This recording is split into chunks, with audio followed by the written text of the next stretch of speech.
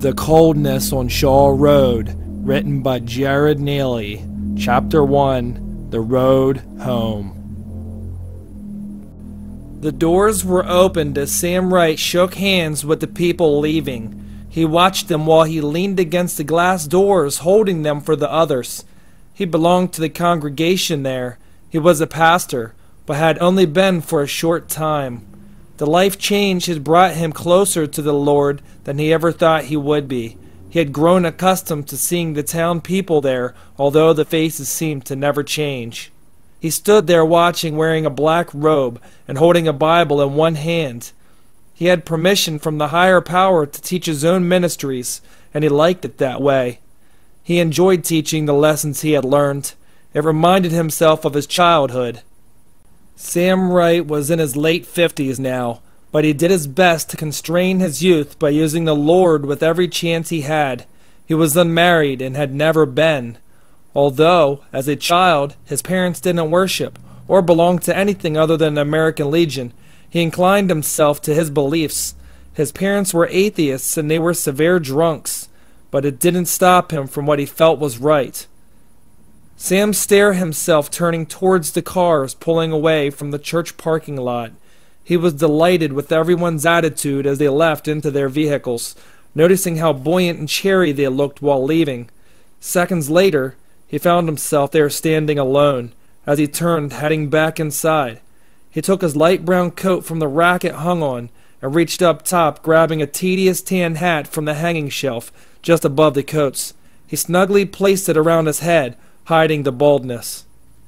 He left the office hastily, wanting to get back home, hopeful to finish up some of the chores around his property. There was grass to cut down. He enjoyed the labor. It reminded him of the biblical times, when things didn't transpire so easy. Sam had gotten into his car not knowing the small town where he had spent his entire life was on the verge of total extinction. The sun was a fiery ball low on the hills, consisting of fire burning brightly over top of Mansfield. The town was now absorbed and unsuspecting that deep in the heights something had landed there, something devious and dark and unseen, as it lay its crafty hands above the town, holding the residents underneath as if they were now trapped inside of a small globe. The energy of darkness would soon cover all of the space above the old town below. It would quickly change there for the worst in Mansfield, with its already many population. The town was forgotten by many over time, and was remote, as it positioned itself along the hills and open land. Up above, some kind of dimension had opened a doorway there, as if time had secretly ripped a hole in space, allowing beings of foreign lands to quietly overtake the town and its people. The visitors were not of this world, but were there now, and only had one evil endeavor. Just a few miles away on the other end of Mansfield, Jimmy Blanche glanced around, surveying the sky above him. The weather was subtle, but there had been reports expecting rain showers later that day. It was said that a brief period of precipitation would occur, but it was expected to be later that evening. Jimmy watched as buses lined up with eagerness to pull away before the others in a race to get all the kids home. Jimmy heard some of the engines start abruptly. He could hear the anxiousness in all of the kids who were already piling on, joyfully laughing. The kids riding them seemed excited. Jimmy could hear them hooting and hollering from within their seats. One bus driver was still standing beside a bus that seemed to stall out. He could see his expression as he stood on the grayish walkway leading out from the school.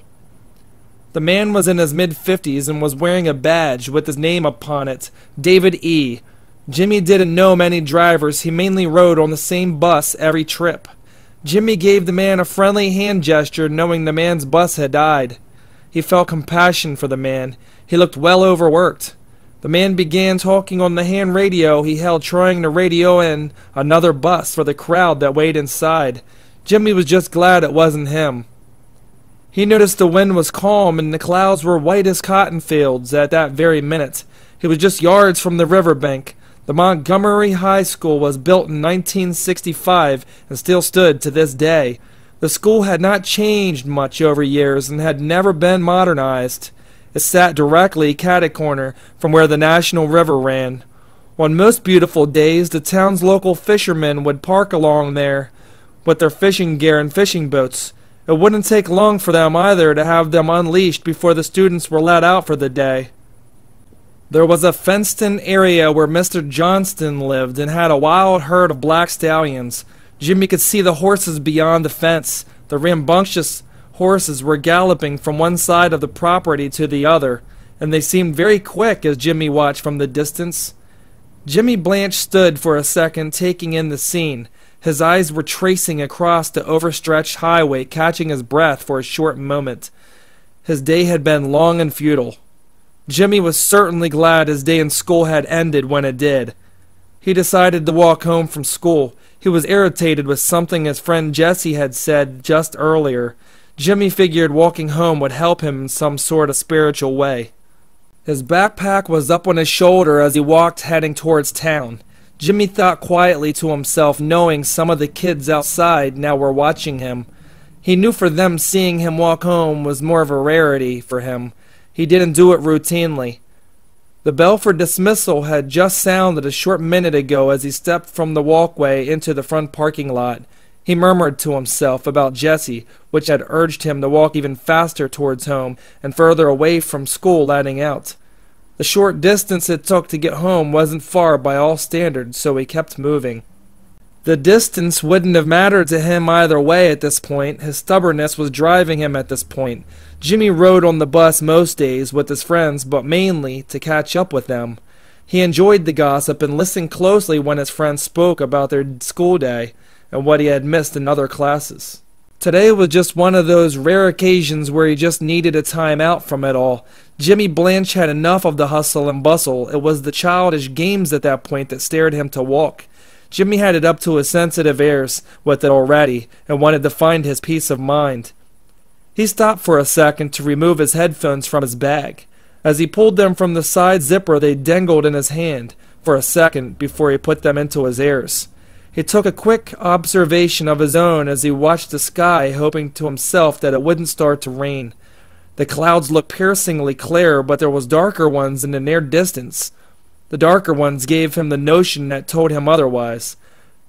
The small iPod was still in his hand as he continued walking. The bus passed by him, full of screaming peers. He could hear one of them shouting his name from within the half-opened window, but couldn't make out who it was by the time the bus disappeared from within his view. Jimmy wasn't bothered by it as he regrouped, needing the time to himself. He was now listening to his favorite rock band, and it was calming after the rough day. Jimmy had the tuning knob maxed out now. It was playing crisp and loudly into his ears as he sang along quietly to himself. He listened to it as if he was there, and as if it were a live show in front of a screaming audience. Jimmy pictured himself as he listened to the guitarist, imagining himself as him. The heavy chords were slashing, filling his ears with electric delightfulness as the band wailed. The music he loved so much had entered him now with a mixture of perfection and darkness. In Jimmy's own judgment, the band was the only one he had ever heard play such a melody. He was now beginning his conscious journey into sorting out the damaging thoughts running across his fragile teenage mind. They were still bothering him, keeping him on edge, although the walking seemed to help a little. Jimmy enjoyed the outdoors on most summer days. He made being outside kind of his own religion when things were not the way he'd liked or the way he thought they should be. He walked steadily for another few minutes, but not in a rush, as he kicked stones with his sneakers with every step he took. He made a quirky game of it as he walked. He kept to the side of the old highway because heavy trucks were known to blast through as for punishing it. The street was narrow and unpainted, and it was left with potted holes. The road had been abused for many years and still had its own original concrete from when it was poured many years back. Jimmy took notice of it and watched the craters as he walked past them. They were now forming, leaving the ground, now sinking in. Jimmy sensed it was just another accident waiting to happen. It probably only taken him 20 minutes walking or so, although he wasn't timing himself, as he could see just beyond him the next road up was now in his view. Jimmy could see the street sign from behind a tree branch that had fallen and had blocked it. The street sign was discolored, but seemed to be once painted a light green. Though it had lost its lack over time, the sign still held its purpose. Jimmy could see it as he closed in. Its paint had evaporated like everything else in the town. Many things in the town had reminded him of it. He walked up to it, using his one free hand as if to hold on to it. He did so as if to hold himself up as he fixed the back of his sneaker. The sneaker's heel had worked its way against him, leaving it sore from the short walk. He observed the street sign once again, which read Shawl Road. Jimmy recalled a story he had once heard about the street he lived on, but couldn't remember what it was about. He only knew that something tragic had happened there years before. Whatever it was seemed to be lost now. A little while back, Jimmy had heard some of the local kids talking of it, but they didn't seem to have their facts straight on what really went on there. The tale he did recall was short and twisted, and every time another kid would talk of it, something new would end up being added. Jimmy let go of the rusted pole attached to the sign, causing the sign to shake. He continued to walk along the road not far from his house now. In eye's view, he could see the abandoned farmhouse as it stood there ramshackle and torn. When Jimmy was young, his friend Jesse and him would play there sometimes. It never seemed airy then, but now looking back, he didn't think it was something that crossed any of their minds at the time. He was closing in on his house as he stumbled on a small stick along the road but didn't fall. Moments later, Jimmy had reached the final driveway, which was his. Jimmy turned for a mere second to grab the mail from the box. As he opened it, he took out the small pile of envelopes, which were rubber banded together. His father hadn't checked it lately. He does that. He searched inside to see if he had any mail, but didn't. Suddenly, from the corner of Jimmy's eye, a bird flew up and landed on top of the box, catching him off guard. It didn't scare him, but surprised him enough as he dropped the mail onto the ground below. It was definitely not what he expected from a bird. A black crow, if that. Jimmy quickly but quietly took his headphones out, popping them from his ears. He sneaked them back into his bag as softly as he could, trying to limit the noise. The crow stood there straight, soundless, with almost a colorless look upon its face. Its blackened feathers were a bit ruffled, spread apart as if something attacked it or scared it towards near death. It was making a low squawking sound as it perched along the metal mailbox. Its feet were pacing from one side to the other, gripping it, as if it were trying to tell Jimmy something important. One of its legs had a short scratch, wounded along its nail where a tiny portion of blood was now beginning to drip. The black ruffled crow continued to move around as it clung tightly. It hadn't stopped moving around as Jimmy approached it, walking over to get a closer look. The crow was just glaring at something as if it could see something he couldn't. Jimmy's heart had started to pound harder, not knowing what it could see. The growing wonder had filled him now with intriguing thoughts as he watched it. Again the crow started to squawk, distinctly from its trembling beak as its mouth opened and shut, bringing its tongue out. The sound was shrilling, and that of pure terror, and Jimmy seemed to be its last worry. He tried to align himself with the crow, fighting to have the same view. As he got closer, Jimmy looked outwards into the view of the crow, but the only thing he could see was the abandoned house he passed, and Paul's house. The strange crow had its eyes busy on something and not on him. He tried to figure out its point of interest, but couldn't. Somehow it wasn't scared of him, but almost as if Jimmy had comforted it, being there with it. Its eyes were deep black. Its pupils were harrowing with straight blackness and had the depths of blackness that only a creature can see, a wild creature. The black crow fixated itself on whatever brought it there and began to pace even faster from side to side. Its large nails began making a strange scratching noise along the top of the mailbox. Jimmy looked in the same direction as the crow, but didn't see anything. Maybe he was wrong, or maybe the strange crow was afraid of something he just didn't know enough to figure it out. Jimmy then reached down to get the mail he had dropped moments before, leaving the crow there as he walked off. He looked back a short second later to see if it had left, but hadn't. It was strange to Jimmy. Chapter 2, Daydreams and Nightmares. Jimmy laid in bed with his books at his side, realizing his father wasn't home. His father must have been working late that night. Jimmy knew how things were tight and money was even tighter. They were behind on their finances. It felt nice laying there flat on top of the bed. His legs were tired from the walk, needless to say. Jimmy's room was old-fashioned and had a cozy atmosphere about it. His bed was an old military one with an iron headboard that had engravings around it. Jimmy stared at the engravings from where he lay with his hands now propped up behind his head as he lay on the pillow. There was a man with a rifle marching beside his fellow soldiers. The picture gave Jimmy an idea for his next drawing.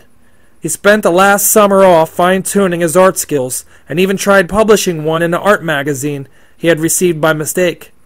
His great-uncle had given him the bed just before he moved out years ago. His uncle told him it was his when he was a young kid, and that his father also passed it along to him. Jimmy liked the idea of that, and that it had a traditional story behind it. He collected old military things and artifacts from the Civil War. His grandmother would take him from time to time to flea markets. She would often buy him anything he could find relating to his hobby, as long as he didn't tell his parents. It was their own private secret. She liked to do things like that for Jimmy, because she knew he was the only child. She also knew he spent a lot of time in his room after school, especially when his parents would fight. He guessed it was her way of keeping him busy, giving him something else to think about during their feuds. Jimmy hated when his parents had their all-out wars. Jimmy's parents separated a year before, and his father kept the house because it was originally left to him by his side of the family. There was a long dispute to who had the rights of the house, but after much dispute between the two, she sided with him. Since she moved in with her new boyfriend outside of Mansfield, Jimmy honestly didn't see her as much as he would like after the separation. The divorce had hit him hard, and even though it's been a while, he still needed time to adjust to her not being there. Jimmy felt alone now and had to deal with his loss the only way he knew best. He would read comics often and fantasize being somebody else. Somebody who had special powers and somebody who didn't have the troubles he had. The divorce didn't seem to affect his father as much as him, or at least it didn't seem to. Jimmy watched his father a short while after the split and noticed he seemed to deal with his mother being gone in a different way. His father would throw himself into his work even after sundown. His father would still be taking on extra work, and there was even times when he locked himself away in his office. His father had become a workaholic and barely found time to sleep. To Jimmy, it felt like his perfect world had just toppled over and was rolling away from him. He thought often about his life and how he felt, but what could he really do? He was doing everything he could to grasp reality and accept that the split had caused a great deal of aftermath for him. Although his mother lived outside of Mansfield, he contacted her weekly. Jimmy ran around often to keep his mind from it all, running around with his best friend Jesse. Jesse lived in Mansfield also, but lived a mile down from him on the same road. Jimmy's bedroom was on the 3rd floor. It was the attic. It had been his room since he was 11. He was no different than most other teenagers and enjoyed having his personal freedom.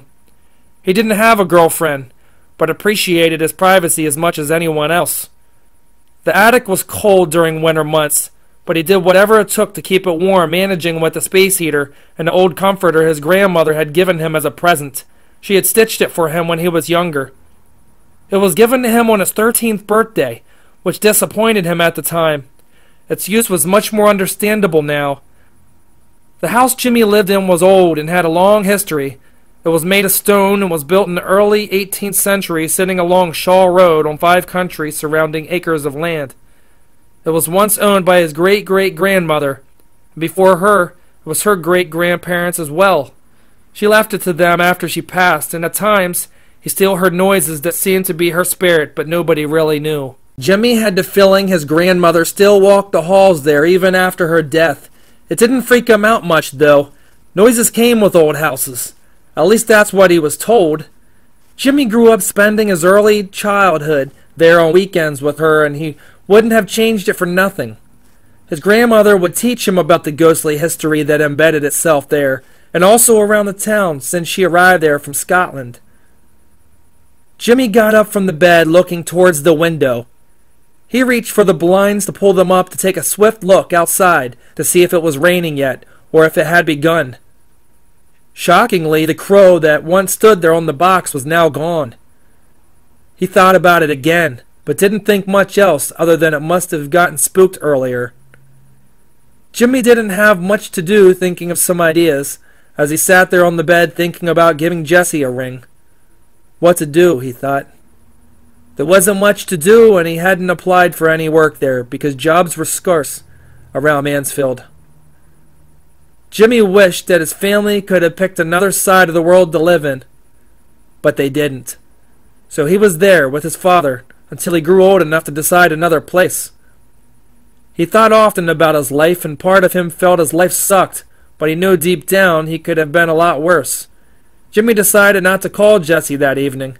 He'd call him tomorrow, or actually see him in class the next day. He laid back down, still on the bed, almost drifting off as quick as he hit the covers. He couldn't understand why, but he was feeling drained as he relaxed there. It felt nice to let go. His eyes shut heavy, clamping down, bringing him into another world. It started with the fluorescent blue sky, and then he seen his parents there. They weren't fighting. They seemed happy and were holding hands on a bridge. He'd never seen them like this, and it was really good to see them getting along and looking so excited to be there on the bridge. The water underneath was rushing by under the bridge, causing medium-sized waves to wrinkle and crash now. Jimmy's parents still looked as if there couldn't have been a better moment in their lives other than this one. He could see his father whispering into his mother's ear, but he couldn't make out what he was saying. It was too distant. His mother looked at his father as her face had now turned. She was quickly going into a fit as Jimmy watched, but was unable to help matters. The argument had escalated as he watched. Jimmy could see the dreadful look upon his mother's face, but he couldn't do anything. His body wasn't there, and he couldn't move. Trying to fill his body and legs, but ending up with nothing. He couldn't see himself in the strange nightmare. Jimmy stood there as his father grabbed his mother's arms, trying to calm her down, but she fought back even harder. Again, the water beneath was getting much more frantic and began to surge, causing it to crash angrily. The waves shook underneath, again this time a bit harder, as it exploded over the bridge, having them both covered in wetness. Jimmy watched there nervously at both of them as they were now wet but continued to shove each other around. The fighting was escalating and beginning to worry Jimmy, but what could he do? Everything that was once loving and caring has now become a faded memory. He didn't want to be in this dream anymore. He tried to wake up, but couldn't. His eyelids fought back, keeping him in his self-hell, a place he may have created in his own brain. The breakup has given him twisted ideas and almost terrified him to the point he wanted to scream. Jimmy was unable to do anything. Then suddenly, the waves jumped out from underneath the bridge and opened up into two gigantic burning arms of fire. They opened up like the devil's tongue, ripping his parents into the water. All he can see was his parents reaching out of the water and screaming for him to help them. But he couldn't. He couldn't move. He was stuck watching. The water was now darkened into a black, oily sludge. As it began to boil, he caught the last glance of their hands reaching for him until they disappeared, dissolving into the murky depths of the underworld. At that second, he could see a light come from off the bridge, shining down into the scene where both had just been sucked into the deepness. Jimmy heard an unknown voice of a woman calling for him, but couldn't see him. They must have thought it was him that washed under the waves. The voice of a woman kept calling his name while he stood there, unable to call out or move. He was lost to the world. Jimmy then heard his name once again. Jimmy. With a sudden jolt, he felt his body shake till he opened his eyes again. He thought he was still having a nightmare, but it was over now. His eyes wouldn't allow him to see as the room was too bright for them to adjust. Jimmy then opened his eyes to see in front of himself, only seeing the bookcase and his collection of comics and nudie mags stacked on top. What the hell was going on? He couldn't figure it out. He was awakened, but nobody was with him in his room. He took another look from left to right and see nothing out of the ordinary. Jimmy felt he was being watched by something or someone, leaving him, still a bit nervous. He was skeptical of things he couldn't validate himself, and he didn't believe much in the supernatural. His room felt dreary now, and the nightmare of his parents gave him chills and being there alone. He noticed outside it was getting dark fast, and the clouds he'd seen earlier were now pitch black, and he could sense rain. He walked out of his room to head downstairs, but suddenly he heard thunder and knew he was right. His father was gone still, and he was alone for now. His father's work area was to the right of him as he stepped onto the floor below the stairs. The office was vacant, and it would be a long night for him. He decided to make something simple for dinner and was getting a pain in his gut, needing something to eat. He went into the kitchen and fixed a quick sandwich, opening up the cupboard to see if they had any chips. He could see they didn't. He then grabbed the grape soda from the fridge and decided, eating alone, he would take his plate to the outside deck with him. He would sit on the front deck and enjoy the weather until it started to rain. He could use the good breeze, and the wind hitting his face always felt good this time of the year. His father hadn't bought an AC, so they didn't have air conditioning. Jimmy thought to himself they had to be the only ones without any. Jimmy swung on the porch, eating and swinging, sipping his soda and thinking about school. The porch was lit by a small light that hung above him, allowing him to see enough. The porch deck wasn't enclosed. It had those old country house beams in the front, but it was open for the most part. Jimmy noticed the bread he used to make a sandwich and it had become stale, but it was dinner. He continued to eat and swing, lifting his feet up as he rocked. He could hear the thunder, but still no rain, just the silence of the night between each sound of clashing thunder. Evening hours like this made the whole yard look much more different than what they seemed during the daytime. The ground looked dark, and he could barely make out what everything was out there. Trees looked like bodies hanging from ropes, and the sky looked like an old man's twisted face giving him a strange, angry look right back. He thought about that for a minute until he felt a drop of rain hit the tip of his finger as he finished the last bite on his plate. It wasn't raining yet. It seemed like it was taking its good old time getting there. He didn't mind, though. He wasn't ready to go in just yet. He started humming the song he was listening to earlier on his earbuds. It was clamped around his brain like vice grips. As he hummed away, he just rocked on the swing, feeling at ease now. The sky flashed suddenly and lit above the world like a lamp. It was the jolt of lightning telling him to ready himself to go indoors. The warning wasn't enough to push him or get him up. He was in a relaxed state there, swinging and humming. Jimmy peered outwards into the night. Suddenly, something in the darkness went thrashing above his head and smacked uncontrollably into the house inches behind him. Jimmy grew startled and couldn't see what it was. What it could have been terrified him. It must have touched him somehow, because he could feel something dripping from the back of his neck as he jumped up from the swing. The porch light was on, but it was kind of shadowy behind the swing, so he couldn't see what it was. He could hear a fluttering sound, almost like papers being brushed against something, but he couldn't get a close enough look. He reached his hand to see what was on his neck, noticing there was blood on his fingers. He quickly used his jeans to dry them. What was the noise? He was worried it was a bat or something. They had those around there, but could it be? Jimmy crept up along the swing to get another look and find out what had just touched his neck, leaving its blood splattered on him. He ran back into the house and grabbed the small keychain flashlight. Leaving the kitchen drawer still pulled open, he went back out onto the deck. He stood there frozen, keeping his nerves collected. He knelt down and shined it underneath to see what it was. Jesus, he thought. It was the crow from earlier. Could it be the same one, he wondered? How could it be? He thought harder. Something is wrong with this. This is not natural. Deciding to use a branch laying on the deck to pull it out from underneath the swing, he used the one end as if it were a broom and shoved the large bloody crow onto the ground. As the crow hit the ground, it made one last squealing squawk, like before, but much more painful this time. The noise it made was evil and dragged out for a moment, as if evil was nearing him, and the crow knew something greater than he knew. Its wings continued to flutter slowly. Its nerves contracted one last time before it gave its last breath before dying off in the night. A force of rain unleashed. just then leaving him partially covered in it as it blew in through the porch where there wasn't any sides.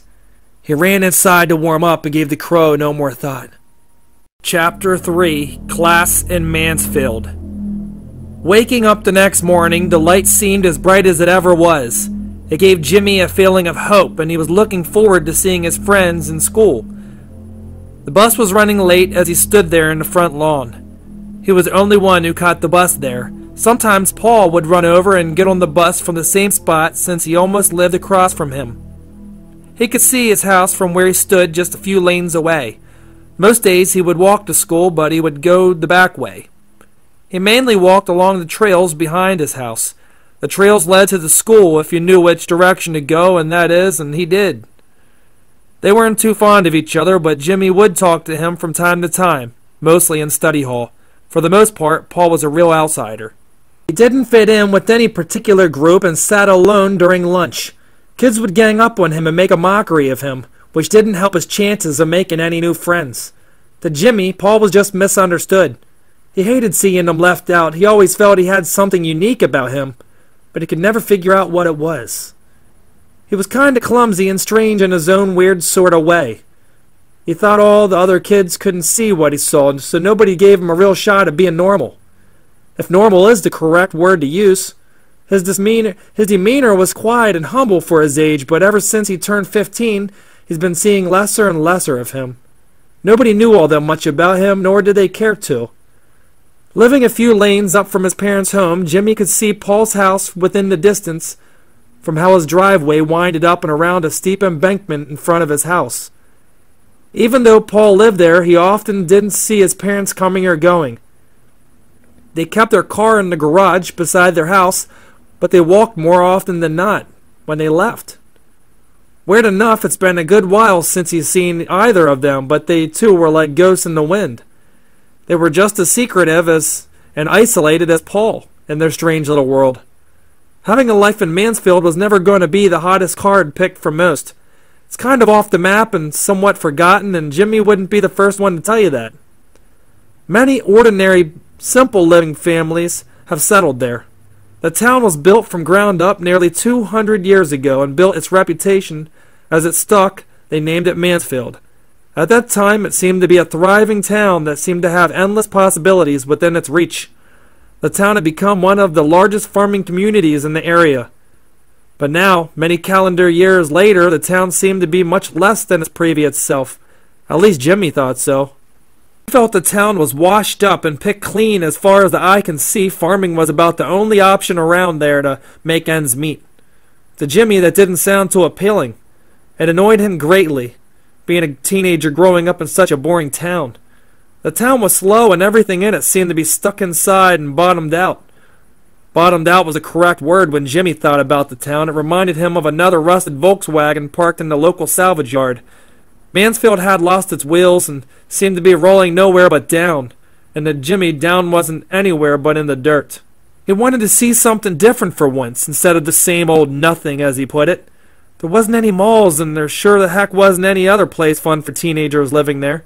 Other than going mudding, or tractor pulling, or shooting guns, life there was simple, and it was simply just an old salt shaker and that had ran out of its flavor. The streets were narrow and the town was moneyless, but there were a few stops along the way for the older people who would stop in from time to time. Mansfield was mainly a place where its people were friendly enough, but as friendly as they were, outsiders didn't bother much to visit there. There was antiques and homemade furniture stops along the way. Although they didn't sell quick, families kept their values in their work and continued to work hard there. Mansfield wasn't just a place for old-timers or retirees or Army vets. It had a little of everything, and it was enough for most. Some spots were more run down than others and had empty surplus stores and even a bank that had went bankrupt and still sits there to this day. The front pane window was busted and had been boarded up and still sits until the town decides differently. The only busy places in town are the grocery marts, and even they too are on most days look undiscovered. The town is smaller than most and has about as many people as a town this size can handle. The only downfall for most knowing its size, everyone knows everyone else's business. You might even say keeping a secret around there was more like keeping a secret from yourself. It's more far than near. Jimmy never really gave it any thought until now, but thinking of it, maybe it was a learning time for him growing up there. He was running late for school because the bus still had not made its round to get there for him. Jimmy looked up at his wristwatch and figured it wouldn't be long until it did. Figuring to himself, after overhearing a conversation at school, the new hired bus driver could be the reason for it being late. Jimmy noticed Paul coming out of his house from where he stood. Jimmy watched while standing at the bottom of his lane just across the way from Paul's house. Paul looked like his oddly placed self as always, wearing a tight green corduroy jeans and a strange overcoat. He didn't seem to acknowledge Jimmy or even look over towards him as he left the house just across the way. Jimmy could see him scurrying off towards the back of his house where the trails were. The trails behind Paul's house were a wooded area overgrown with shrubs, poison, sumac, and other wild plantation. Paul walked the path, which was his way of getting to school and avoiding interaction from other kids. Paul was 16, actually 15, and older than most of his classmates, but it didn't matter to them because he was just another shutout. Paul was a recluse, and nobody could deny he was a major dork. Putting it that way is actually classifying him in generous terms. Although to Jimmy it didn't matter all that much how Paul was or how he dressed. Jimmy Blanche didn't feel like he was in all that great with a popular crowd either. Unless he hadn't noticed. Jimmy had his select few. The friends that he made were close to him, and they would hang around often. Jimmy noticed how Paul looked when he left his house a moment before. He seemed to be bothered, and he certainly seemed to be in a big rush to get out. Some days when Jimmy would see Paul outside, he would hide himself by not talking. His eyes had dark rings around them, too. Jimmy could tell he was going through something. He also could see that Paul's expressions at school were often dreadful. Being who he was, I guess it's easier understood than if not. But who could blame him? Nothing ever seemed to stack up much for him. Jimmy stood at the bottom of the lane. He could hear the bus making its way as it approached. It didn't matter much that it was late because his first class was advanced math. He already knew his grades weren't going to pass him in there, so it was a definite fail anyways. Jimmy was never able to get a decent grade in that class. Algebra was his worst subject of all. It didn't matter how much effort he put into it either. The brakes on the bus were kind of screechy as it came to a sudden stop. Jimmy paused a moment and gave one last look up towards Paul's house and could see Paul's father peering out from the second-floor window. He could see the curtains move and then shut as quick as he noticed him. He was gone already. Jimmy didn't think much of it, though. As he sat down, the bus was loaded. He was right. They had a new bus driver. As Jimmy sat near the middle of the bus, he began to profile the new driver. She was an older lady he had never seen before. He had heard in school the day before that the other driver had up and quit, but nobody knew for what reason. The older woman had worn a thick amount of makeup on her first day driving the new crowd. The makeup didn't seem to suit her at the very least. Jimmy thought as he sat from behind seeing her in the rearview mirror, she looked to be in her late 40s, but he wasn't sure. Her wrinkles were deep and her face was sunken in like age had really taken its toll out on her skin. Her hair was reddish and her lipstick was a darkish brown, which made her look even worse. Jimmy could see even her hair was curly, but it looked a mess as well.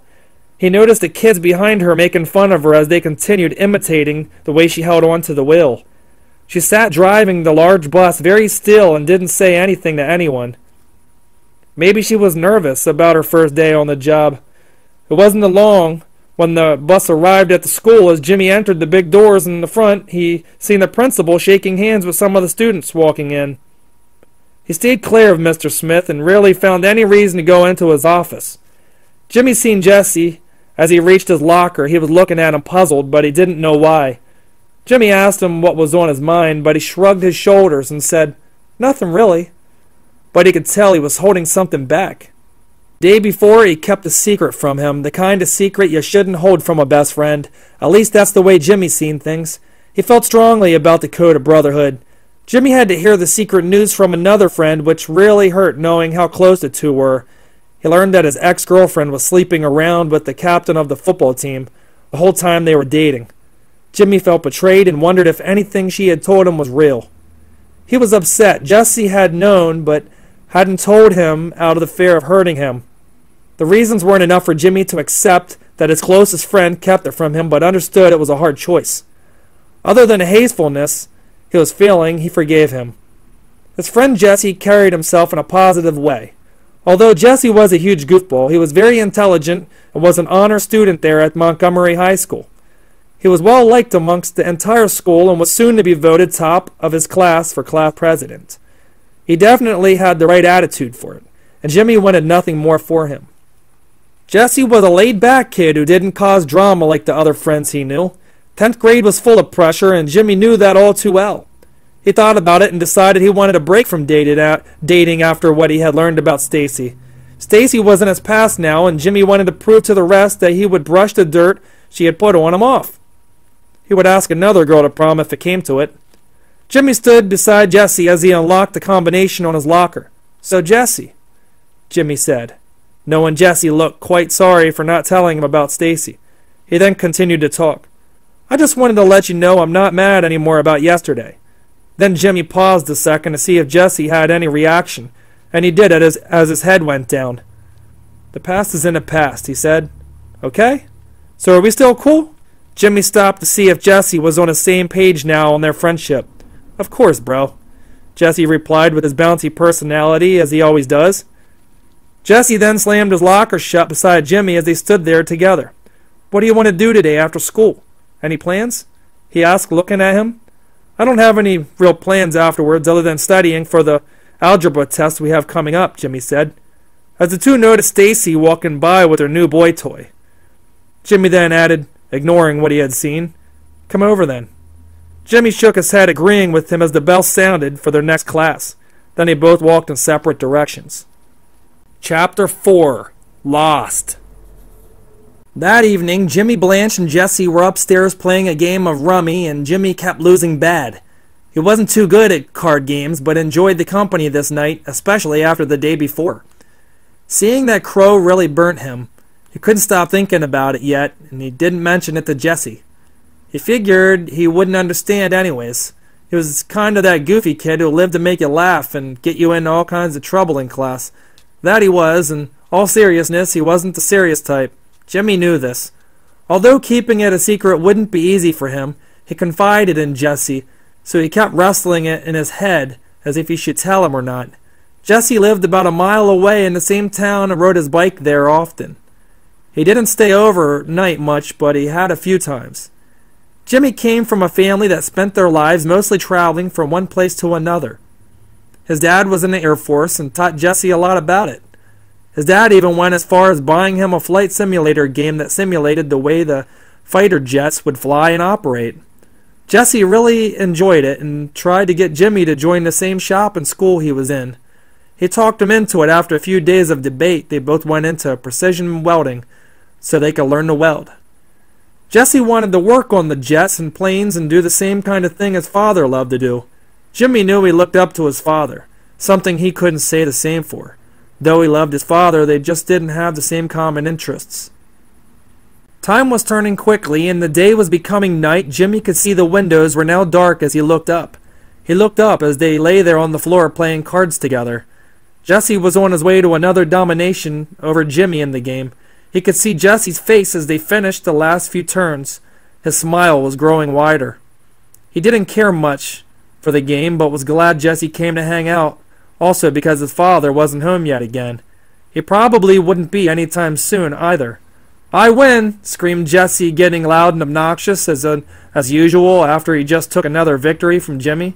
Jimmy jumped up fast as Jesse lay there holding the cards like he just won a trophy or something great. He thought it was funny he took so much pride in such a simple card game. Jesse then asked him the time. He told him it was a little after 7, but he could stay if he wanted, hoping that he would stay after all of the weird events that had been taking place there as of late. Wanted to find a reason to tell him about the crow, and that would have been it. Jesse told him he had to be home. He had promised his mother that he would clean his room before he went to bed.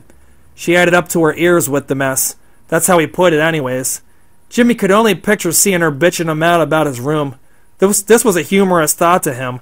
"Okay, but I'll see you tomorrow, right?" asked Jimmy. Then he added, "I'll see you in class then, buddy." "Definitely, man," replied Jesse as he held his hand of cards. Jesse then rolled his eyes towards Jimmy as he faced him laying there. "It's cool you're not mad at me anymore," he said. He laughed and then continued as Jimmy listened. "I was going to come over and kick your ass today if I had to." Both of them began to laugh of what he had just said as Jesse burped up his drink, releasing a noticeable fart. Jimmy fell over laughing and pointing at him. "Oh, really? Okay, so you think I'm weak?" asked Jimmy as he held his stomach as it hurt from the heavy laughing.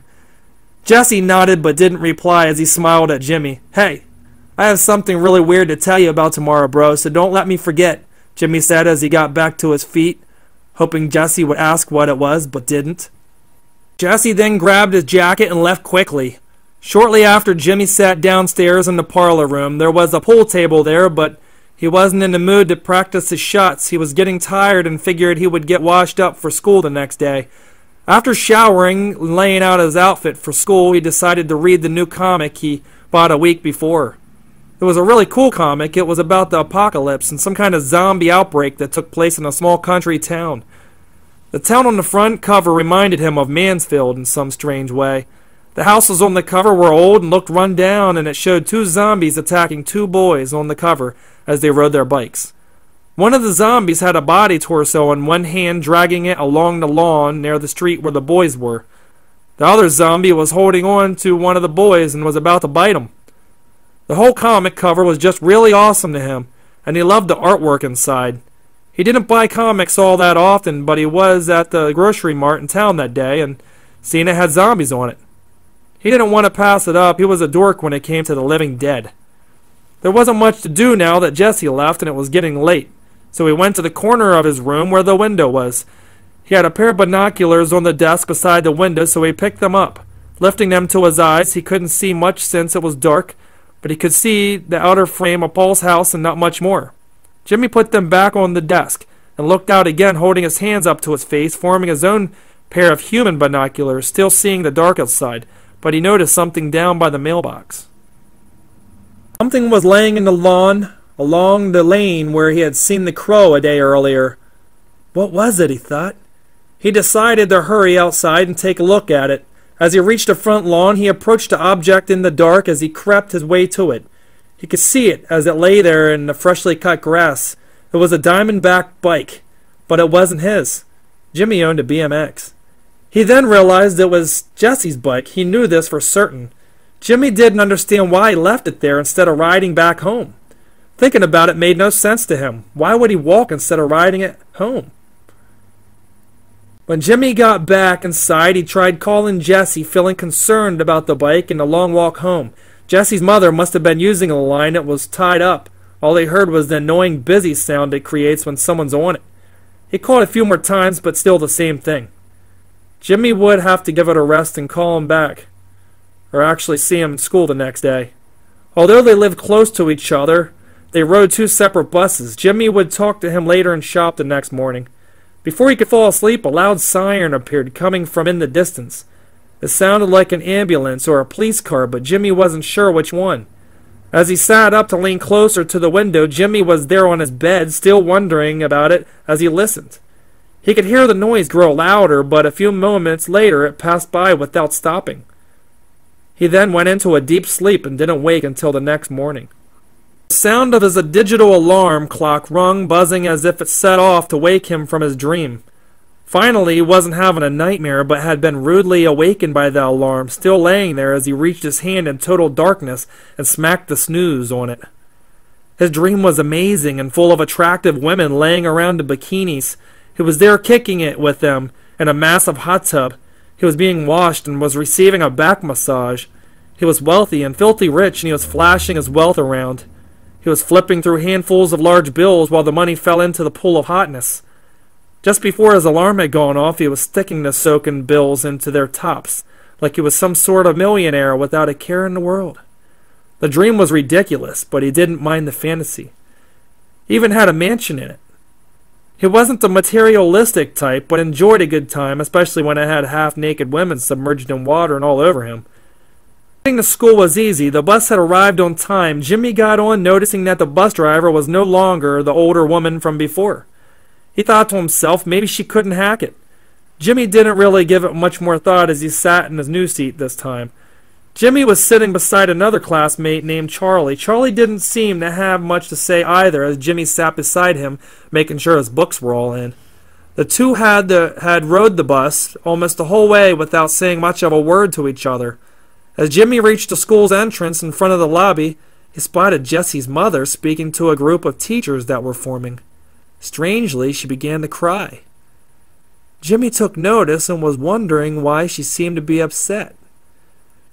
Jimmy lowered his backpack from his shoulder, carrying it now in his hand. The strap was long and hung on the floor as he dragged it, not knowing. He was now heading her way as students passing nudged into him, trying to get to their homerooms. Jimmy wondered why she was there. She stood just outside of the main lobby, crying and sobbing to the teachers who were there listening.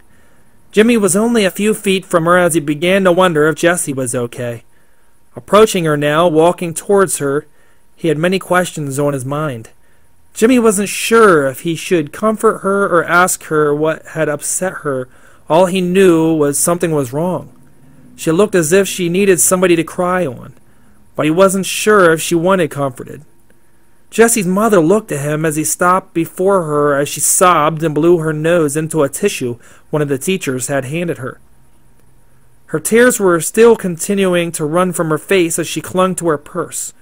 Her eyes were red and she looked overwhelmingly exhausted. It seemed to Jimmy that she hadn't slept in weeks.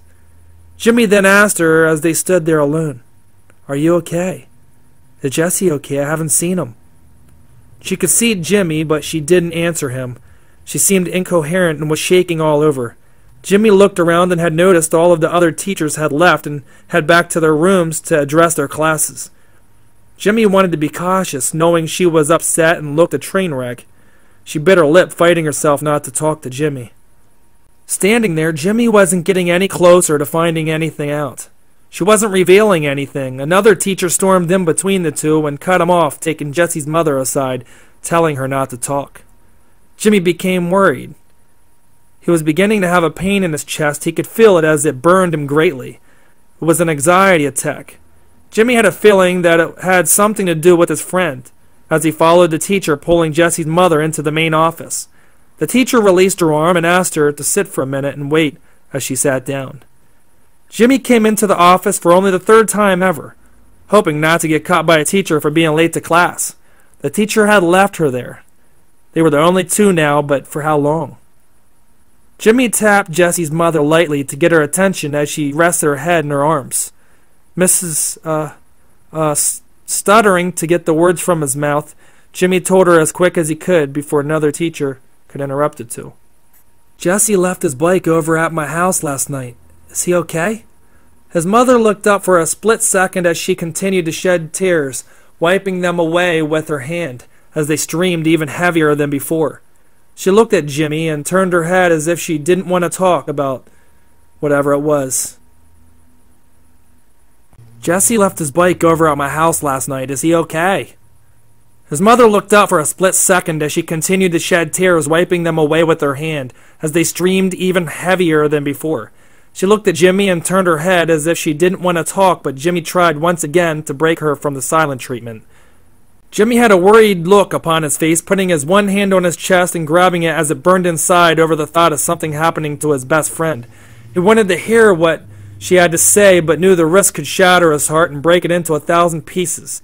Again, Jessie's mother didn't say anything. She couldn't bear to say a word. She was holding in whatever it was as the principal, Mr. Smith, came in from the doorway and took her away, putting his hand on her shoulder, guiding her back into his office, almost holding her from falling. He could see Jimmy sitting there now where Jessie's mother had been. Jimmy wasn't sure what it meant, but the look Mr. Smith had given him didn't look very understanding, and Jimmy wasn't in the mood to be spending his next Saturday in detention, so he left, hurrying towards homeroom. That day in class, Jimmy heard other kids talking in the bathroom about police showing up there. They were saying how somebody's son was missing, but they didn't know much other than that. Jimmy knew something terrible must have happened and didn't want to believe it had anything to do with Jessie. But it might have. All day in class and all the way through, he had a horrible stomach pain worrying about Jessie. He didn't see him yet, and shop was closed for the day after the announcement on the bulletin. The whole day was going in circles and seemed to never end. He wanted to see his friend, but where was he? Chapter 5. Something in the Cold. The day was closing to an end, and nobody heard anything more than what he learned earlier in the bathroom. Plus, the guys in there were smoking pot and were dealing drugs, so Jimmy wasn't sure how reliable their stories were. Jimmy used this thought to cover up the feeling he had in his gut. He decided he would walk again after school and waited out to see if Jessie would pop up later. The walk seemed different and much longer as he thought about Jessie's mother being at the school. He didn't bother to listen to music either. Jimmy felt sick from all the unanswered questions that nobody seemed to have for him. The street was empty, and it was much more quiet outside than earlier. Too quiet almost. He could hear the leaves on the trees, but they too seemed to be muted like everything else. He didn't hear any animals or birds or any planes flying by like you would on most warm afternoons. This too was not something regular. It bothered him. Maybe it was just his mind running away again. But to him it seemed to be there and it wasn't changing, so it must be happening. It was almost 80 degrees outside, but he could feel a chill growing inside his body and around him that was unexplainable. The coldness stayed on him as he walked in the direction of his home. Still, he only made it 1/3 of the way before he stopped walking. It took a few minutes, putting his hands out in an attempt to feel the coldness that seemed to follow him. His hands were becoming colder as he turned completely around. He stood turning in a circle while scooping both of his hands, trying to catch the air that seemed to mystify him. Goosebumps were forming all over him as if he made contact with something not of his understanding. The air seemed to have energy within it. Jimmy could feel his hands tingling as he examined them. What could it be? He questioned his own comprehension, but had nothing to answer it back with. He began to smell something that wasn't natural. It seemed to be coming from the coldness. It seemed to have a life of its own. He picked his bag back up and walked again, feeling now that something was pulling him now in the same direction, but towards the trails now. The same trails that Paul used to get to the school and back behind his house. Whatever it is, it was taking him towards the wooded area, but he never used the trails before. Jimmy felt the coldness as it was latched onto him. His body was freezing, but it wasn't enough to hurt him. Jimmy didn't seem to have full function of himself now. His legs were moving, but he felt too tired to care. He was walking slower but more aggressive with every step towards the wooded pathway, deep inside the woods where he'd never been. The ground was rocky and the path was overgrown with vines and wild plants, which made it harder to walk. Jimmy didn't care or have his mind. His mind was sleeping now, and his body was not being commanded by himself. The smell was getting to be stronger as he neared an old Ford that lay half dug into the dirt-covered path. The car was wrecked and had many missing parts. He could see everything, but didn't have control over what he felt or thought. It was just happening to him. A sleepwalking state had entered him, pulling him into the woods for an unknown reason, and the path was getting windier as he continued towards whatever it was it wanted him to see. Jimmy got to a broken limb hanging down, blocking him on the path. It was rotten and began to decay. It must have fallen a long while ago. Still, the coldness that succumbed him was eager to push him through it. His legs were banging into it as he walked, moving nowhere. It's still grabbing onto him. He could feel it, but that's all he could really feel. Nothing else was there, but he could feel it, and whatever it was doing to him. The energy was manifesting, that he did know, but he was lifeless, in some kind of trance, something that couldn't be seen with the naked eye, but felt within it like it had done to Jimmy. His legs were now bleeding through his jeans from the endless pushing of the energy. He didn't feel any of this, as he suddenly felt his body warming now. The coldness was releasing from him slowly, and the odor he smelled moments before was starting to descend back to wherever it came from. Jimmy fell to the ground and couldn't move. He had nothing left in him to get up. Something in the coldness took everything he had and left him in a shell of his former self. Chapter 6. Torture Room. Awakened from the sound of people talking all around him, Jimmy knew something was off. He couldn't open his eyes, and they were taped shut. He also had something down into his throat. He could feel the pressure of it being there, making his breathing much harder. It made it impossible to talk or scream. He tried, but could only gurgle with the tube lodged into his throat and into his airway. The voices sounded like people, but it didn't sound like they were speaking in English. He felt disoriented and drugged and couldn't pick his hands up. They seemed to be lifeless. He felt numbed all the way through his body. His legs were also numbed, and he couldn't move them anymore. Then his arms, not even a nudge or a twitch. Jimmy could see a little bit. The way the tape was on, it left a tiny bit of room to see underneath. He still couldn't see who was talking, though. He used the small slots to see, but managed only to see his legs weren't tied down or braced. He couldn't see his arms. It was too hard to move his head, and his upper body felt even more numb than the rest. He tried to see more, but the light was really bright above him. He could feel the warmth of it, and seemed like one of those heating lamps you could use for an iguana, but even warmer. He could see the room was shiny and had a weird texture along the walls in front of where he lay just feet away from him. It wasn't a hospital. He knew it, but didn't have any idea where else he would be. The voices in the room had stopped. They must have knew he awakened, so they didn't show themselves yet. They probably figured he couldn't see. Why else would they tape his eyes shut like they did? Again, Jimmy tried to move. He desperately wanted to rip the tube from his throat and escape from where he was. Wherever that was. He couldn't do it, though he could feel the fight inside of him. More than before, he knew the drugs would wear off in time. He decided maybe it would be better if he played asleep, so he could assure himself he would be able to leave unharmed. Not knowing where he was, his mind raced, and even the thought of the government popped into his mind. He heard all sorts of conspiracies since he was a child about the government. He wouldn't put nothing past them. As much as he feared whatever had been keeping him captive, he tried to remain calm. It was the only thing in his mind now, as tough as it was. He started to count inside of his head to pass time and see how long it would take for the medicine or drugs to wear off. It seemed like eternity. The voices began again around him. This filled him with the unbearable fear. He tried to fight it back by staying as silent as he could. Suddenly, he heard some kind of drilling noise that sounded like a drill to him. It turned on, but wasn't sure where it was coming from. It must have been close because it sounded like it was right there where he was. He felt something that felt like hands touching him. Somehow, even though his body was numbed, he could feel things. It could feel as if he wasn't drugged. It was really horrifying for him. The hands touching his face felt like somebody was wearing surgical gloves.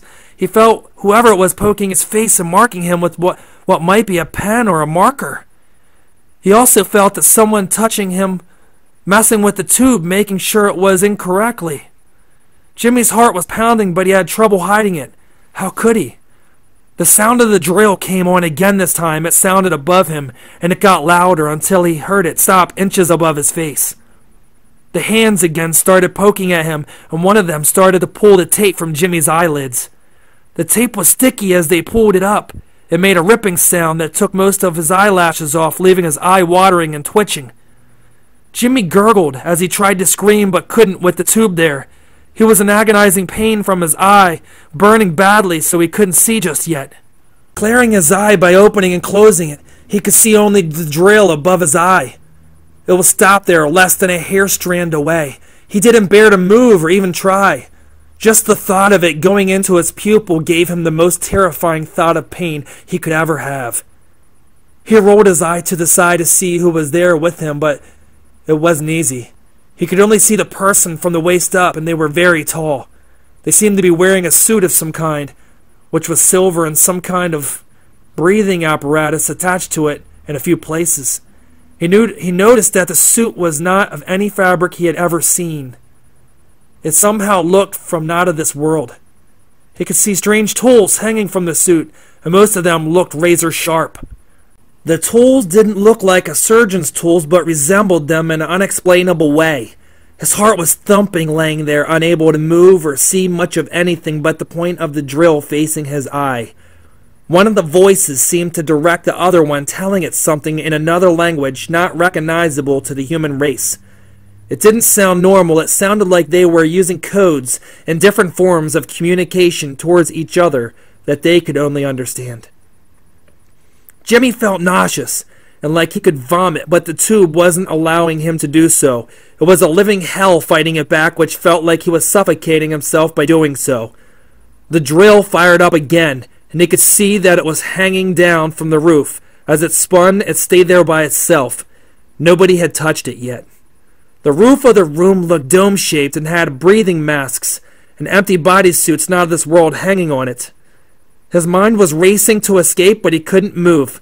Trembling from inside, his nerves were going erratic. Yet he couldn't yell or call for help. He was trapped. From the look of it, he was a patient of some alien race that he had yet to see or make eye contact with.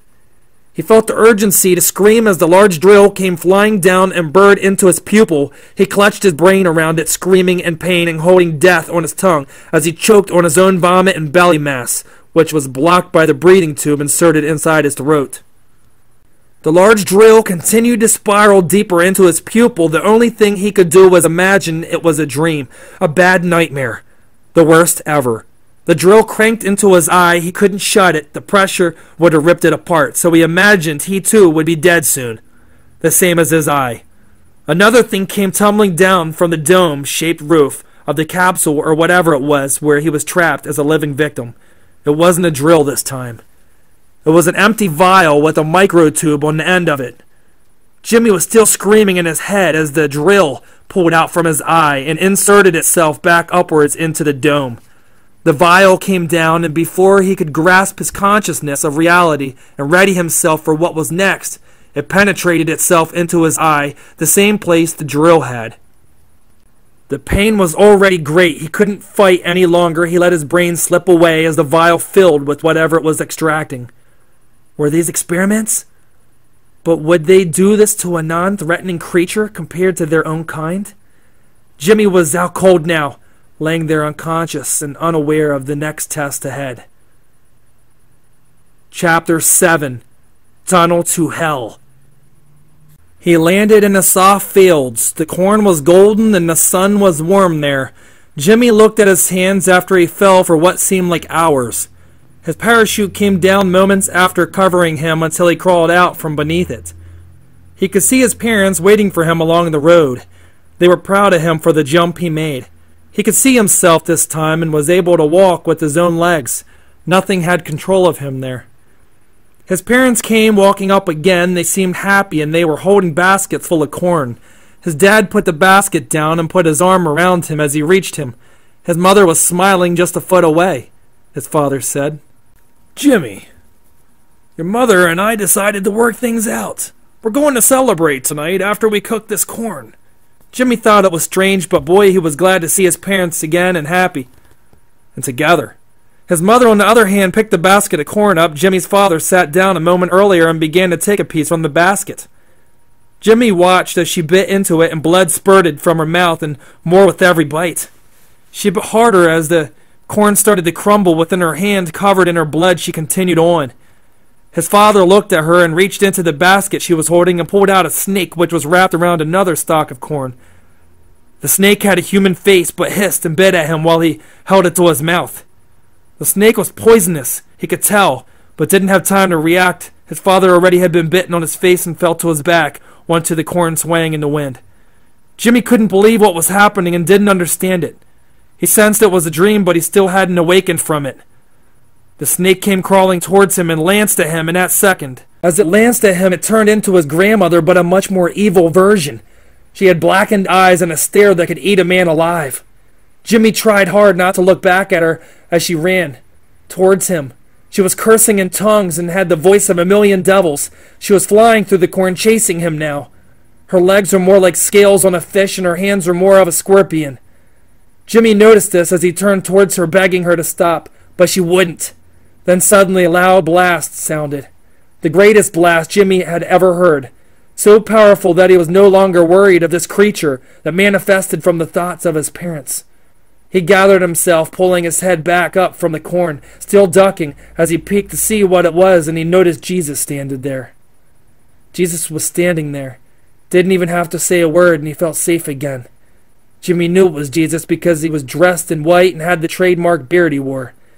Jesus then reached towards Jimmy and grabbed his hand, almost to show Jimmy that he would catch him when he least expected it.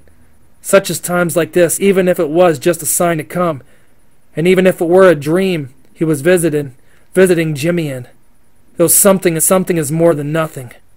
He awoke, noticing he could feel again, and his legs were still there, and blood was pumping through him now. He knew nothing was changed. He still lay hurting on top of the table as before, but he knew the dream was something of hope and needed it if he were to stay alive. His eye seemed to heal itself. He could still see from it. He felt grateful and hopeful that it wasn't ruined, but seeing out of it told him he wasn't blinded by the instrument, though the other one was still taped and shut over. His arms and legs were loose, and he knew if he could maybe walk, he might have a chance to get home. He just wasn't sure how well he could walk. He would have to try. The medicine or drugs were still very strong, but he could move, and that was what he needed. He knew this after lifting his arms a few inches from the table to see if they were strapped or bound, which they weren't. He gathered everything left inside of him to make his move and make it quick. Jimmy was certain the voices weren't far now. Maybe they were even still beside him, but out of view. He didn't turn his head yet from where he lay. He pushed himself to turn and take a look around and didn't see anything or anyone on either side. He then lifted his head. As he lifted his upper body, clutching tightly on the table for support, he didn't have all of his strength, but his hands were losing the cold numbness he had felt before on the table. He held on both sides as he sat up to see the surroundings before him. The gurney they placed him on was solid and cold like everything else. It was slick and designed with the same material the bodysuits were made of. The voices were wearing the same thing, but it did not matter now. He needed to find a way to escape the room. But where was he? He thought to himself. The room was a giant dome, and he could see many doors. The walls were also covered with many panels and electrical devices that looked non-human. The devices were hanging along the upper walls and seemed to be floating in place. Jimmy couldn't fixate his imagination around it. The technology was nothing he had ever seen. He could see in his reach one of the instruments floating just a few feet from where he sat. It had a decent-sized handle with a long sharpened blade, with long teeth sticking out that separated into even sharper and much more needle-like teeth. It reminded him of a sword, but much different because it also had extra teeth that resembled a fishing lure. The tool looked to be an instrument of death or dismemberment. He only had one idea, and that was to get to it. It was the only thing he could use that was in reach of him. Jimmy slid his legs over the table on one side and sat, taking one last look around. Electrical circuits were also covering the walls of the dome room. The panels were open and had strange wires connected to tiny bottles of something red. He wasn't sure what the redness was. It was just inside the bottles. But as he thought quickly about it, it left a blank look upon his face. It seemed to run through the wires for whatever reason. Maybe the voices used it to power the dome. There wasn't much time. Jimmy needed to hurry so he could make his attempt at escaping. Crawling himself back into the gurney, he used all the might he had left inside to reach for the teeth object above him. Astonished and surprised by his efforts, he gripped the tool and pulled it down to his chest as he lowered himself to the floor for the first time. His feet were sore and his legs were still numbed by the drugs as he dragged his way to the first door in front of himself.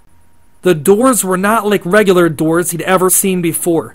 They were shaped oddly. He approached the door to see it had no handle, so he felt around to find another way to open it. Pointing his left hand outwards to find a button or something to release, he was amazed more than anything. The door wasn't made of anything. It was strange. It felt almost like a portal or something you could see in a science fiction movie. His hand went through, feeling nothing as his hand disappeared into it. Jimmy couldn't see the other side, but knew now that he found his option to escape.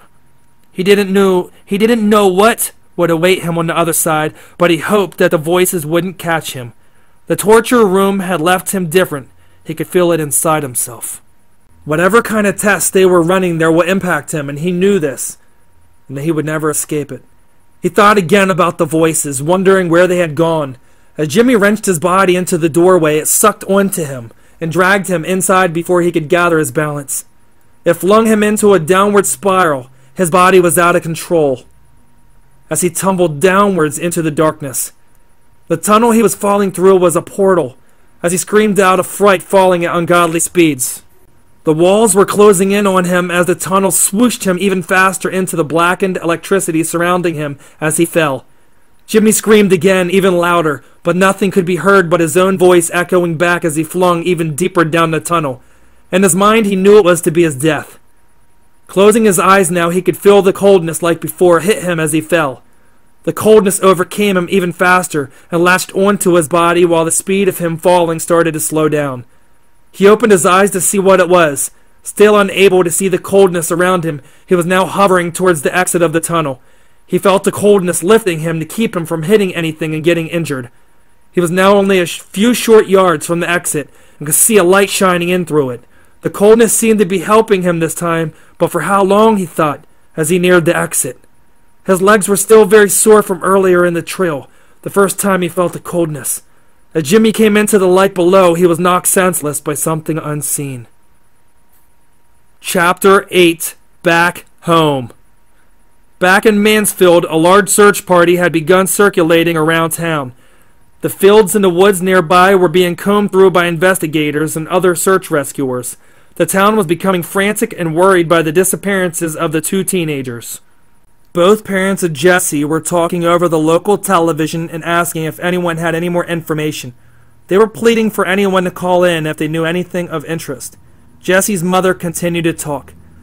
"The police could use the help. Please help bring Jesse home to me and his father, as well as his friend Jimmy Blanche," she then said, "because those two are the closest friends and we couldn't live not knowing." It was becoming a circus there, and overnight the news reporters within the whole county were pouring in to get a glimpse of the two families. Also broadcasting from two different locations where the two boys were known to hang out or spend their time. The summer sun was still burning, but the town below was becoming more colder. People started to talk about the drop, and gossip was forming in all of the local country shops, and even the local barber shop known as Kink's Cuts in town. Inside the barber shop, Mr. Smith, the principal, spent his Saturday mornings there where he needed a haircut, but he came early this day to escape the circus outside.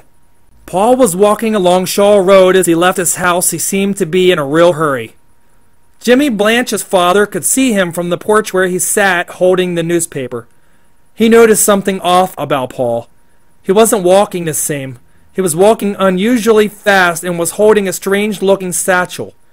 The satchel was hanging on him, and it seemed to have a bloody handprint or smear across it. He could see Paul diving deep into the woods right off of Shawl Road, vanishing as he went at a distance. He was waiting on Jimmy's mother to arrive. She was flying in from her job and was just informed that her son was missing. Jimmy's father was torn apart by it all. He hadn't shaved or bathed and was even wearing his work suit from a day before. He hadn't slept, and his eyes were red from rubbing them all night trying to stay awake. He was awaiting any type of news of Jimmy. When the news broke about the two boys missing, he even took out an old bottle of whiskey that he has been storing since he quit drinking 2 years before. He needed a drink. His mind was turning to shit over the idea of Jimmy being gone. He was feeling pretty heavy after he swigged most of it down. He sat there anxiously on the swing out front. He was out of shape, more than before now. The whiskey was stronger this time than he remembered. Trying to limber up for Jimmy's mother, he got onto his feet. He didn't want her to see him like this. She wasn't much of a role model herself, but he didn't want to give her any more reasons for another argument. He was drunk, but not drunk enough for her or her bullshit. He just wanted to find Jimmy. Mr. Blanche didn't want to hear any of the news on the television. He felt like the news reporters were twisting whatever was being said. Whatever was being said on the news, he knew it was being twisted, and he felt like they were giving up on the two boys' chances of survival. Chapter 9. The Paper Boy and the Voices. On Shaw Road, there in Mansfield, another boy named Billy Jones was riding along on his BMX bike he received the previous Christmas. He was throwing newspapers as he passed by each house on the old creepy street. He was aware of the news, and he had heard of Jimmy going missing. He didn't know Jimmy personally, but seen him a few times at the varsity school football games. Many of the teenagers around there went to the games and would go just to flirt with the girls cheering. But Billy was older. He had already graduated. He just delivered papers because he loved writing. His passion for stunt bike riding had never died since he was younger, and it lived on inside of him to this day. He didn't care about what other people would say. It was his thing. He had also heard about Jesse, but didn't know him either, had never seen him before. On the news, he had overheard that Jimmy and Jesse were two friends who grew up together and were almost inseparable. The news was becoming almost national. Residents in Mansfield were talking about all of the strange things and occurrences they have heard about around town as of late. There was even talk by some of the old-timers that spent their days outside along the old pub in town. The pub had seats and benches outdoors for them to sit and smoke cigars. Some of them would even bring their old Miller Lite outside if they didn't get caught by the bartender. The old-timers would sit there and watch anyone walking by or anything else that gave them reason to gossip. They were old geezers who didn't have much else to do but to pass time guzzling the cans down and puffing on those homemade cigars they would roll. Billy Jones was known around town to be a smart kid who had a rough upbringing after he found his father dead. His father had shot himself after losing his job and the lack of money he needed to pay his mortgage payments. After that day, Billy had never been that close to anyone, but didn't forget what he saw when he found his father sitting on the rocking chair with the muzzle of the shotgun still smoking in his mouth. It was only 3 years ago Billy was still a junior in high school when he heard the unforgettable blast downstairs as he slept. He never had a mother.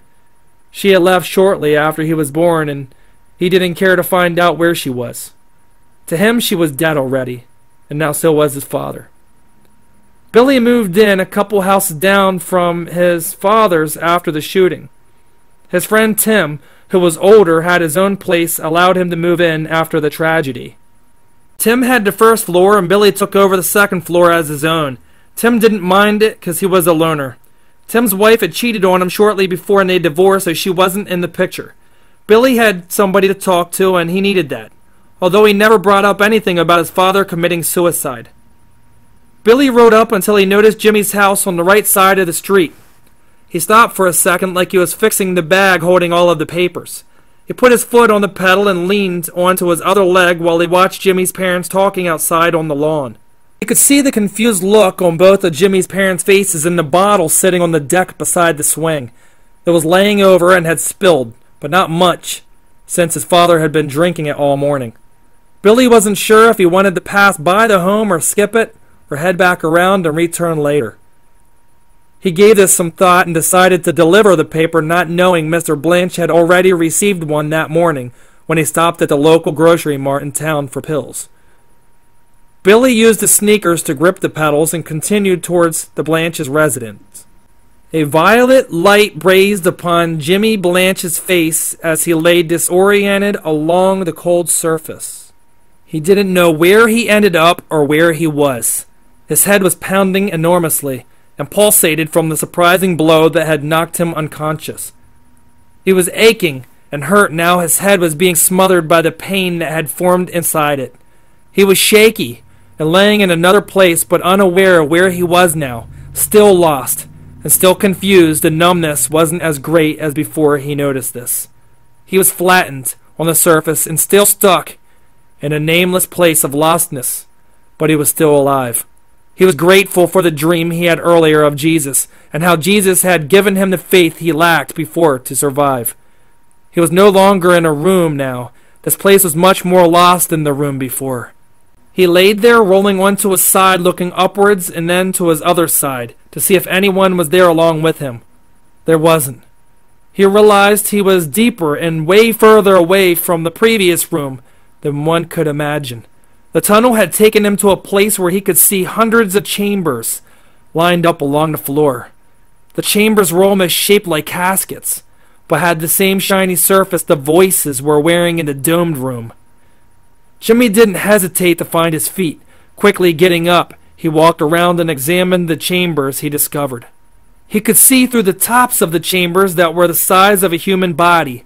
There was a glass-like material covering it, but he could see more of those distinct vials of blood like before in the dome room. He didn't see anything of interest other than them vials. They were placed neatly into little holders along the inside of the chamber. The holders were like little pockets that seemed to hold them in there secure. Taking a closer look, he could see there was a few strands of hair laying inside but forgotten. The hair was long and dark brown and looked to be that of a woman's. He knew it was a human's hair. The roots were still attached, as if it was ripped from a human skull. Jimmy pressed on and walked along the other chambers, but as he stopped, he was shockingly surprised by what he saw. Oh my God! He screamed aloud from the depths of his swollen throat. As he got closer, the glass of the chamber he could see more clearly, as he lost his breath and fell to his knees in disbelief. Again he planted himself to see what was inside, swallowing the saliva in his throat to bear himself for what he couldn't imagine as his worst nightmare. Chapter 10. Dark Beings Staring at Death. As Jimmy watched through the glass, he was at a loss of words and his mouth had become much drier. He was struggling to take his eyes from it as he watched in fright. His face was burning and his lip was hurting from biting down onto it as he gambled his life for a second look at what was before him. The creature was laying inside and its eyes were dark black and large as soft balls, but pitch black. Jimmy could sense something of pure evil as he lowered his head, hoping not to be spotted by the strange beast. The creature seemed to be incubating inside the chamber and feeding on the red vials. Jimmy was close, hoping it didn't see him as he ducked to stay lower now and out of view of it. Jimmy could feel the sensation of the coldness in the area. It had made contact with him the second he lay his eyes upon the oddly figured mutant there before him. As he peered inside at the beast, he knew this was one of them. It was the voices he had been hearing. Suddenly the glass shattered as pieces flew at him in what seemed to be in slow motion as the undescribable figure lashed out and dug its large grisly nails into his arm. Jimmy fell onto his back as it latched on with an unstoppable rage, tearing into him as he screamed and fought back to get away, but its strength was too much for him. It wrestled him to the floor as it slammed his fingernails deep into his arm again, this time as blood and human muscle and tendons spewed across the floor, covering Jimmy's face as he nearly blacked out again. The extraterrestrial was ferocious as it began to drool and spit on Jimmy. Its teeth were razor-sharp and hollow like crystals, and could tear a man from limb to limb if it had the chance.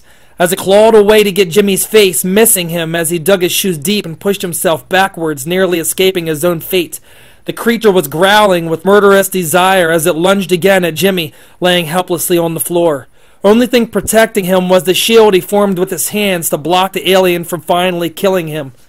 He was no longer screaming towards the beast, knowing he was alone.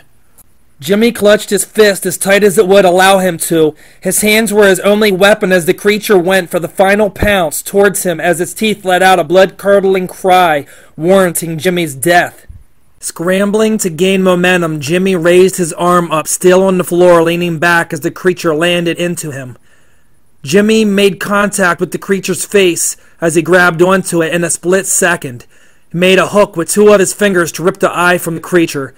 He swung into the rageful beast, striking it with the hook as he dug it into its eye and ripped it from its face.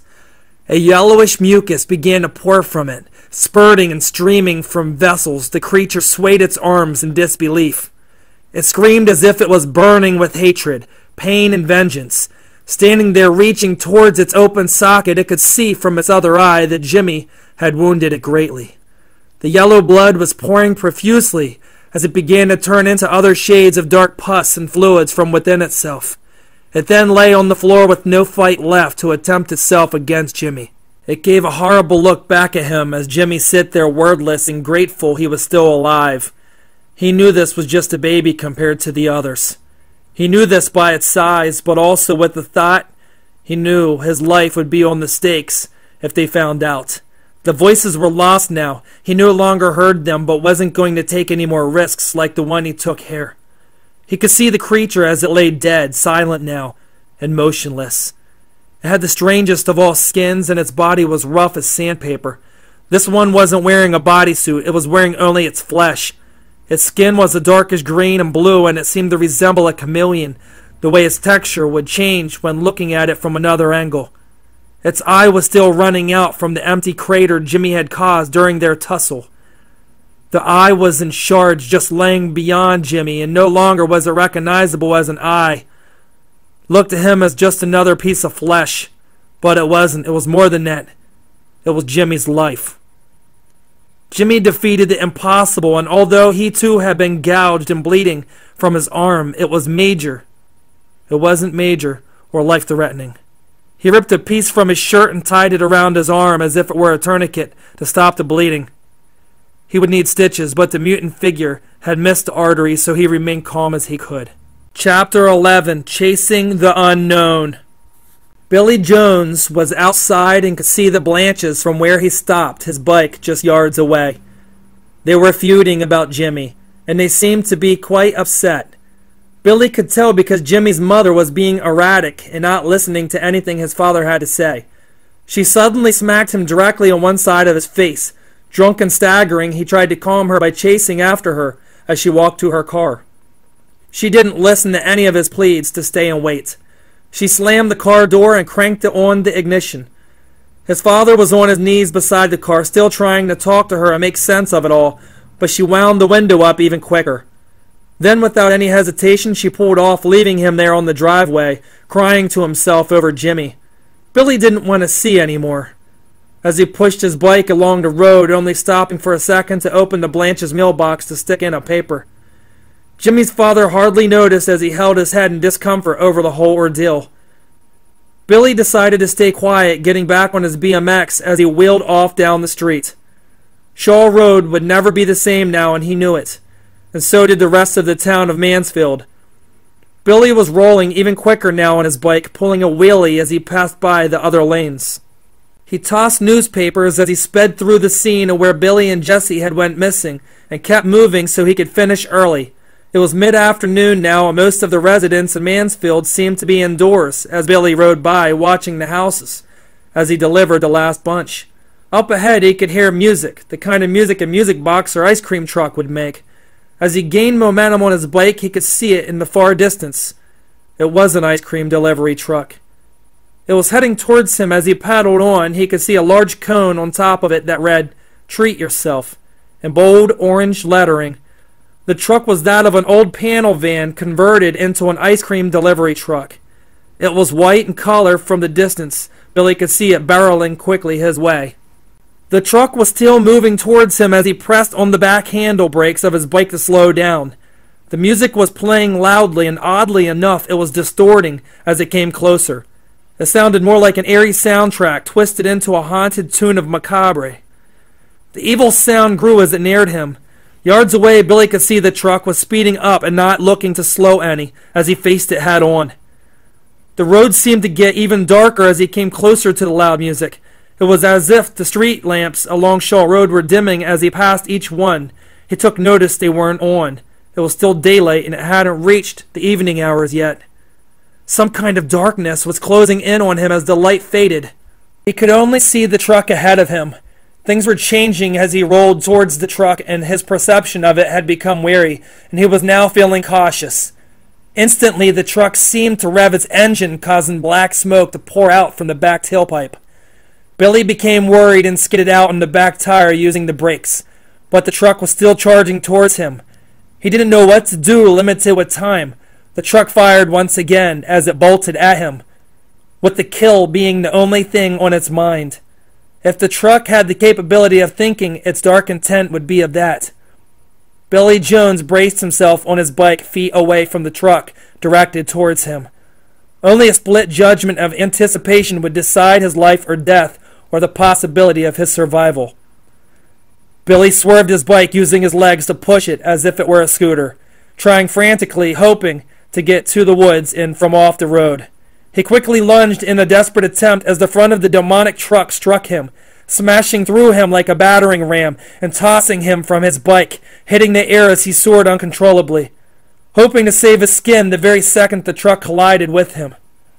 The front of the possessed truck clipped the handlebars and threw his bike across the countryside as if it were just a weightless object. Billy's body rolled into the briars and into the dry, grassy area along the road. He rolled, coming to a halt, already knowing he had made it safely from the killing machine. Nervously, he leaned himself up with his arm balancing to see if the truck had kept moving. He stayed put, unaware of the ice cream truck, not knowing if it were still there or if it had left. Billy's jeans were torn, and his knee was scraped badly, but he wasn't losing much blood from it. He left it as it was, awaiting the truck as if it were still out just along the road. There was a large oak tree blocking him from seeing clearly into Shawl Road. Billy crept slowly and steadily, keeping himself low, using it to hide himself from the truck. He could no longer hear that disturbing tune that was playing from the ice cream truck. He felt the disadvantage between himself and the truck and knew his odds were low if he had to go against it again. Billy's heart was pounding as he walked across some dry leaves, hoping not to make any apparent sounds. He was still using the tree, staying behind it as best as he could to get a better look out. His heart jumped heavily as he caught a certain glimpse of it. The truck had stopped just up ahead on the road. The air around him felt heavy and seemed to carry a weird chill that didn't help. He stood frozen behind the same oak tree, just watching the old panel truck that once carried creamy delights for children. It was no longer that truck. This truck was on a rampant thirst for blood, but there was only one question Billy pondered. Who was driving it? And why were they after him? Billy took a good look around by the truck and couldn't locate his bike, but sensed it was hardly worth the risk at getting at. He could hear the motor of the truck still sitting there motionless as an idol in the distance. Billy turned his head to look back behind himself and check for another route to escape the truck. Death had not escaped him. His jaw dropped as he looked back and noticed where he had landed in the dead end that had been blocked off just a few yards away. He could see postings tacked along the trees reading, "Danger, no trespassing." It was the valley below that had kept him there and from running in the other direction. The valley of canyons were as deep as 12 oceans and full of razor-sharp rock, which had already claimed many of the hunters' lives in the town of Mansfield. Billy heard the stories and knew there was just no way of making it down in one piece. Gathering courage, he thought of a plan and decided to go against the truck. His odds seemed to make more sense at the time. Billy didn't have a well-devised plan, but he knew time was running out and that the truck was still out there, plotting to kill him. He then reached down to tighten his shoelaces, preparing to run for it. He would run across to the other side of the road, hoping not to be seen by the satanic truck that played such horrible-sounding music. It was time. Billy jumped for it, knowing on the other side he had seen some farmhouses there before while on his delivery route. He quickly scurried into the road, only off a few yards from behind the back end of the ice cream truck. The back windows were jet black and tinted from seeing inside. He watched the truck being as quiet as he could, hoping his stealth was enough to get away. Billy had made it to the other side, and the truck hadn't moved, leaving him feeling better about his chances. He took a quick look again at the truck while reaching a tiny hill of grass made of dirted stone and old roots that overgrown from a tree that was cut down some time before. The engine blasted with a loud shot and then a smoky boom of carbon monoxide as the truck revved its gears until they grinded as if the motor was going to blow out from the hood. Billy was instantly startled as he tripped on one of the roots sticking out from within the unearthed ground ahead, twisting his ankle in the process and landing onto his chest, catching himself with his arms. The truck's music head came back on again, but even louder and more distorted than before. The truck missiled backwards towards Billy as its motor screamed like a chimney on a coal train.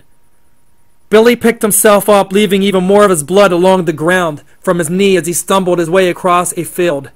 The truck was still behind him on the road as it slammed its brakes, stopping just below the small hill where Billy fell.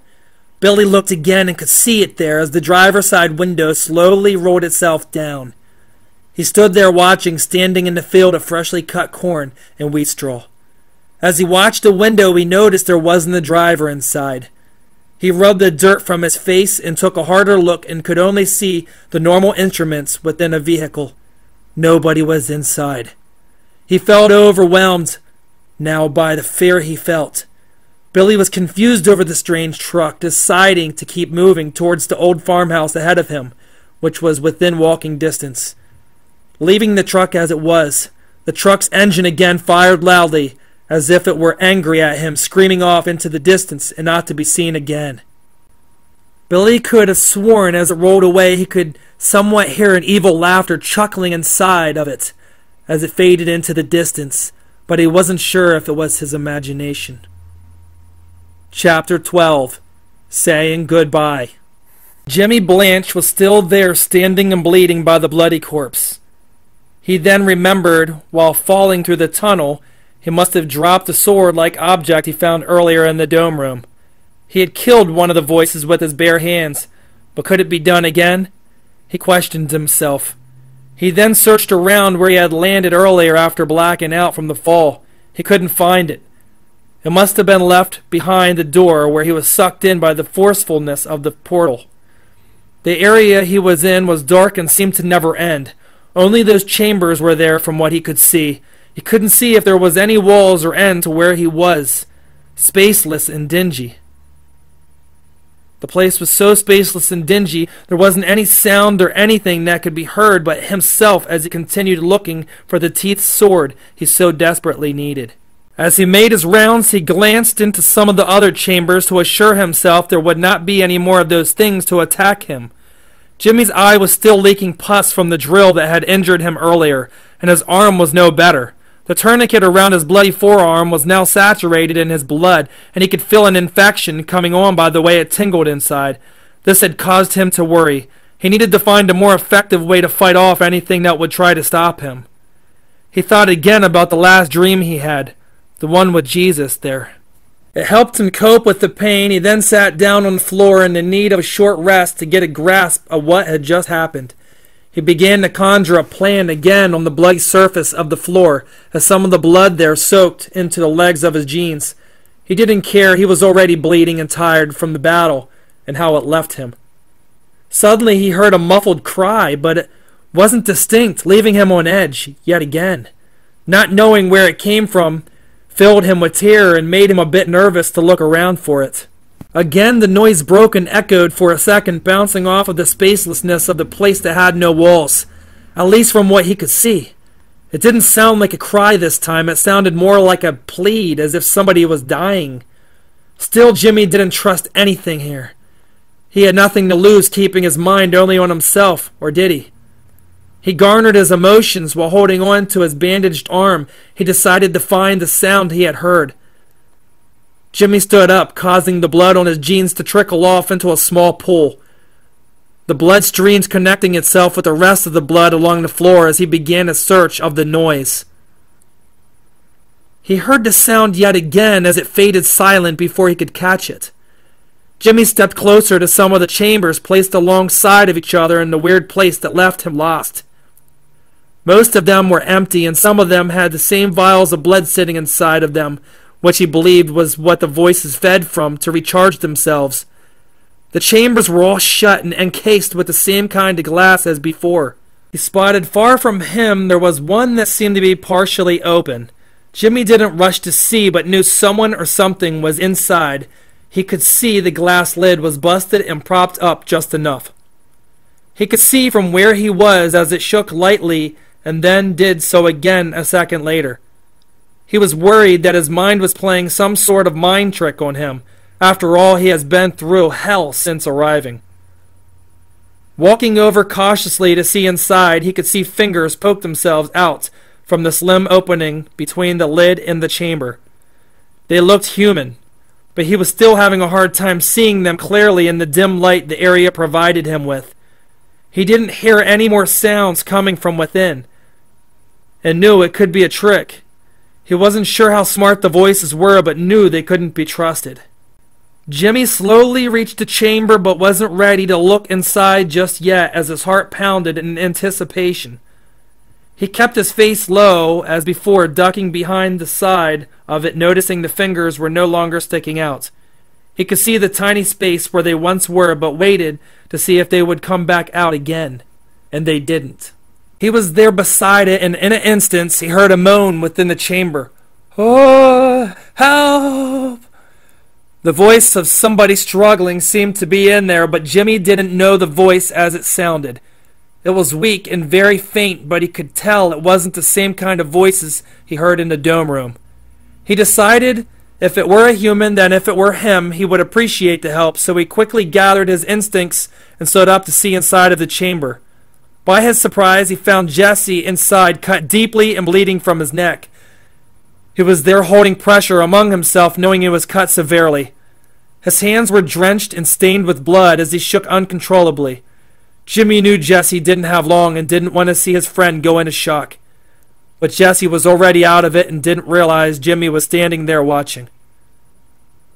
His body was shaking and his hands were weakening as the blood came through them. Jimmy stood there with tears flowing from his blood-covered face. His face was covered in grime and also stained with blood and sweat as he knelt down beside his friend. He didn't see what caused Jesse so much pain, but didn't want to make things harder for himself as he knelt there crying softly by his best buddy. Jesse managed to stay alive until now, but only had minutes before he would be gone. Jimmy wiped his tears one last time to say goodbye to his dear friend and whispered into Jesse's ear he loved him and would kill the bastards who did this to him. Jesse then closed his eyes as he seized into a forever death. But as he passed, he looked peaceful and had a short smile as he winked off into the unknown. Jimmy didn't know if Jesse heard him or not, but felt better knowing Jesse would no longer suffer his injuries. It tore him apart seeing him like that. He felt sickened by it as he paused one last moment to say a prayer for Jesse. Jimmy ran and ran until he passed by many of the chambers. There were hundreds of them. It seemed to never end. He ran trying to seek an ending to the place, but after 2 hours of running, he was exhausted and still hadn't found a way out. He couldn't run any longer. His legs were hurting badly now, and he already had to make many stops to catch his breath. He wasn't sure if it were day or night, or if it were night or day. There were no windows or ways to see out. The only light inside was coming from tiny portholes in the roof.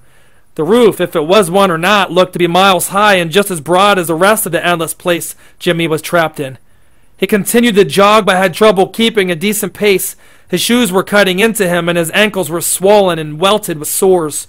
He realized walking was his only choice if he was to conserve energy, so if he did so, he'd walk on for another hour. He had never walked so far in his entire life on land, but in the short amount of time spent here, he had done so. He had done something he had never felt was possible for himself. He realized it was his drive to survive and his faith was pushing him to succeed, to see his family again. Even if his family had problems or was dysfunctional, he needed them as much as they needed him. It took him this long to finally see it, but he knew now. He was drained emotionally and physically, in dire need of water or a drink to keep pushing on. His mouth was dry and his stomach was in pain as he slumped over, still fighting himself to keep moving. He was slowing and his legs were now like thin wires holding him up. He was having a hard time seeing now and his body was close to shutting down from the lack of water as he dragged himself further into the never-ending space beyond. He was a brink away from collapsing and letting go of his only thing left. His life was failing him. If he couldn't find water soon, the spaceless place would be his doom and he would rot there until his bones decayed into a mess of grain. He could only think this as he fought to stand. He then fell over and spread out along the floor of the place he felt was worse than hell itself. Jimmy closed his eyes, breathing heavy while his blistered mouth burned from the lack of moisture. He had nothing left as he nodded off into the land of his own, where dreams were the only source of his survival. Chapter 13. The Eagle. Billy Jones had reached a farmhouse, but it was closed up and boarded over, and all the windows were broken out. He didn't wait long to check if the door was unlocked. He walked over cautiously and grabbed a hold of it to realize it, too, was locked over with a padlock and chain. He was baffled what to do next, knowing the street down below was too dangerous to try after what happened with the driverless truck. He searched along the house and found a big rock laying in the grass where there used to be a garden. The garden since then had died over and become a mess of overgrown weeds and wildflowers. He would try the rock and use it to smash the lock. If it didn't work, he knew it was going to be dark in no time. Daylight was burning quicker now, and he could still feel the coldness from earlier on his legs, but it wasn't as strong as before. He lifted the rock above his head with both arms as he swung it with the greatest force he had ever used and busted the lock from keeping him inside. The old rusted chain fell to the ground as he slipped his hand in to push the door the rest of the way open. The door hinges were rusted as well as it creaked open. He slid himself inside to get out of sight. He looked down as he entered the room and found a pack of matches that were still dry and useful, so he put them into his pocket of his dirty jeans. He then walked further into the room and could see nobody lived there for some time. The place was old and had old furnishings and furniture. The furniture was torn and sliced, and some of the stuffing was coming out of it as if something bad had happened here at one time. There was an old wood stove there that sat unused, but the front of it was open and had something laying inside. Billy went towards it and took it out, noticing it was an old toy wagon. He wondered why somebody put it inside, and if they did it out of spite. There wasn't any pictures left hanging on the walls of the old house, just the stains from where they once hung. The wallpaper was peeling in all directions and had a nasty color to it, but was once a floral design. The place was creepy and made Billy feel open to harm as he looked around, making his way to the next room. He wanted to call his roommate Tim and have him come for him, but there didn't seem to be a phone, and if there was, he doubted it would have a connection. Reaching the other room, he could see it was at one time a child's bedroom. It still had a small single-sized bed there inside. It too was older and had an iron headboard. A dresser sat there along with it, with a handful of knickknacks on top. Billy took one of them and placed it into his other pocket. It was a bald eagle, which reminded him of his father that had died 3 years earlier. His father was a skilled hunter, and he always carried a special love for the eagle. Billy was fond of this one and decided he would put it on his dresser if he were to make it back home. He then left the room as it was and decided to go back outside and see if there was a barn. If there was, maybe they left a car.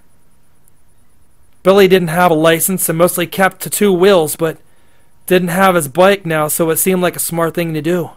Before Billy left the house, he slowly peeked out from the door to double-check his coast was clear. He then slid outside, sticking close to the house, walking along the siding not to be seen. He knew weird things were going on and didn't exactly know what it was about. He just knew that the truck was driving alone and was being controlled by something other than a man or woman. That something he couldn't make sense of, but feared him greatly. He made it to the rear of the house and to his surprise spotted a barn just down below where he stood. He followed the trail that was mostly made of dead grass and dirt, and it was matted down over time from others timelessly walking over it. Reaching the barn, he could see it too was hit hard by years of harsh wind. Various weather. The barn was dull reddish color and had 2 humongous doors in the front that were closed but seemed to have enough room to get in. Billy crawled over top of the board, holding the doors, and squeezed himself into the barn to get a look. He could see the barn was no better off than a house, but there was a great deal of junk sitting around. There wasn't a car or any special barn finds such as a classic hot rod like he was hoping for, but the place wasn't useless to him just yet either. He searched the junk piled up along the wall and could see many non-functional car parts strewn about. Some old umbrellas were stacked against the wall as well, and not much else in that corner, so he went to the other side of the barn. A black bag that looked to be full of tools laid there beside a rusty tire pump and some weathered tire patches. Billy continued looking along the ground but didn't see anything he could use. He then peered up into the upper level of the barn and could see other things, but needed to find a ladder to get up top and see. Across the barn he seen there wasn't a ladder, but somebody had nailed smaller boards up along the side to be used as steps. Once he was up there, he could see an old Schwinn with balloon tires. It was hung up like it was somebody's prized possession at one time many years ago. The tires were intact, but over time they were left flattened. All of the air must have dissipated from them as it sat up there. The bike was rusted badly, but everything else was still there. Even the chain was on the sprocket correctly. This gave Billy some hope. He thought to himself, if the pump he found down below still worked, he could possibly ride this baby home. He didn't care either way, he was going to try. Back down on level ground, Billy attached the pump and began to lift the handle and push it down desperately, hoping for it to fill the old tires. He could hear the air blowing into them as the tires began to lift and raise up with each push of the pump. It was a success. The bike was holding up and the tires seemed to be strong enough. Billy then pushed the bike towards the front of the barn to lift it up over the board holding the doors. It was heavy as he lifted it. His BMX was many times lighter, he thought to himself, as he also climbed out to retrieve the Schwinn-style bike he had discovered. Once outside again, Billy pushed the bike up a small dirt path that led back to the house. He then slowly rolled it into the field where the truck had chased him earlier. He sat down onto the Schwinn and began his way towards the silent road ahead. where he could see no other passing motorists or any sign of help. Shawl Road was only a few yards away from the field as he pedaled cautiously, aiming for a long ride home. With no exceptions, he would risk his life on a half-rotten pair of balloon tires and an antique bicycle he had never ridden on before. Mansfield was turning quick. The coldness had taken over half of the town, and nobody seemed to notice. The warmth was cooling above them, and the streets were only half as warm as they were. People were being controlled by whatever it was that held on to them. The markets were emptier than before, and the grocery stores in town were pretty much abandoned. Everyone was calling off from work and leaving their duties in the hands of the coldness. Only a few were able to see what was going on. Even the news reporters and the police that were searching for the boys seemed to forget why they even started looking. They were strangely driving around and ignoring their radios, only stopping when the coldness allowed them to. The few people who weren't affected by the coldness locked themselves into their homes and didn't come out at all.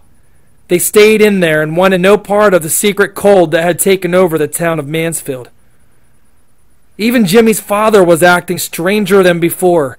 Mr. Blanche had driven to an old gas station just off the old town highway and purchased 2 cans of gasoline. As oddly as it was, and sat them in the back seat of his car. He didn't say anything to the clerk, but even the station's clerk seemed surprised by Mr. Blanche's reaction when he asked him what the cans of gas were for. He didn't answer him. He just stood there with a cold grin peering back with darkness and a sinister gleam at the guy. The clerk noticed Mr. Blanche's face, how cold it looked. His face was red and blushed as if he were in a freezer for some time. The gas clerk also could see how different he was moving. His body looked stiff and almost frozen-like as he turned towards his car. The gas clerk stood there looking in fright, never seeing him act so strangely before. When Jimmy's father pulled back around, he stopped by the door of the gas station. He got out and opened the back door of his sedan and took the gas out. The clerk was watching from inside, freaking out as he watched. That's when Jimmy's father opened each can and started pouring the gas all over himself. He didn't stop there either. That's when he attempted to use a lighter he had in his pocket, but couldn't get it to spark right away. Good thing 2 teenagers were walking by at the time and jumped on top of him before he could do so. If it wasn't for them, he would have burnt to death for sure. Nobody knew the whereabouts of Jimmy's mother, so at the time she wasn't even notified of her past husband's behavior. Also, the authorities were called, but for some reason they never showed up to take a report on the incident. The town has been under a lot of duress lately, with 2 teenagers gone missing, and since then they haven't been found or located. One farmer was plowing his fields and thought for a moment he had found one of the 2 teenagers' bodies in the grass just below where he was plowing. That's when he spotted something that looked to be either Jimmy or Jesse, but here to come, it was just a mutilated cow. The weird thing about it wasn't one of his cows. It was one of Jed Winfrey's from his flock, but how in the world did it get 10 miles down the road and into his field? He couldn't figure out the slightest clue. Chapter 14. Monsters and Demons. Jimmy woke this time. He hadn't had a dream nor a nightmare, but he felt much more energized now. He was aching and sore, but felt okay. Before he could get up, he was grabbed by his throat. Jimmy gasped as he tried to get oxygen, but he was startled by what he saw in front of him. The creature stood 10 feet in height as it lifted Jimmy by his throat with its curled fingernails, slicing into him as it held him at eye level. Its face was that of an alien being, but 1,000 times more vulgar and much more powerful than the last.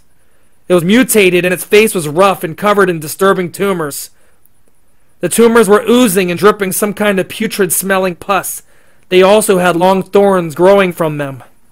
The creature was horrifying and scared the life from Jimmy as it held him there, just reading his every thought as if it could. 10 feet from the ground, Jimmy's legs were squirming and kicking as he lacked oxygen in the hand of the unimaginable. An unimaginable that only Satan himself could create in his nasty world of trickery. Its arms were unexplainable, massive, and you could almost see through its skin and watch its muscles grow into even more muscles as it flexed its arm holding Jimmy. Jimmy was trying to breathe, but the grip was lethal, awaiting the monster to crush his throat with one instance of a clasp. Unimaginable being was growling and spitting upon him with growing hatred as it despised of him. The spit was burning into Jimmy's cheeks, sending a painful sensation through him he could barely bear. He wiggled in the massive arms of the thing and could only see its monstrous mouth opening before him, readying itself to divulge Jimmy's body whole. Jimmy could see its throat as he struggled in its hand. It was contracting into another billion little sharper teeth. He was near his final breath, suffocating towards death within the jagged nails of the strange being. Jimmy screamed as loud as his limited air supply would allow him to do so at the hellish beast. "Take me, motherfucker!" The mouth of a billion knives and more than 100 great whites had opened at its furthest point and lashed down into Jimmy, taking Jimmy's head and torso completely into its factory of chainsaw-like teeth. It lowered its jaws heavily into him, taking his body and neck cleanly off as blood drained from his corpse, still 10 feet in the hand of the unimaginable creature. His legs fell to the ground, severed from the rest, as they too bled in front of him. Jimmy was gone. But the two friends were now destined to see each other, as the beast vanished into the spacelessness. The coldness was just too much for them. Chapter 15. First Letter. Riding on the darkened road, day had become night as Billy Jones pushed towards home to see Tim. The Schwinn was rolling along, although it wasn't the sweetest bike. It was cutting good time for Billy. He had his hands tightly around the handle grips as he rode along on Shawl Road. The road was darker now, and up ahead he could see a strange greenish mist covering the street. The cold air was back, and as he rode he could see everything was starting to ice over. The trees hanging over the road were damp and starting to form ice driplets along the once colorful leaves. The street was also slicker and starting to look much colder as he rode closer towards the strange mist. The sun was still up, but it didn't matter. The coldness had shown its strength, and the sun was at no match for it. Billy didn't hear any birds or animals, or anything if that, just dead silence. It spooked him a bit as he rode on, hoping to see Tim and tell him about the truck that tried to kill him earlier. He thought about the truck and knew it could be around any given turn, but didn't want to imagine another chase. When he arrived to where he saw the mist, it had left. It must have moved, so he kept tracking his way on the ancient Schwinn that may have just saved his life. He passed the Blanche's house once more, but nobody was outside as he kept staring to see if Jimmy's father was inside. He did notice that the front screen door had been busted off and laying in the lawn. He didn't stop to investigate. He was ready to make his way home. He thought to himself as he rode about the knick-knack, the one he stashed in his pocket earlier. The eagle now reminded himself not only of his father but of himself as well. As he cranked the speed up, pedaling harder on the Schwinn, he felt as if his body were an eagle soaring through the sky at unstoppable speeds. He was no longer just Billy Jones. He was part of his father, and it didn't matter that he was gone or how he died or why he left Billy the way he did. All that mattered was he could sense him that very minute as he raced down Shawl Road. He could feel the blood come back into his heart that second, and knew that his reason was much bigger for being here than he ever knew before. He wasn't the same guy that graduated a few years before, when he was remembered as the pimply kid who could do really neat bike tricks and stunts. He wasn't the same guy that took his cousin to prom either, or the nerdy tall kid with framed glasses. He was more, much more. He had the eagle on his shoulder now, and it felt great knowing he wasn't alone. Billy arrived back at Tim's place, the home they shared together, where Billy stayed on the second floor of the brick home. He was excited to see Tim, and he was grateful that he hadn't ran into the truck again, making it home as it became night. Using the key under the doormat where Tim kept it since the time he was married, he went inside to find the house empty and Tim gone. The place looked the same, but there was one thing that was changed. The couch was covered in clothing. Tim's church clothes were piled up in a way as if he was there moments before. His belts and shoes also sat along with them, and even his wallet, which was strange, Billy thought. Why would he leave his wallet out? And his stuff? There had to be a purpose for it. It just wasn't like Tim to do that. He was the kind of guy that if you left something out, he would take it amongst himself and put it back for you. A real regular Joe who kept his things organized and out of the reach so finding things out of place was not practical for him. Billy went through the house, and when he got to the kitchen, he could see a letter sticking to the fridge under a magnet. It wasn't like Tim to write anything for him, even if he was leaving or going out, so Billy walked towards it to open it up. He reached for the magnet to lift it from the letter, but suddenly he heard a car pulling up, and it seemed to be out front of the house. He walked quickly towards the closest window to see who had pulled up, crossing his fingers and hoping it wasn't the evil truck from earlier. It wasn't. It was Tim's ex-wife, but she didn't seem to be quick about getting out of her car. Billy had only met her once before, so he knew who she was, but was never engaged in a conversation with her.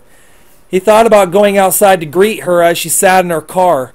Wasn't sure if Tim would like it if he did, since he kept that kind of thing private. And since they weren't together any longer, Tim didn't really allow her to come inside after the rough separation they had. Billy Jones remembered the letter he was about to read and left the thought of her as he walked back into the kitchen for the second time. The letter was folded up and put inside an envelope. As he took it from the fridge, he used his thumb to open it. He could see the letter was folded, but didn't open it just yet. As he held the envelope in one hand, he read the initials, B and J. So he knew it was intended for him. Billy then opened the letter to read it, but all it said was, "Going away." Billy then figured to himself that was the reason for Tim's clothes on the couch and why they were there. He must have been in a rush. Billy then put the letter back onto the counter before he walked into the other room, noticing from out the window Tim's late wife was still sitting in her car. She was still inside as if she were waiting for something or someone. Billy knew that Tim wasn't going to be home anytime soon after reading the letter, so he would go outside and tell her. As he closed the front door, stepping outside, he walked towards the car she was in. It was a silver Ford Escort and was missing the back hubcaps on the side as he approached it. The car looked to be through a lot and was probably on its last breath. It looked to him like another toaster on wheels. He made it to her side of the car. Her window was rolled up tight and she was staring ahead as if she didn't even see him there. Billy knocked lightly to pursue her and give her the news that Tim had left already. She didn't even blink as he knocked for a second time. Her face was staring away as if she was mesmerized by some unknown force. He tried the door handle, but the safety lock was on, keeping the door from opening. Billy was starting to worry now, and his chest was heavy, and he began to feel a bit disoriented. He walked around to the front of the car to see if she had noticed him by now. She hadn't. Her face was glued on something. He could see her stillness as she sat there in the parked car. The engine was off now, but she remained there, isolating herself in the coldness. Billy just watched her for a short moment. In that very second, her body began to shake and tremble uncontrollably. He could feel the handle get colder as he let go, in an attempt to find another rock to bust the window. There wasn't any rocks laying nearby, so he ran up to the front of the house where a shovel was propped up along the side where Tim had been working on a flower garden the day before. He grabbed it as he panicked. His chest was on fire from the anxiety he was feeling as he dodged towards the car yet again. He swung into the window behind her, hoping she wouldn't catch the shower of glass as he struck it with all his might. The window seemed to explode into tiny fragments as he made contact with the shovel, inches away from the back of her head. It was closer than he anticipated.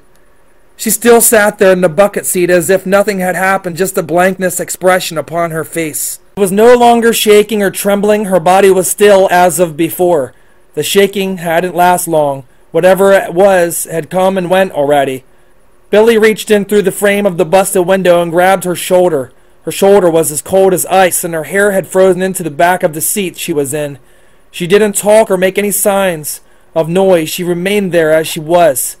Billy realized there was nothing he could do to help her or awaken her from the state she was in.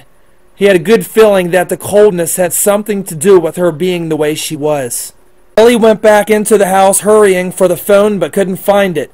The hook on the wall was there, and the cord had already been split for some reason. He checked under the couch for it and all of the other bedrooms, but it didn't matter. The phone was gone and nowhere in sight. There wasn't another neighbor for a mile, and he wasn't going to risk the truck again. It was dark and way too dangerous to go out now. He took another look out of the kitchen window and could see her the way he had left her. She was out of it, and from the look of it, her mind was gone and lost. Who knew if she would ever be the same? Billy didn't know what to think. He poured a glass of milk from the fridge and stood there in the quietness, just thinking even harder, and then contemplating where Tim could have went to. Billy was alone yet again. The same feeling he had when he arrived at the old farmhouse earlier crept back into his gut.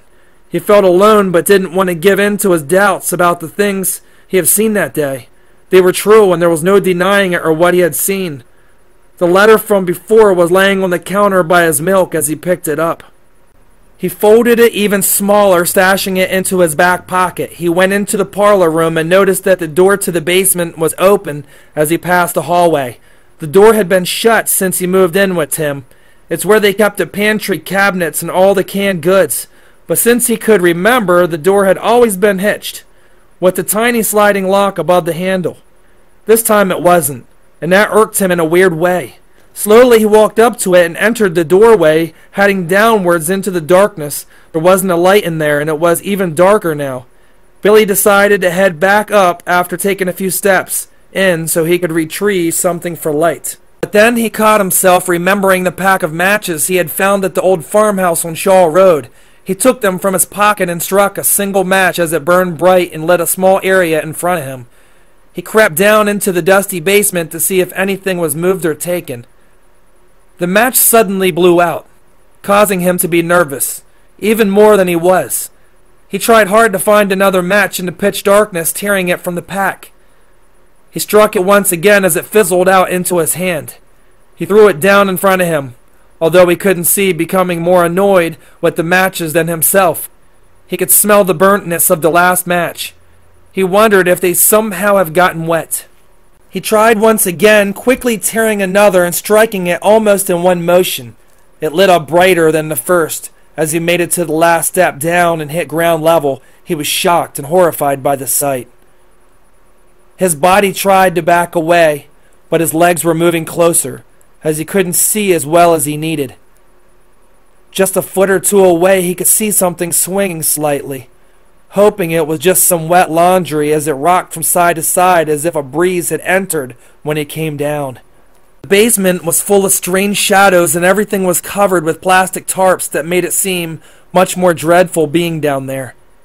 As Billy inched his way towards the darkness, seeing only what the tiny match would allow, he could only see whatever it was hanging from the roof of the room. His curiousness had grown to even greater lengths. He leaned forward in the dark and seen before his uncertain eyes, losing all of the breath. He felt punched in the stomach as if he were going to faint. The sight was horrendous as he bit the side of his mouth, tasting blood. Billy dropped onto his knee, holding his face, lacking to understand. He was crying and felt stupid for leaving when he did. His hands were shaking as he coughed and tried to catch his emotions, but they were too far gone at this point. Tim's body was hanging by the throat and by one of his leather belts. He was right. He had gone away. Chapter 16, Ghostly Visits, Watering Hole. 10 miles north of Mansfield, the town of Beasley, just outside of Ohio, had heard much of the news reports and had heard all sorts of bizarre rumors circulating about the small town and its people. Mansfield had been blocked off by government officials and nobody for any reason had permission to leave. Their civil rights were only granted from inside the walls, and that's where they would stay until there's an evacuation in place.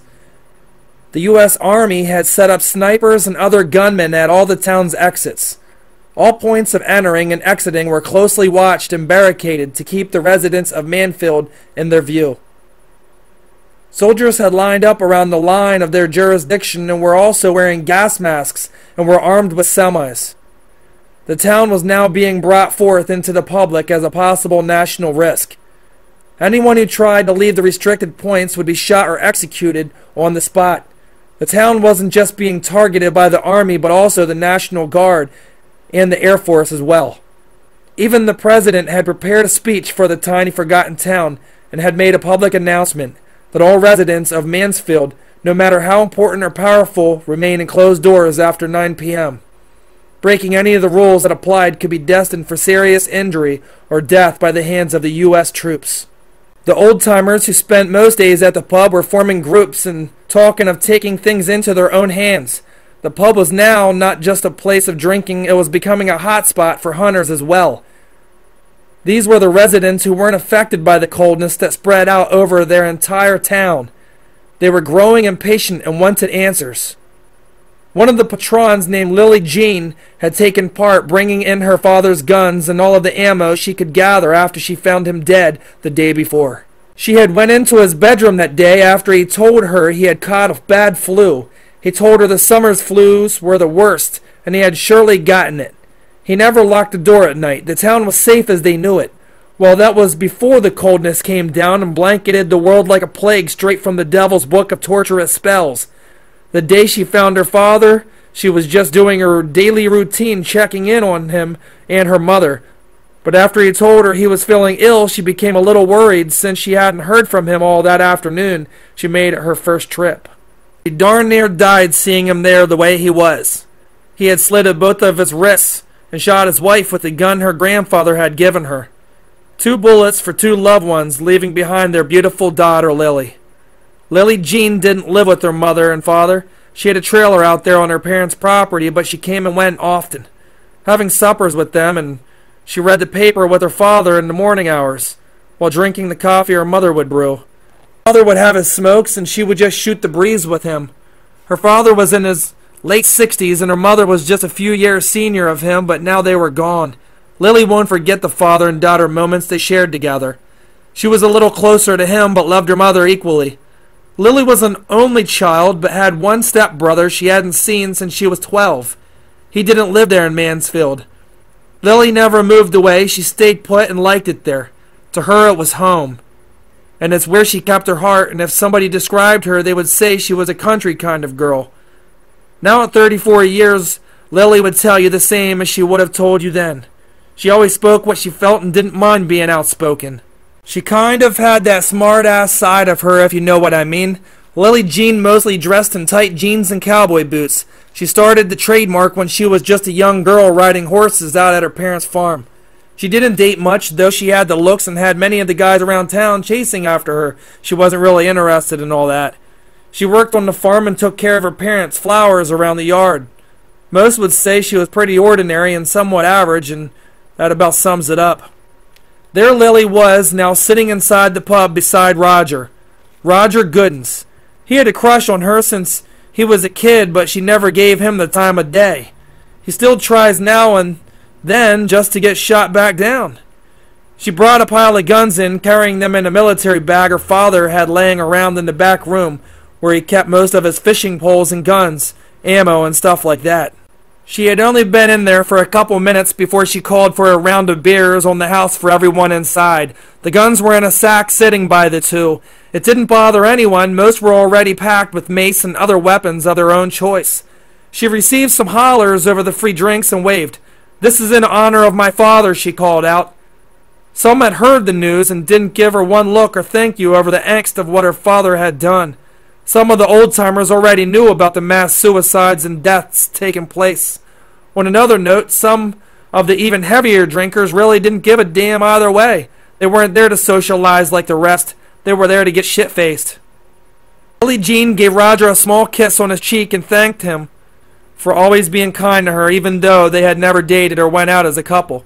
He smiled at her and told her he was sorry about her parents and everything else that might be bothering her. But she didn't say anything back. She didn't do that. But the thought of her father just left her soul feeling lost. She told him she brought the guns in because she wanted to hand them out. Wanted to hand them out to anyone who didn't have one. She felt that things were hitting the fan and used her father as an excuse, knowing he would have never done such a thing if it weren't for the strange plague of coldness that seemed to be circulating around the entire town. Roger's eyes grew wide as he replied back to her. "Are you crazy?" She smirked and said, "Here, this one is for you." He wouldn't take it at first until she forced it onto his lap. "Damn it, girl. Do you know what's going to happen if you give these guns out to regular people? People that have never fired one before?" Roger cried, looking into her eyes. She knew he was right, but donating the guns seemed like something her father would have done if he was alive and facing such an outcome. "Roger Goodens, I know you're in there somewhere, because I see you in front of me."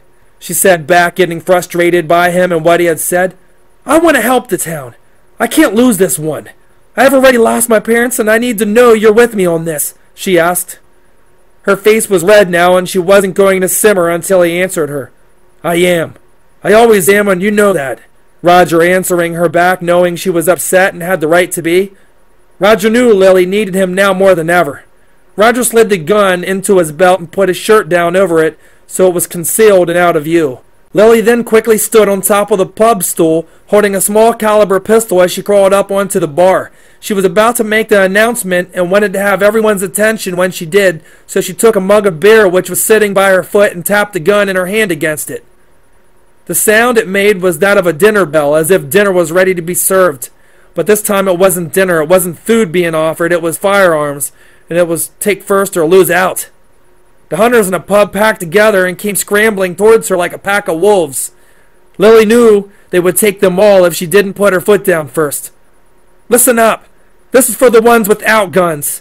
Let me clarify that," she said with a commanding voice, but the hunters were already digging their hands into the sack of weaponry. She jumped down from the bar and landed quickly so she could stop the hunters, but they were already raiding the sack of guns. She put herself in between them, shoving herself in front of them as more tried to put their greedy, grubby hands into it as well. It had worked, stopping them finally from taking the ones that were left. The rest of the hunters in the back behind them turned around and went back to their seats. One of them stood in front of her, angry and frustrated with her. He held one of the guns along his side, leaning its stock against the floor as if it were a crutch. It was the one he took out a moment before. He seemed disappointed with it, wanting another one from the bag, but Lily shook her head before he could say a word. Then she waved her hand, directing him back to his stool where he had came from, but he didn't move for her. Lily was stunned by his reaction. "Roger, be careful! Let him be!" she said, being concerned for Roger more than herself. The man began to open his fist as two of the pub waitresses stopped serving drinks, watching and waiting what it was. Lily was beside Roger, holding him now. Roger sat there beside the two, keeping to himself as the guy eyeballed Lily as he reached into the pocket of his muddy jeans. She watched him, not knowing what he was going for, but became a bit cautious over it as she backed up a step. The man had a face she had never seen there before and didn't see him with anyone else as she came in. She thought in the back of her mind he could have been an out-of-towner just passing through, but wasn't sure. As he pulled his hand from his jeans, Roger jumped up, putting his hands forcefully against the guy's arm, stopping him, thinking that the man was grabbing a knife or something. "Look! Don't touch me!" he screamed loudly, directed towards Roger. The strange hunter was unknown in this part of town, as the other residents sat in curiosity, wondering who the man was and why he had stopped there. Roger held the man and asked him to leave, but the man hollered again, and even sounded more aggressive this time towards Roger. "I got something, damn it! I want to show her what the hell I have for her!" the strange man replied. Roger gripped the man even tighter along his wrist as the man forced his hand from his and pulled it out. Lily was stunned by his reaction. "Roger, be careful! Let him be," she said, being concerned for Roger more than herself. The man began to open his fist as two of the pub waitresses stopped serving drinks, watching and waiting what it was. Lily was beside Roger, holding him tight now in case the strange outsider did anything shady. As he opened his hand, she could tell his hands were stained and withered and looked unwashed for some time. As he released his fingers, both Lily and Roger could see what it was. It wasn't a knife, as Roger assumed. As Lily came closer to get a better look at his hand, she watched in awe and felt her emotions take a turn as tears began to stream from her eyes. Her eyeliner was dripping now as well as she approached the strange man. She was full of wonder as she watched the tiny object in his hand as she reached for it, wondering how he had it and how had he known. She questioned him as she took it from his rough hands. "Where did you get this? Do I know you?" she said before he could answer her back. The man looked at her, noticing her messy makeup and feeling sorry for her, not knowing anything more than her. Lily could see his angry face had changed and seemed to be more serious now and sincere. "It was given to me. I didn't know him or you. And I didn't mean to frighten you. I'm sorry," he said, seeming much more sincere than earlier. Her tears seemed to stop and she looked puzzled by what he had said.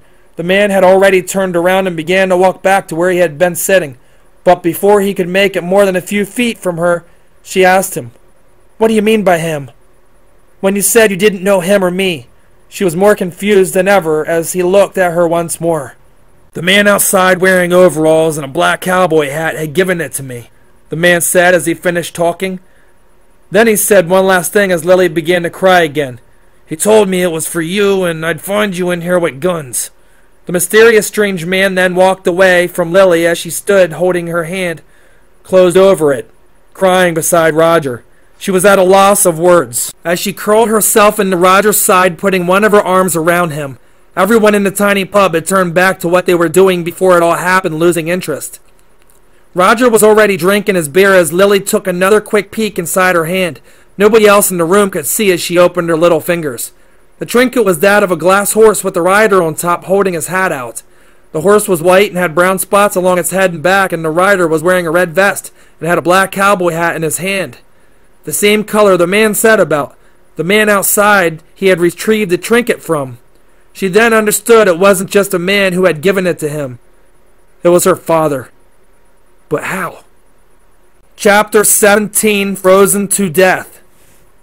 Billy Jones left the basement overwhelmed after finding Tim's body hanging from the rafters. He could feel the coldness swift through his legs as he walked towards the upstairs where his room was. He went to the dresser, opened it, and took another pair of jeans from it, and threw the bloody pair he had on along the floor. He was in a hurry to leave, but needed some heavier clothing. He could feel the weather from inside. It was much colder now than ever before. Ice had formed on the window above the hope chest his friend Tim had given him when he moved in. He went to the closet and ripped a sweater from the hanger, trying to hurry so he could leave as soon as he could. He reached down into the bloody jeans he had taken off just a minute before, the same pair he had worn that day, and grabbed a tiny eagle knick-knack from them. He now had a pair of cargo jeans on, which had more pockets than the last, as he slid the meaningful eagle down into the side pocket of the jeans he had on. He wanted to forget about Tim's corpse hanging in the basement below. He didn't waste much time as he finished dressing, making it back downstairs, as he noticed keys sticking out from beneath one of Tim's dress shoes by the couch. He must have landed on it when he brought the clothes out earlier, Billy had found when he came home. He knew the keys were Tim's, but realized Tim must have parked the car in the garage that day. He didn't see it when he arrived home. That led him to believe that Tim had left. Stupid dumb shit, he said, talking of himself as he walked towards the front door holding the ring of keys. He grabbed the remote for the garage door as he made his way out to the front door. He stood in front of the garage as he pushed the button to open it, but the door seemed to be jammed and stopped just a foot open as it did. He grabbed the door after putting the remote in his back pocket and pushed as hard as he could to raise it. It finally started again and opened until it reached the top. Billy sat the remote down onto the chest of tools as he walked in. The car was inside, but he saw something even better now, and it would be his now that Tim couldn't ride it.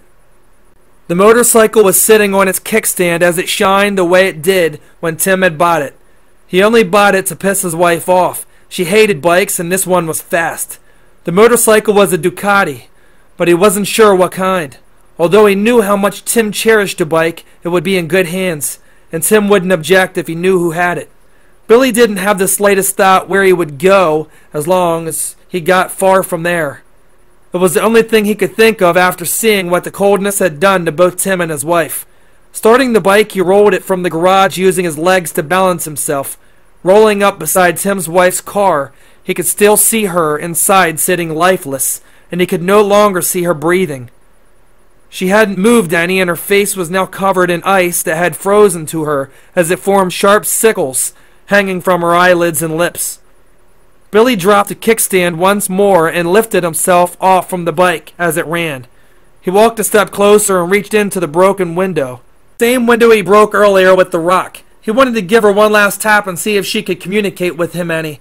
He did so, using his right hand to tap along the back of her frozen head, but she didn't say anything. He tried tapping a second time, barely slipping on the cold concreted driveway. Trying for a last time, he reached in. As he reached to tap her, the back of her neck began to crackle and rip as her head snapped forward and hit the steering wheel. In that instant, her body was now leaving fresh ice and blood spewing out towards him, covering the driver's side window where she was in his hand. Billy slipped backwards in fright, smacking the ground as he kicked his legs to get up by the Ducati. The horn in her car had been pressed and blaring into the night as he got up onto the bike, kicking the stand back into place and driving off. Ripping in lethal speeds, the bike and Billy were like one as they raced along Shawl Road. He didn't have a helmet on and was cold as he gripped the throttle with the hand her blood had just spurted on. The thought of it and the nightmare he was in almost made him gag as he tore into the open road. A few miles down, just before he reached the Blanche's lane, he could see a strange kid up ahead of him walking towards the road. He was carrying something and seemed to be coming from Jimmy's house. The strange kid had ran through Jimmy's front lawn as he walked to the other side of the road. Billy's headlight on the bike was directed at him as he noticed the odd boy running for the woods across from Jimmy's house. The stranger seemed to dive into the heaviness of the wooded area surrounded by frozen trees and wild plants of all sorts. Things weren't adding up for Billy as he slowed the Ducati as it hummed, letting out a small amount of smoke from the back. Billy let off the throttle and turned into the Blanche's driveway. The lane was free for the most part, and the only car there was Jimmy's, Dad's, and it was parked up top by the house. Billy left the bike after turning it off to save gas. Deciding to walk up to the house where Jimmy lived, he approached the car Jimmy's father owned, but nobody was inside. The screen door was still out on the lawn like earlier, but the storm door on the house seemed to be intact and shut. Billy made his way up to the deck and put his hand onto one of the beams that supported the roof of it. Taking another look around for the strange boy he had noticed in his headlight a few minutes before, he seen nothing. He then turned again and back towards the front of the house and gave the door a light knock, waiting where he heard nothing, no sounds of life, not inside, not out. Billy knocked again, but harder and much more physical as the door creaked open, giving him a view of the living room. "Mr. Blanche, are you there?" He called out into the openness of the large room full of decorative pieces Jimmy's mother had left when she moved in with her boyfriend. The room had a putrid smell as Billy entered into the room, holding a sweater over his nose and mouth. The horrible scent was strong and caused him to gasp even behind it, as he called again to see if Mr. Blanche was home or inside. "Mr. Blanche!" But he received nothing back. Nobody was there unless they couldn't hear him. Billy was trespassing and a bit worried being there, not knowing if he was alone. He needed to talk to Jimmy's father about the strange boy he had seen running from there. Walking into the next room, which was that of an office, he could see a picture in a glass frame sitting on the desk. It sat there just ahead of him as he went to it and lifted it to examine who was in the shot. It was Jimmy's parents the day they were married. Jimmy was in it too, holding his mother. They looked really happy.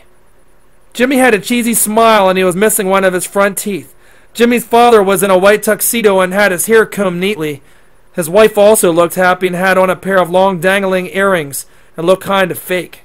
Hair was up inside one of those bride's things that they wear on that special day. Sitting the photo back, he could still smell that awful smell coming into the room he was in. It too, to him, smelled like sulfur or something of that nature. He couldn't put his mind around it. It wasn't distinct, but it was disgusting and made him sick as he stood looking around. From behind the desk, he watched from the window and could see how dark the night was getting. The strange boy was gone. He didn't see anything but Tim's Ducati out at the bottom of the lane. Billy turned and left from the office room, needing to use the restroom. He had held it in and needed to go badly. Opening the next door over, he noticed another room full of office junk and boxes. It must have been for storage. He walked along the hallway to the second floor, which didn't have a handle. It was the kind you slide open. As Billy slid open the door, he quickly closed it again as he jumped backwards, surprised by what he had seen. Jimmy's father was laying along the floor, face down. He didn't know if he was hurt or drunk, but he could see blood on the back of Mr. Blanche's white work shirt, which had stripes across it. Thinking he could help, he opened the door and got down to see if he was alive, but he wasn't. He could see the blood bubbling up from his shirt, noticing there were strange pinholes ripped into it. The holes were small and looked as if somebody stuck him in the back with something and drained his blood. Billy could also see a hand streak of blood across the dead man's shoulder. The pattern of a hand as if he struggled with somebody trying to get them off of him. The fingerprints were useless, though the town had become one for all and all for none as of late. Mansfield had become overrun with mindless yet cold-blooded and murderous vigilantes. Billy stepped over the body to relieve himself, and was certain there was much more death to come. Chapter 18. Moving in the Night. Billy had ran out of gas, leaving the Ducati drained dry of gasoline. After spending the night parked underneath the bridge that ran over top of the National River, he could see the high school from where he stood looking down at it. All of the buses were there lined as if school was in session, but it wasn't anymore. He had not seen anyone outside in some time since the strange occurrences had started. He knew the school well and wondered if there might be some food still in the abandoned cafeteria. He had not eaten in some time, and his insides were lacking the nutrients. He had no energy left and suddenly decided to make a walk down and see.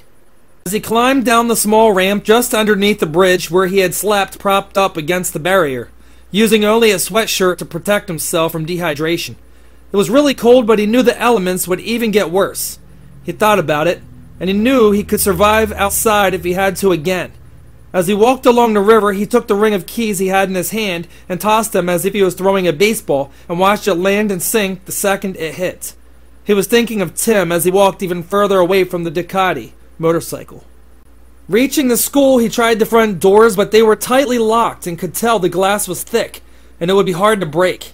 He knew that the shop windows were usually winded open on hotter months because when he was a student there, students in the shop would open them because there wasn't any air conditioning in the place. The auto mechanic shop was the hottest of all, at least in his opinion. Billy Jones was only in the shop for his final year there at Montgomery High. Before that, he was in masonry, but decided that working on cars would open up more of a future for himself. He had a great passion for classic hot rods and old Chevy Chevelles and daydreamed often about owning one by the time he graduated. Those dreams had erased and died off after his father committed suicide. He didn't care anymore about diamonds or roses. He wasn't going to dream big dreams or live for the later. He was going to settle for what it was, and what it was. But since he found that eagle the other day, he's been feeling much more confident in himself. In some odd way, inside he feels his life has a meaning. Much more meaning than he knew existed. Something powerful made him feel worthy of trying and fighting until he couldn't anymore, and nothing was going to set him back again. The windows were opened, as he guessed, but he would need to shatter it if he wanted to fit. They were smaller and much tighter than he remembered last. The grounds around the school didn't offer much, so he attempted to use his hands and pry the window up until it snaps. But it wasn't working. He grabbed the wall of bricks just underneath the framing of the old window in frustration, wanting to rip it apart in anger. As he tugged in it, frustration, one of the old bricks crumbled as it slid part way out. Luck had served him. His face turned into a slight smile as he took the broken brick out. Seconds later, the brick had done the job and he was now slithering himself into the slim window's opening. Billy then dropped into the room, planning first to get something to settle the pain he had. His gut was now rumbling and was growling in discomfort. He didn't bother with the shop he was in. As he paced his way into the hallway full of lockers, he kept moving until he could see the cafeteria. The floors were cold and damp from the drastic change of weather. Underneath all of the moisture, he could see that they were still the same tiles as before when he attended a couple years back. Old and lacking wax. Things seemed to never change there in Mansfield. They kept the town looking as old as it was. Making it to the large cooking area, he noticed the fridge. Where all the fridges were, they were near empty and everything else in the freezers were frozen hard. It seemed impossible to him. He needed something now and didn't have the patience to wait that long. Walking into the serving area, a few feet away, he could see the vending machines full of junk food, and one of them was hanging open for some odd reason. There was quarters laying along the floor as if somebody had dropped them, and there was a small trail of blood that seemed to be stepped in already. He could see the footprints as they went in two other directions, but didn't have time for it. He quickly grabbed a couple candy bars and a warm juice that was sitting inside of the open machine, which seemed to stop running way before he came in. His intuition was telling him to leave, but he decided to stay and sit down a bit at one of the long tables. Billy thought about Jimmy again, and realized he was now close by. Well, Jimmy's father's house was, not Jimmy. Jimmy wasn't anywhere in sight. Plus, he had never met him in person, only remembered him from the TV. He thought again about the strange boy running from Jimmy's house, wondering to himself if he went back, if he could talk to him. Then he thought of Mr. Blanche laying there dead as a doornail and covered in blood in the bathroom where he found him earlier. He wondered if the boy had done it, if he had caused those puncture holes. He opened one of the candy bar wrappers and took a bite, thinking about Mr. Blanche's shirt again, asking himself what could have made those kinds of wounds on his back. As Billy finished his drink, he went to get up and noticed he had felt something touch his sneaker underneath the table. Looking under, he could see a yearbook with a school symbol on the cover. It seemed to be brand new and had the student's name who left it inside the jacket. Billy's eyebrows raised as he was caught off guard, choking on his last sip of juice and thrown off by the name inside. Jimmy Blanche? The coincidence was too unlikely to him, but why was it there? He flipped through the pages as he sat back down, concentrating on the pictures inside. He came to Jimmy's picture and stopped, and could see that somebody had scribbled over his face with a black ink marker. They also wrote over his name, but it could still be read. Liar. And a number 2 was also written, but why? Billy wondered, sitting still while holding the book. Flipping some more, he came to another picture in the back where it had random photo shots of students. One of them was a group of kids in gym playing soccer, and another had the girls who were part of the choir singing in music class. The last one had a picture taken right there inside at the lunch tables. It showed a group of boys sitting together with food sticking out of their mouths, just playing around. The picture was that of 4 boys, but the one seemed to look angry and looked as if he was out of place. The boy was glaring at the other and was carrying some funky-looking satchel. He was kind of skinny and had a real pale complex. The boy didn't seem to look vibrant as the others. He also had glasses on that didn't make him look any more of a ladies' man. Billy remained concentrated on the boy, trying to think if he had seen that face before. He wasn't sure. Just as he was about to close it, he noticed the typing above the picture. It was small, and he had almost passed it. Reading them in his head, Jesse, Paul, Jimmy, and Brian. Billy then realized he had seen the boy, pointing his index finger on the second one, in which was Paul. Sitting there for a second, magnifying his brain around the boy's face, he closed the book, taking in the picture as if it were a movie reel now injected into his brain. Chapter 22, Death Melting. Lily got into her Ford pickup truck after hearing the alarming news of the plane crash. She wondered if she would see Roger again at the pub in town as she pulled out from her parents' farm, wondering if Roger was still intoxicated from the day before.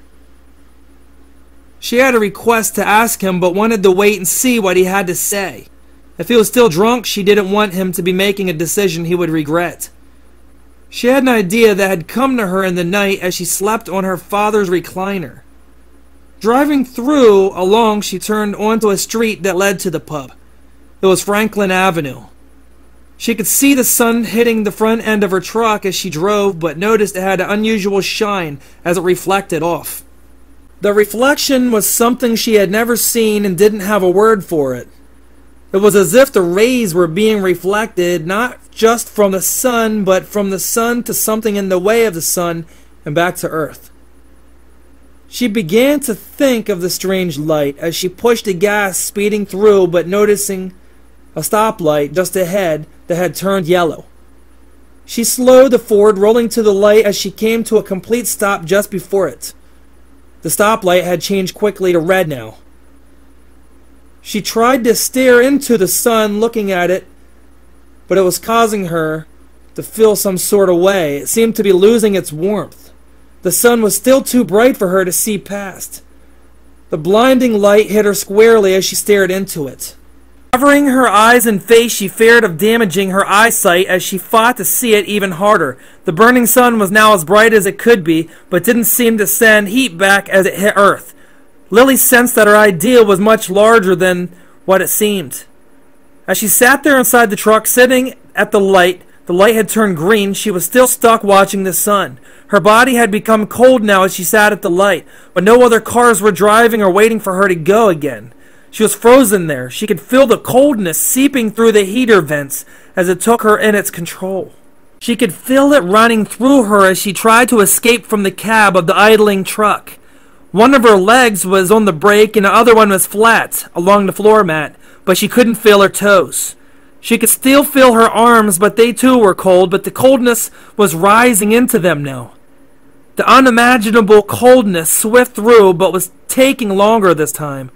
Though Lily was under its attack, the murderous chill still hadn't reached its point of total possession. She could still see the veins in her arms as she held on to the driver wheel. They were turning darkish purple, and she could see as she watched the coldness as it was beginning to freeze them from the inside out. Struggling to regain herself, the door had swung open abruptly, and she was grabbed by a bearded man. He cut the seatbelt around her as it retracted back. Lifting her legs up, he carried her from the cab and onto the street. Lily was unable to speak. Fearing for her life, the man hovered above her but didn't say anything. He looked nervous and he was shaken. She wasn't sure what his intentions were as she lay under him, watching but unable to talk or move her mouth. The man left her laying there as he quickly ran into the nearest house just off from the street. She lay there trying to fight the cold that had quickly taken her mobility. She was already affected too far at this point. She could hear her truck still running but wasn't able to see it from where she lay anticipating. It seemed like hours to her since the man had left her there, abandoned on the street.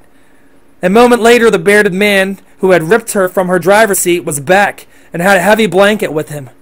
Lily lay there as he tossed it onto her. Quickly rolling her onto it from the street, he picked her up again in his large muscular arms. He held her tightly as he took her into the house. She could see other people grouped around the living room who were also wearing heavy blankets around themselves, and she even saw a tiny child there. He didn't put her in that room. As he clutched onto her in the blanket around her, he hurried into the next room ahead. He didn't stop there as he carried her towards the door to the left of the room. Getting inside the door, he put her down as he rushed to get her clothing off. She could hear water running but wasn't able to turn her head. It sounded like a shower faucet, and it was running and cranked on as she could hear the powerful water as it hit the bottom of the shower drain. She could see the steam circulating through as the water poured. The bearded man looked scared and was breathing heavy as he lifted her legs from her jeans, tossing her boots to the side of the room beside a tiny towel rack. He continued to quickly remove her top and the rest of her clothing, and he was starting to sweat badly along his forehead.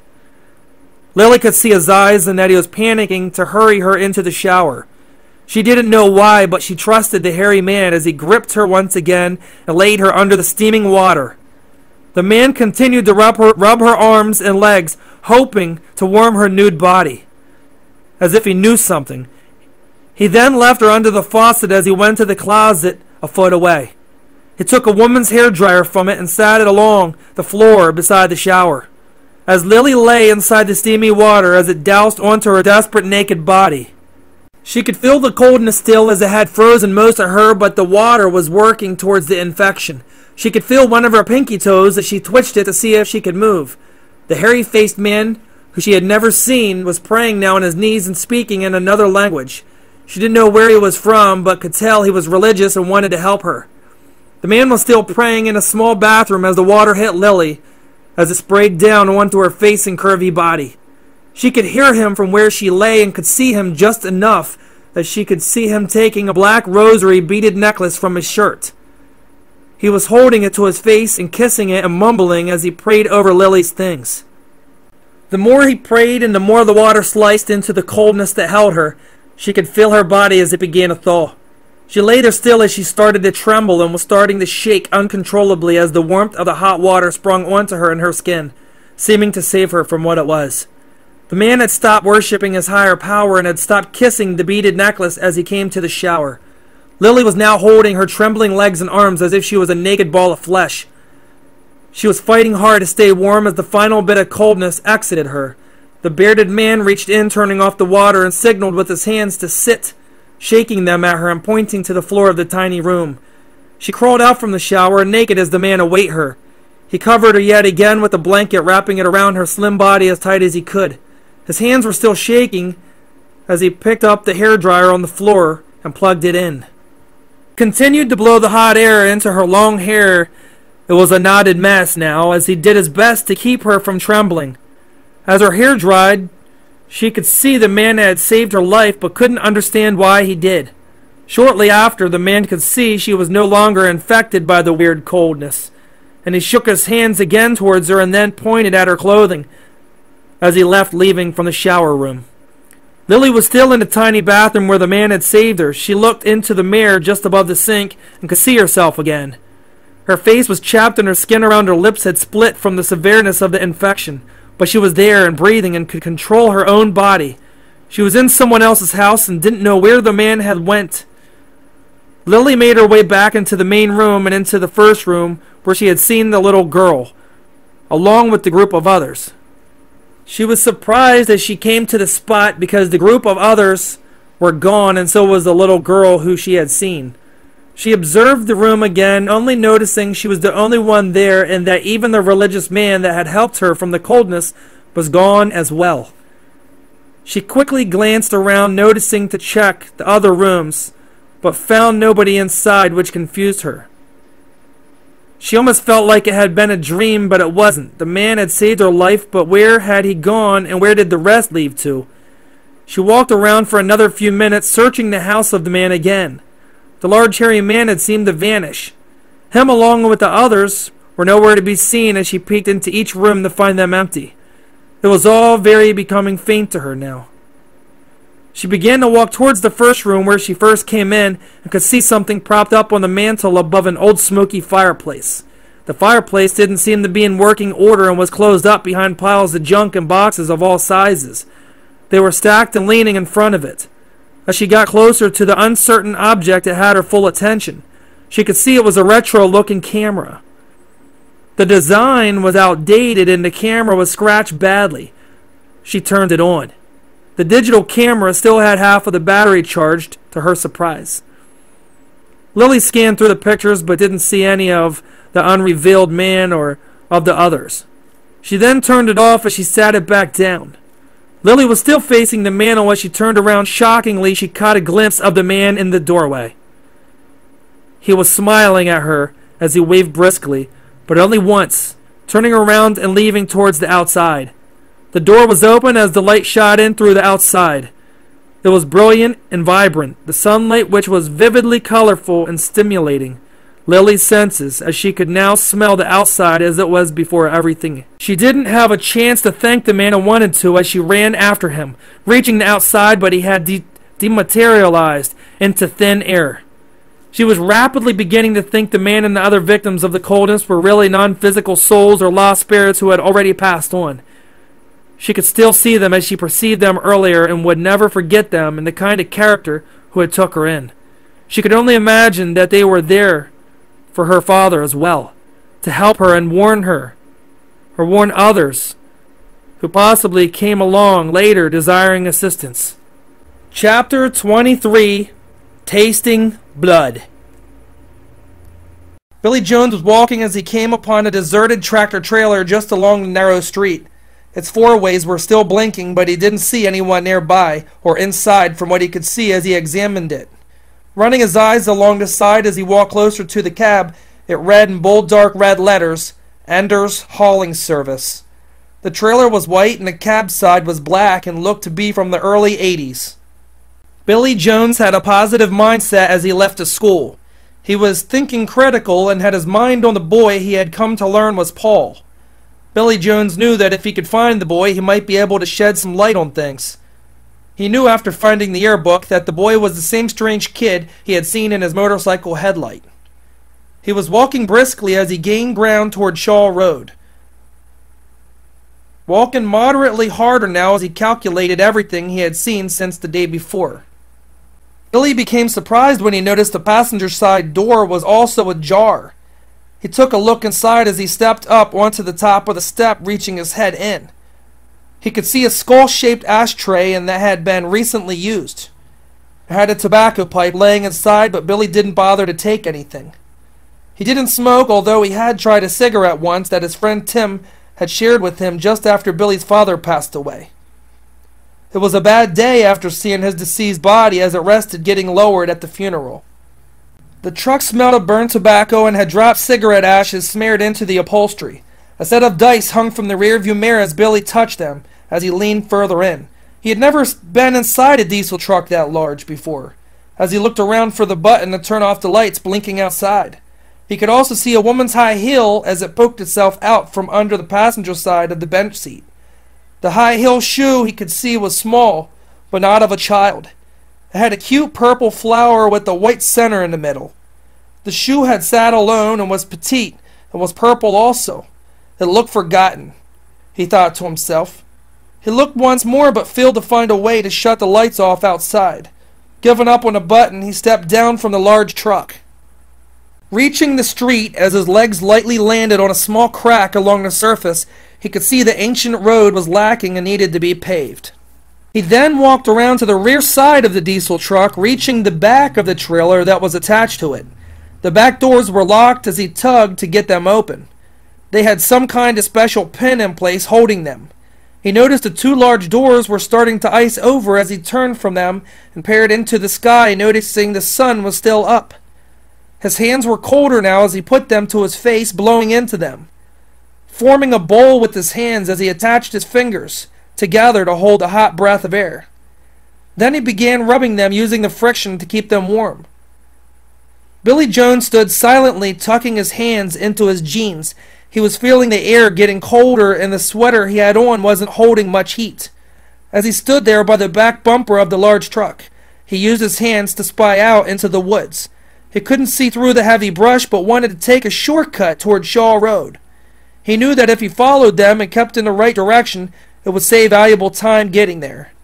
Billy knew the relentless cold wasn't going to surrender. The coldness he felt followed no code of conduct and seemed to never back down. Billy knew there was more to it. He would also fight to the end and never reluctantly throw in the towel, admitting defeat to the coldness that seemed to have a life of its own. Billy began sprinting into the icy edge of the heavy brush, which made getting to Shaw Road difficult. It wouldn't be easy as he took a look around to get a visual of where he was heading. As he came to a small path, which looked to be man-made, he could see some debris up ahead along the side of the matty grass. He slowed quickly as he stopped in his tracks, feeling shocked and disturbed by the grisly scene just inches from him. A mutilated body of a naked woman who was brutally slaughtered there was laying tangled in a mess of her own clothing and her own remains. Billy instantly puked onto the frozen grass, leaning towards the side of the trail. He didn't want to see the horrible, gruesome sight of the torn woman. Her clothes had been removed from her body and were slumped over in an awkward position. That's when he looked again out of pure curiosity. The woman was young, maybe in her 20s, and she was pretty. She was mutilated badly and covered in her own blood. Her shirt had been ripped clean from her and hung from a nearby tree branch. Her jeans were nearly shredded. Only one of her pants legs were still on her. The other one was completely in pieces along the cold ground. That's when he noticed she was wearing one high heel, and remembered seeing the one laying in the truck. Her foot was angled upwards, missing the heel. Her sock was drenched with blood. It looked as if she was hit with a blunt object. The rest of her body was twisted, leaving both of her arms hanging in an unpleasant position. He felt it in his chest that something terrible had happened to her. He could see the nightmare rolling through his head as he imagined her attacker. He couldn't grasp his mind around it all. Why? He wondered as he looked around, making sure he was alone. Her hair was long and dark brown, but now leaves and bugs were in it. They were making some nest there now. Her eyes were closed, which led him to believe she died slow and painful as he looked again, thinking about Mansfield and what it has become. He suddenly heard a noise coming from within the heavy brush of leaves, vines, and tree roots. It sounded like somebody was stepping on some crisp leaves along the surface. He could feel his heart drop in sheer panic, wondering if somebody was hiding there and secretly watching him. Billy was in abrupt terror, and he stood there in silence looking around. His adrenaline had taken over him as he turned back towards the direction he was originally going. Running with his heart pounding at an alarming rate, he jumped over the small icy patched mound, hoping to make it to the road. Running even harder as he hit against some branches covered in frost. The frigid cold was causing him to slow as it hit him, causing his muscles to stiff. Turning back as he ran, he screwed his eyes backwards to see if he was being followed by anyone. He didn't detect anything or anyone as he came to the road. He didn't hear the sound anymore, and Shaw Road was still deserted as the day before. Chapter 24, The Long Walk Alone. Leaving the house, she noticed her truck had stopped running as it sat still in the center of the silent road. It didn't seem to be tampered with or touched in any way. She could only hear the absence of noise. She didn't see any other cars or vehicles on the road either. Lily crawled up into her pickup truck, sitting down on the seat as she cranked the key. The key was still lodged in the ignition as Lily attempted to start it. The truck key had been untouched as well. The other batch of keys were dangling from her keychain as she pumped the gas, hoping it would start up. The truck didn't turn over, making a strange sound as the engine backfired and smoke began rising up from the front hood of it. She tried again and it wouldn't do anything. Suddenly a bright light began to flash along the cluster of the dashboard. It read "Low Oil." In bright orange letters, she knew then that it was going to be a long walk for her as she grabbed the keys from the truck, deserting it there. Lily was angry and stomping her feet against the street. Cursing out loud, she continued to walk away from her most beloved possession.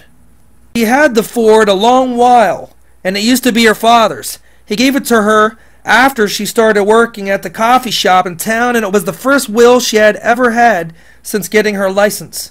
This angered her, but there was no time to waste. The days were becoming colder and darker much sooner. It had been a long walk in the cold as Lily made her way to find Roger. Almost an hour had passed and she approached Dilfer Street. Dilfer Street was only a block from the watering hole where she spent evenings there with her father after horse races. Her mother stayed home when they did that. She would bake homemade apple pies for them for when they gotten back. Her mother knew how special the father and daughter time was for them both, and didn't care for the bar scene. She was brought up Catholic and still carried a lot of the beliefs, but didn't take it out on the two. Lily Jean arrived in town at the spot she knew best. The pub was still open, although less people were inside that day. She didn't see Roger either as she walked towards the empty bar stool. She took a look around as she waited for a drink and noticed a neon sign that was facing outwards in the small window. The sign was blinking and making a funny odd sound as if it were ready to short out. She looked around again, this time more swiftly, as she sat waiting for the bartender to make her rounds. She could see nothing was different there. Nobody seemed to be talking and it was dead quiet inside.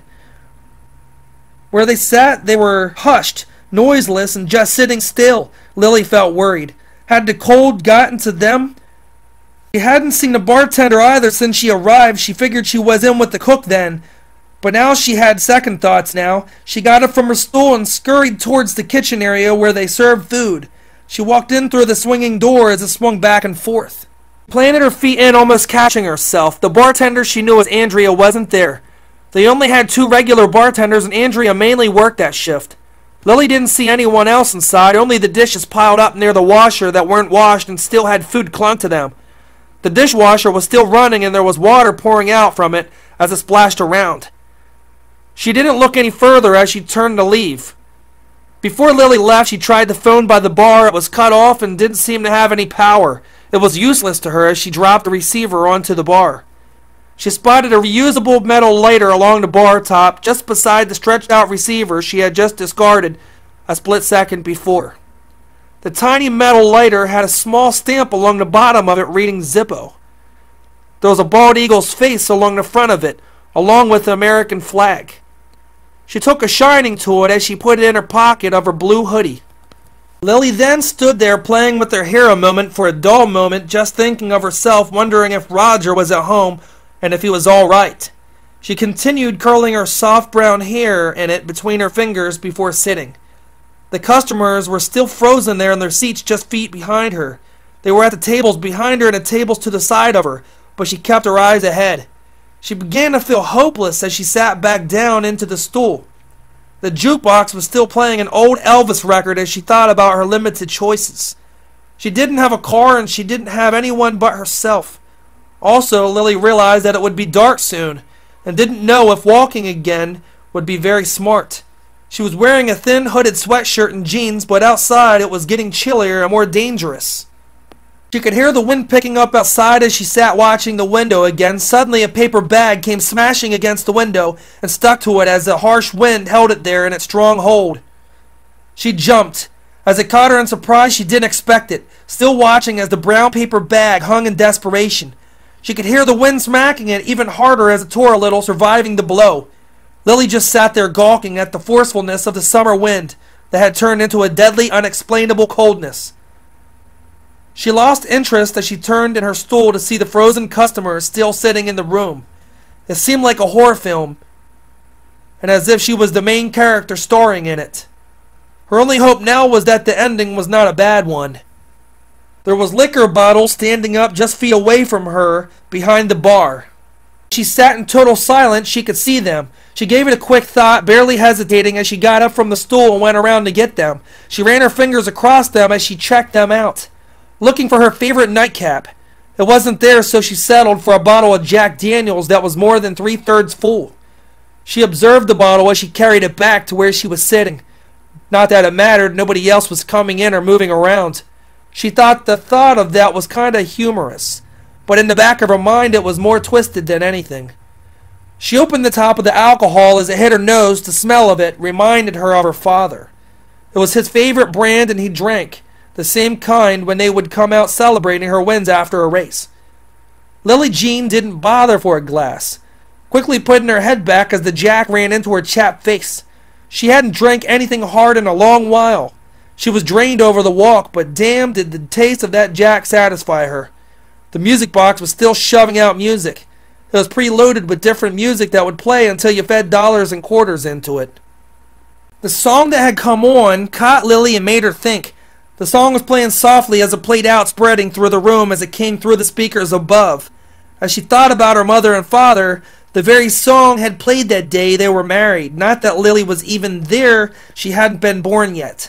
Her mother had told her about it and had told her the song was very special to them. It was by the Clovers. Love Potion number 9. It rung into her head as her eyes closed for a second, thinking about the story she remembered.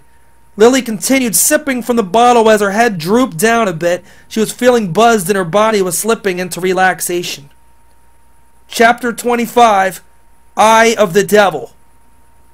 In a split instance, a sudden unforeseen object had unexpectedly smashed through the window where the sign once sat blinking, sending the sign flying by her as the sharpened shards of sharp glass hit her in her side. She quickly awoke from the daydream, confused and frantic, not knowing what had just happened. Freezing air started pouring in from the openness that the object had left. It was now on the floor, peeking out into the nightfall. She could see a light strobe as it flashed intermittently from outside and into the tiny pub. She couldn't see what it was as she lowered herself onto her belly now as her chest began to pound in terror. Crawling quietly towards the kitchen of the pub, she hesitated for a moment as the glass below her started to pop and crumble. Her hand was bleeding from the glass below as she lifted her head to see outside, but all she could see was the flashing strobe. She began again slithering to the swinging double doors, trying hard not to be seen, still peeking back as she worked her way to them, reaching them finally as she stooped underneath them. Stopping, she slowly began prying the doors apart as silent as she could. She lay below both of the closed doors as they slowly came open. She noticed her hands were now bleeding from the strenuous crawl. A deep gust of cold wind flung in like a bat out of hell. Its force was uncontrollably furious and deathly as it struck the bottle of Jack Lily had left, sending it down onto the floor, smashing into tiny diamond-like pieces as they scattered out, sparkling under the lights inside the pub. A little alcohol in it went and had splashed across the bar in front of it. Lily Jean found her feet just inside the kitchen doors, standing up, shielding herself with the swinging doors so that nothing could see her there. She was breathing heavy and was shaken by the loudness of the crash the window had caused. She stayed put behind the doors, silent and watching towards the darkness of the night in the open window. Suddenly, a PA system sounded from within the outside, sending Lily's heart into suspense mode as she screamed towards the broken window. "Hey, it's me, Lily Jean!" Thinking for a second, thinking that it was maybe a police officer.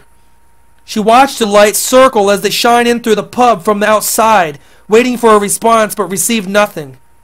She could see tiny pieces of jagged glass sticking out from the window, still intact.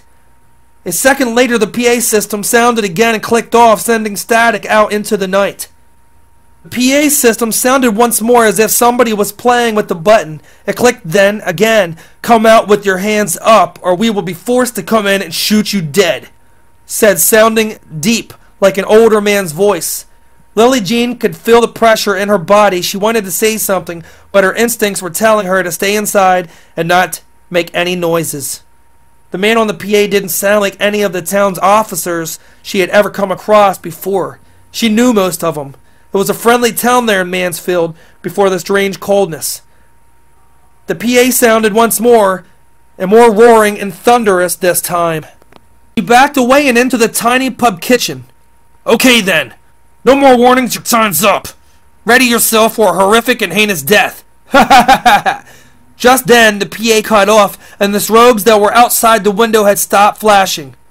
The thought of it all was unspeakable to Lily. She was scared and trembling and could feel herself. Her undergarments were wet.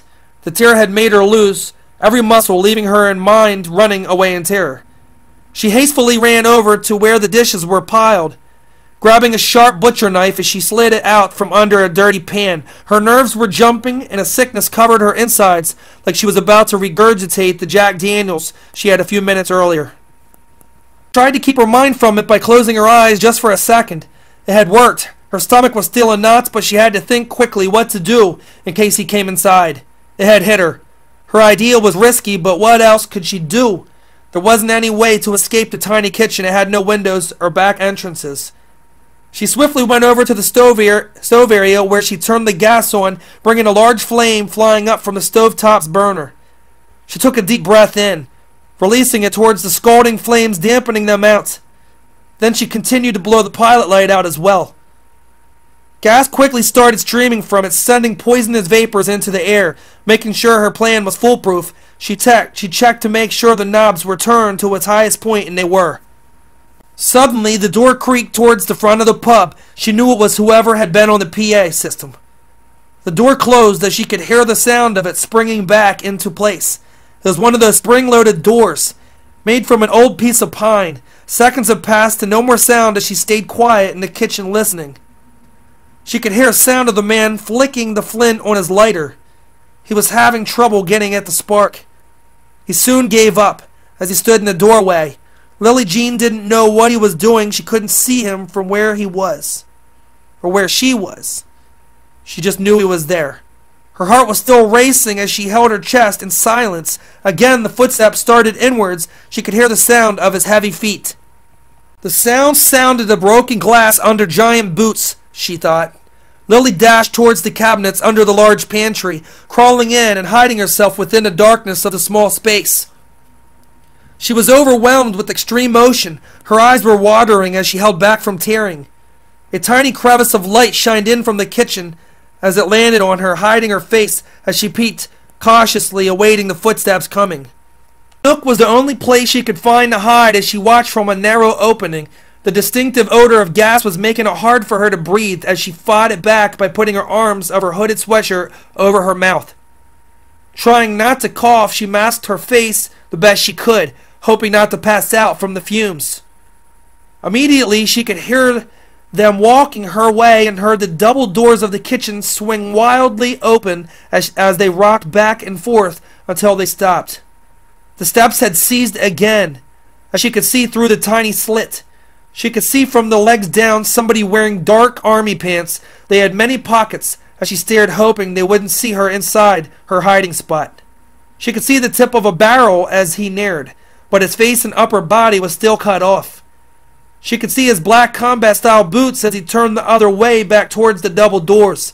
She opened the cabinet door just enough to see the back of him. His hair was curly and dark, and he had a strap along his shoulder attaching a semi-automatic rifle along his back. The thing that worried her the most was the machete he was holding.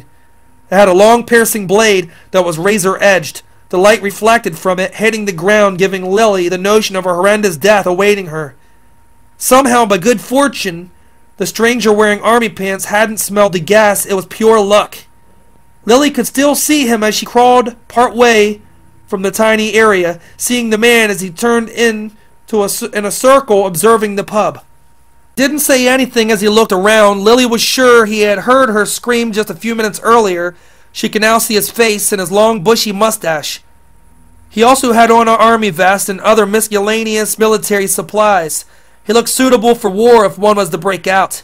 He wore a cigarette behind his left ear as well.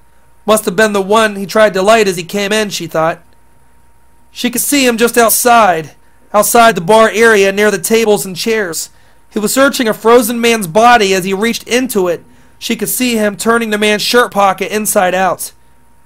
His ignorance was disgraceful, and she could barely believe her eyes as he continued. He was snatching anything he could get his hands onto. The icy man had been iced over and utterly gone for some time. Coldness had expired him as the utterly deranged man from outside began to talk to the deceased corpse. What? No cigs? No money? Disturbingly laughing, facing the lifeless man who was already out and out. Lily was still in the kitchen behind the doors once again, waiting for her chance. The gas was building up and filling quickly. She could see he was near the back of the dining area now. She could hear him saying something from in the distance, but it was muffled. Then he spoke again. I could have sworn I heard one of you open your fat mouths. He then circled around the tables full of lifeless bodies, as if looking for more things to swipe. Chapter 26. Looting. The long-mustached maniac continued to tread as he patrolled the area around the bodies. Lily peered at him, watching the man in army threads. He stood there for a second. He was inches from one of the bodies as it sat there lifeless, with a cold mug of freshly poured beer in front of him. Lily recognized the stiff corpse. He lived nearby. He was one of the old-timers that had been a regular there. She acknowledged seeing him there many times, and her father knew him for years, but that was when he was still alive. Suddenly, the unstable man in the army getup tossed the lifeless body of the old-timer onto the floor, sending his hard body crashing as it flattened out. He searched him again, turning the body over with one free hand, holding the blade in the other. The man was callous.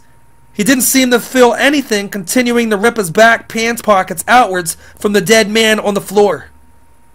Lily was in total shock as she watched him. The heartless man eagerly checked for fresh cigarettes to smoke and loose money. She quickly moved as she smoothly got onto her stomach, her tiny fingers and hands still freshly cut and bleeding from the broken glass laying from under her, slithered back through the double doors, hurrying to get to the main entrance of the pub. The irregular man, who to her was pitiless and hardened, began tugging on the pants of the frozen corpse as he tucked the stolen things into his army jeans.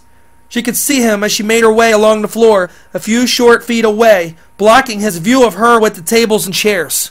He was still putting his newly found treasures into his army jacket under his vest. The heartless man started talking again, now standing at another deceased body in front of him, still unaware of Lily being there. "Thank you for your generosity and your kind donation," he said as he laughed cowardly. He tucked the guy's last empty pocket back into his pants. The frozen victim sat there stiff, just facing forward as if he were sleeping. His wife was frozen beside him and had her arm around him, but she was gone as well. The apathetic man suddenly swatted the dead man with the palm of his hand as if to pat his back, but in that instant the sitting man's frozen face flew forward, bluntly bouncing off the tabletop. The dead man lay there motionless and face down. Sitting beside his wife, the cruel man from outside peered down at him, thinking for a moment as he itched the back of his head. He then looked to the man's wife beside him. "Ma'am, I think your husband had too much to drink. I think it's time we flag his ass," he said jokingly, sounding cold but in a humorous way. The deranged man stood there in his army gear, but hadn't turned around yet to see Lily making her way to the door. In desperation, she made it to the front entrance, quickly raising up onto her feet, watching the heartless thing in front of her. To her, he wasn't a man. He was worse. There was only one word she could think of at the time, and that was thing. He was finished looting the dead now as he turned unknowingly towards her, as surprised as she was. He hadn't reacted, but his eyes widened as he clutched onto his machete. Lily stood knowing the gas was coming in through the double doors and knew it wouldn't be long for them. He just then seemed to take notice of the gas as he looked towards her in total loss. Peering at her in pure anger, she was still facing him, still in the short distance, his pointed machete in his hand, vibrating as his hand shook in total hatred towards her. To Lily it seemed as if everything going on was slowing. Every movement was as if she could see it before it occurred. It was very strange. Lily's one hand was in her hooded shirt as the man unleashed towards her, running uncontrollably in his icy boots. Lily stepped back to avoid his charge, knowing the cost of living would be him or her. It now seemed as if time had flicked itself on, and the picture was now on hyperspeed as he rushed towards her in the entrance. The darkness was behind her as she stood preparing herself, flicking the lighter open as it lit simultaneously as she slid it across the floor at him. Everything went black. The pub, the watering hole, the existence of the old-timers would now be lost in the town's history. The air was black and rose into the night, now a burning inferno, raging hot as steep as New York City skyscrapers. The results of the coldness was still churning, leaving even more aftermath than the last as it spread from each place. Chapter 27, Cold Sweat Back. Billy jogged along the frosted street. He could see he was closer now than he anticipated. He finally reached Shawl Road where the streets interconnected. Gaining momentum as he ran past a bunch of parked cars, his hands began to hurt from the frigid coldness. He could now see his breath rising from in front of him. His lungs were now hurting as he fought the air, scurrying in a great haste toward Jimmy's parents' house. He was cold and his body ached even worse than earlier. The sun was up, but he couldn't feel anything but his hands burning from the severe coldness in the air. He could see a red car parked up ahead at the bottom of a lane. He delivered papers there, but never had a personal encounter with a resident. He could barely feel his legs as the cold worked its way against him. He stopped for a second as he stood on the street watching the red car. His sweater was wet and dampened in sweat, and he couldn't take another minute wearing it. Walking towards the car now, parked facing the house in front of it, the lane was on a hill and the house was sitting on top. Billy was shaken now and badly as he couldn't keep himself from feeling desperate to warm himself. He approached the four-door vehicle, opening the back passenger side door, hoping to find something to cover himself. The car was picked clean and only had a small child's car seat placed there in the back seat. A stuffed teddy bear lay beside it, half frozen. Billy decided to get inside as he sat on the other side, scooching himself into the empty space. He fought the cold, rubbing his arms and legs and blowing the only hot air he could produce from his mouth into his hands. Sitting there on the other side, beside the tiny car seat, he watched from the window. It had been covered over in a thin layer of ice. He could see the sky was whitening and the air was moving much quicker. Deep in his mind, he thought about the two boys that had went missing, wondering if they too were also suffering in the coldness. He then remembered he had seen it in the movies. Maybe this was one of those movies he had been thinking about in the car. And if there was a set of extra keys laying around inside, he leaned over between the bucket seats, eagerly to get to the driver's seat. Making it into the seat, it was cold. Sitting down, he could feel its coldness burn into his legs as he fixed them in front of the pedals. He was losing body heat and fast as he scrummaged looking for the keys. His hopes were high that very second, but how long would it last? The glove box was empty and full of insurance papers and expired registrations, so he closed it quickly. Thinking harder, he sat there adjusting the mirror to see behind himself as he sat there in the seat. Nobody was around, and the owners didn't seem to see him either. Then he remembered that people sometimes put extra keys up inside the sun visor. Hurrying, he checked as he flipped it downwards to see. His eyes brightened, surprised as he took the single key out from behind the elastic strap it held it. He noticed that the key was small, much more slim than the actual starter key. It wasn't going to fit the ignition, he knew that, but knew it had a purpose. The key was in his hand as he looked around. The glove box compartment didn't use a key, so it had to be for something else. Billy thought in desperation as he grabbed the door handle, swinging it open as the insides of it popped. He was outside now as he hurried to the back of the car, sticking the slim key into the trunk latch. It seemed to fit perfectly. He turned it as the trunk lifted. He peered towards it as the shocks came to a quick halt, leaving the trunk lid raised open in front of him. He could see a suitcase inside laying that had a brass handle and a car jack and a tire underneath that was useless to him.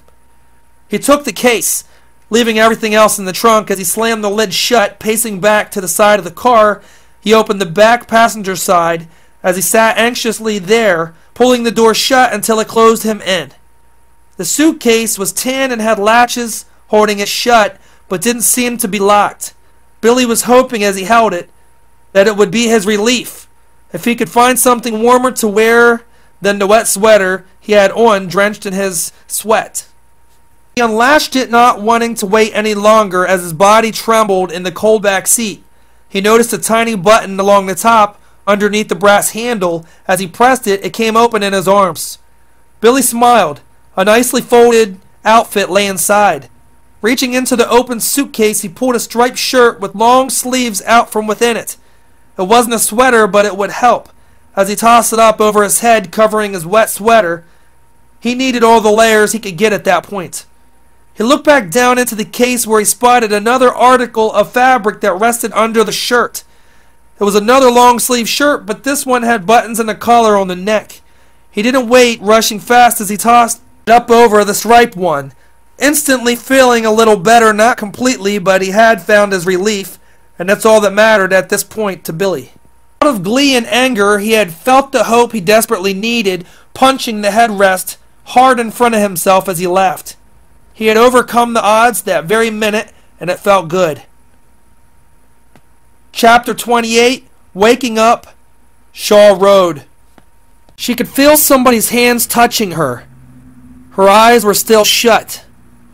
In pain, she lay there. She didn't know where, but she was alive. Suddenly, she felt something make contact with her forehead. It was cold and felt wet. She wanted to open her eyes, but waited for a second, still having the cold-blooded, merciless man in her thoughts. She stayed still, hoping it wasn't him. She didn't remember what had happened, though. She could only remember seeing him digging through the dead's belongings. She could feel the bed underneath her. What bed? She didn't know, but it was a bed. She could hear the springs creaking as she lay there with her eyes in total darkness. She could hear somebody in the room. She heard the sound of dripping water and a sound of a tin bucket across from her. She began to open her eyes, then again the feeling on her forehead started. She paused, clenching them even tighter. Then suddenly a voice. "Girl, you're lucky I came along when I did." She acknowledged the voice right away. It was Roger. "Roger Goodens?" Lily opened her eyes, feeling relieved and very grateful as she cracked a half-attempted smile towards him.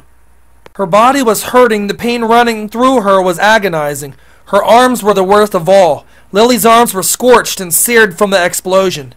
They looked and felt terrible. Her face was bandaged along her hairline, but she could see. Roger must have found her. She was touched by it, knowing she had never given him a shot growing up. Roger was sitting in a wooden chair just to the side of her, where she rested, trying to recover from the blast. Roger continued to douse her with a wet rag. He was trying to keep her from getting another fever. She wanted to thank him, but she was sore and needed to recharge. She closed her eyes again, knowing Roger was there to protect her. "Missy, I don't know what I would have done if I found you any worse," he said, sounding serious and sincere. Lily lay there but didn't say a word, knowing Roger understood. She could hear him in the chair as the wooden pegs screeched into the floor every time he leaned over her with the cold wet rag. She'd never seen this side of Roger. It was comforting to her. She appreciated the great consolation he aided her with, as she listened to him as she lay sunken in the bed. Lily had been there once at Roger's house, but had never been in that room.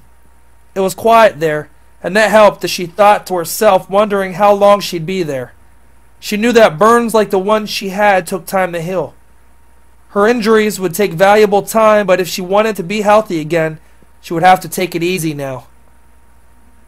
Outside was cold, almost freezing temperatures now. The sun was dying, although it stood above the town. The coldness had geared up, taking control of the town's people. The strange chill had come from the ripped dimension in the space above. Right above the town, the mass, whatever it was letting the whole town become something of ungodly words. The flatlands were now huge sheets of frozen ice, and the crops were dying almost as fast as the town's residents. There was no escape, and if there was, how could it be found? The residents there were oblivious and under its strong hold. There was a villainous dimension that had opened there, and opened its wicked wings like the devil himself. It possessed the weaker ones first, and then the stronger ones last.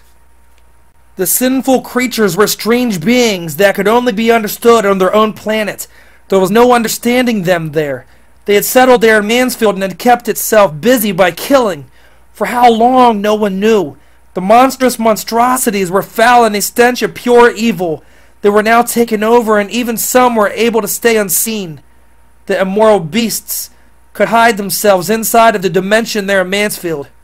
The distant dimension wasn't visible to the naked eye. It was many universes away, but yet it was there and killing the town. It rotted the town from the inside out. Chapter 29, The Finding, Takedown. It was late in the afternoon now as Billy Jones made it to Jimmy's father's house. He was warmer now under the shirts he had found in the trunk of the car. Stepping into the frozen driveway, he peeked up at the second level of the house. He didn't see anyone, but sensed that he was being watched. He could see Jimmy's dad's car still there on top of the drive. Walking slowly not to slip on the icy ground, he made it to the front door. Jimmy suddenly heard a distinct sound. It was a chopping sound. He could hear it coming from across the way, but couldn't pinpoint it at all. He turned away from the Blanch's house as he glued his eyes towards where he had heard it. He waited, but the sound didn't happen. He was muddled. As he stood there, he put his hands into his pockets of his cargoes. Inside, he could feel the tiny eagle. He held it in his fist, but left it inside as he peeked around out towards the woods across from the Blanches. It took a step outwards towards the woods, listening as hard as he could, but yet again nothing. He didn't understand it. He had just heard something, and it was as if it was just in his mind. He was utterly confused as he crouched down as he sat along the edge of the deck, peering at the house across the way. That's when he heard it again. He bolted towards the sound, not knowing what to expect. He figured finding somebody was better than not. As he ran, he felt prominent of the thought. Swiftly running towards the house by the woods, he could begin to see somebody swinging a large-handled axe into a wood stack, as if cutting firewood. The boy was struggling as he lifted it, but seemed determined as he struck into it, splitting the piece of wood into two halves. The boy was just a short distance away and just outside the wild brush. Only a few yards away he could see him. It was, as he ran stuttering in his own complacent thoughts, it was the boy he had seen in the yearbook back at Montgomery High School. Billy called out to him, "Hey, But before he could finish himself, Paul had darted into the woods, dropping the axe along the frosty ground. It was Paul. He thought as he ran after him, running into the impenetrable part of the woods, chasing after him. His heart was pounding and his legs were burning, and he had been on his feet all day, and now this, Billy thought. He pursued Paul on foot. He could see him running with that satchel. He had seen him with the same one before. Billy could barely keep his feet from sliding as he gripped the icy land, taking big strides, trying to catch Paul. He screamed, hoping Paul would hear him. "I'll catch you sooner or later, you little asshole." But Paul kept going, jumping through even thicker parts of the woods, passing through it as if he had done it a million times before. Billy did everything he could to catch up, but was still yards from him. He could see Paul, but he wasn't slowing any until suddenly he slipped. A patch of frozen ice, he slid face first, rolling in an awkward way as his body came to a stop. Billy leaped onto him, wrapping his arms around Paul's legs to keep him from getting away. His arms were on him tight as Paul fell again, trying to pry himself from him. But the run was short-lived. Paul was still trying to unleash as Billy had him pinned to the cold surface, apprehending him by tucking both of Paul's arms behind his back as he lay facing the weathered ground. Billy could see Paul had dropped the satchel just a foot away in the snow. It happened so quick, must have been when he slipped. Billy wondered what it was that made Paul run away, as he struggled to keep Paul from squirming out. "Look, I don't want to hurt you, kid. I just want to talk to you," Billy said as he fought him from twisting away. The boy was fidgety and was trying hard to get up. Billy could see he wanted the bag. Whatever the strange, unusual satchel seemed to wrench the boy's mind as he cussed and shouted, "You're gonna fucking pay. You hear me? They are here for you," screaming out towards him. Billy continued to hold him down into the heavy brush until he could calm. Paul screamed again, trying to kick away from Billy, but his kicks were ineffective. He wouldn't seize as he fought to break loose. Billy slipped into the icy ground, his feet dug deep, trying to keep a hold of Paul. Billy moved his grip, trying to get him wrapped in, but more effective. He went for Paul's head to clench him in a headlock as Paul broke from him, freeing himself and ran to make his getaway. He jumped for the satchel, barely sliding into a tree in front of him, as Billy caught him and tussled him down again. As the two wrestled each other along the hard frosted ground of leaves and other debris, Billy could see Paul was seething and almost foaming from the mouth in extreme trepidation. His anxiety was growing irate. Billy could barely hold on him now. Wet leaves began to fly as the two kicked and held on to each other, but Billy wouldn't give him the opportunity this time. There was no way. He needed to see what Paul had in that satchel. Billy held him as the two rolled once more into a large pile of roots and vines along an ice-covered bush. He looked from the corner of his eye and could see a heavy stick that had been unearthed during their struggle. He reached to get it as his arms overstretched. Paul was still hitting him, but his punches were weak. Still brawling, Billy held tightly to Paul's neck, reaching for the loose limb that had dug its way up. Losing his vitality, he finally gripped it snug into his right hand, wrapping his fingers hard against the wood. Suddenly he swung it into Paul, punishing him as it connected into his chin. A piece of birchwood split, ricocheting into the brush ahead and came down, landing in the embankment way off in the distance. The fight was over.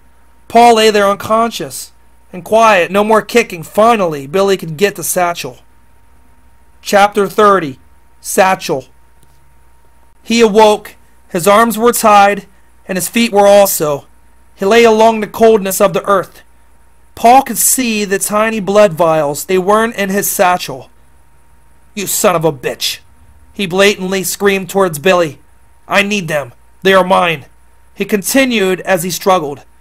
The vials were small and lined up along the top of a rotten log. Billy had placed them there. He had questions for Paul as he thought to himself about the bizarre blood-filled vials. It was weird to him. Billy knew it had to be important. It had to do with something, but what? He asked himself as he peered towards Paul.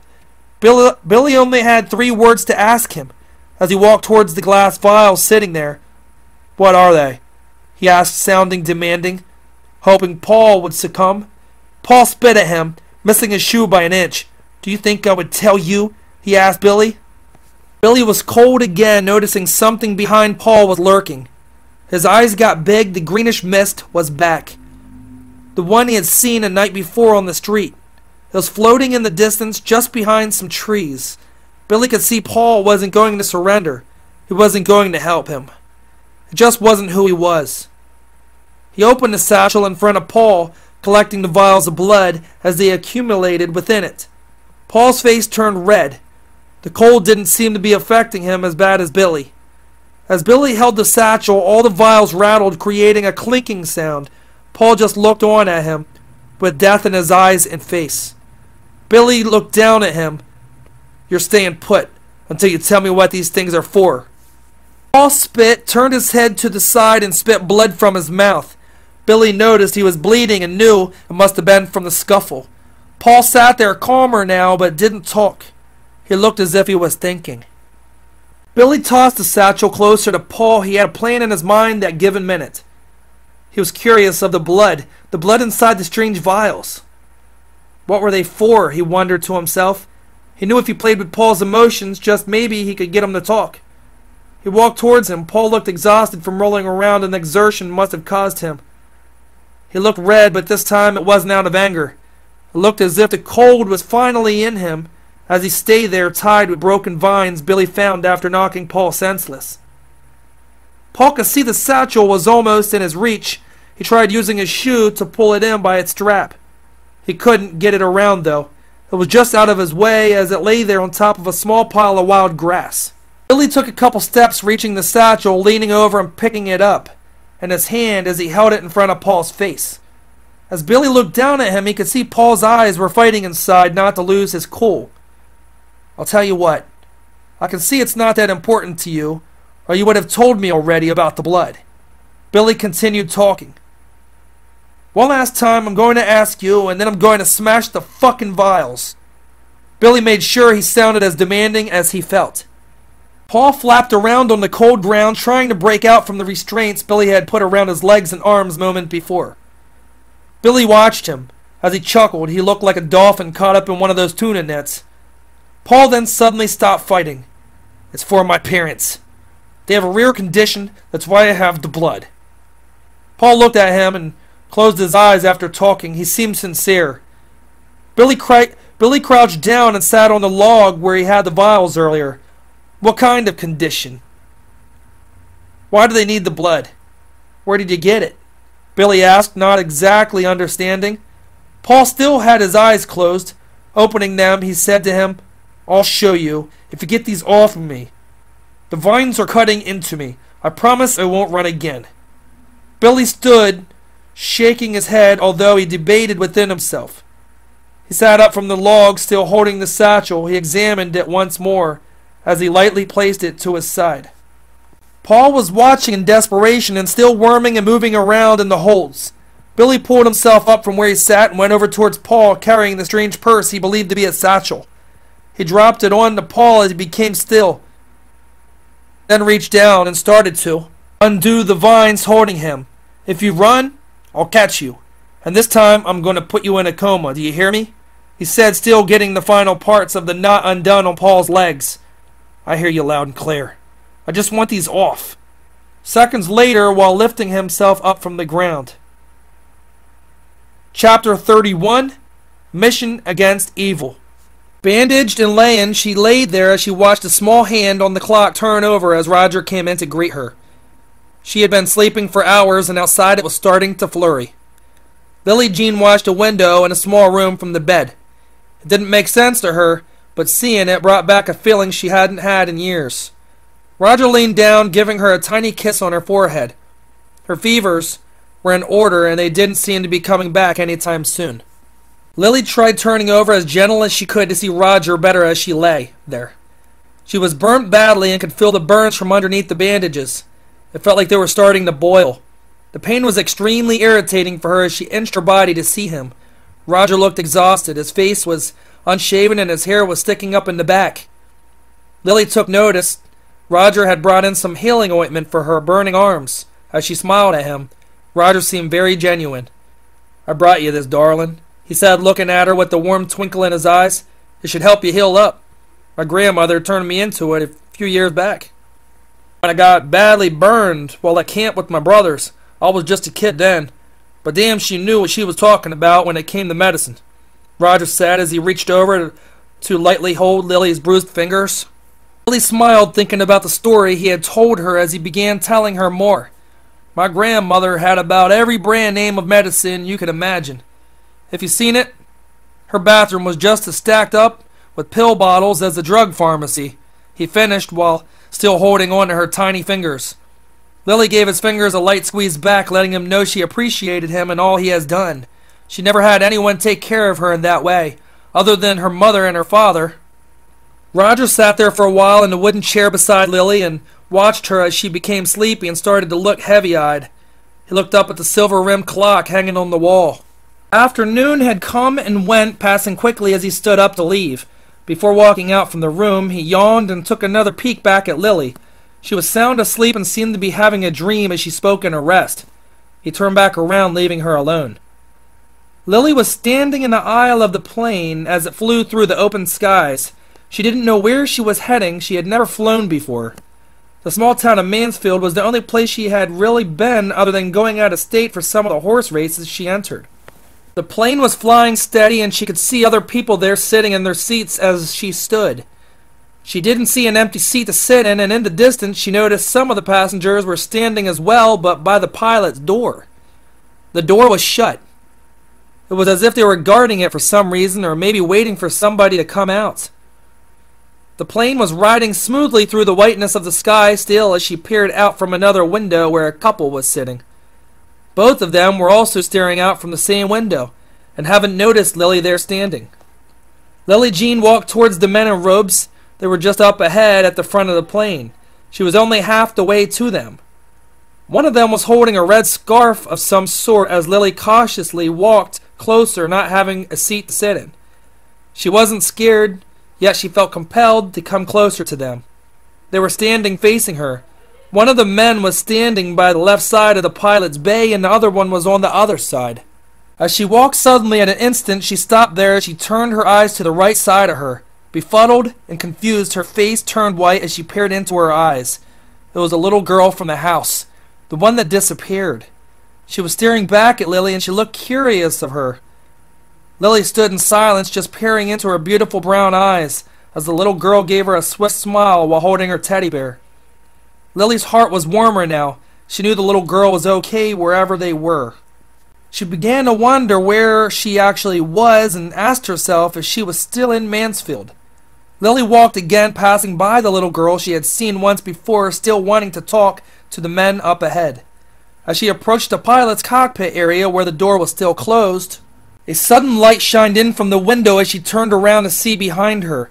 She noticed it was every window that had the blinding beam shining in as if the plane had hit the sun.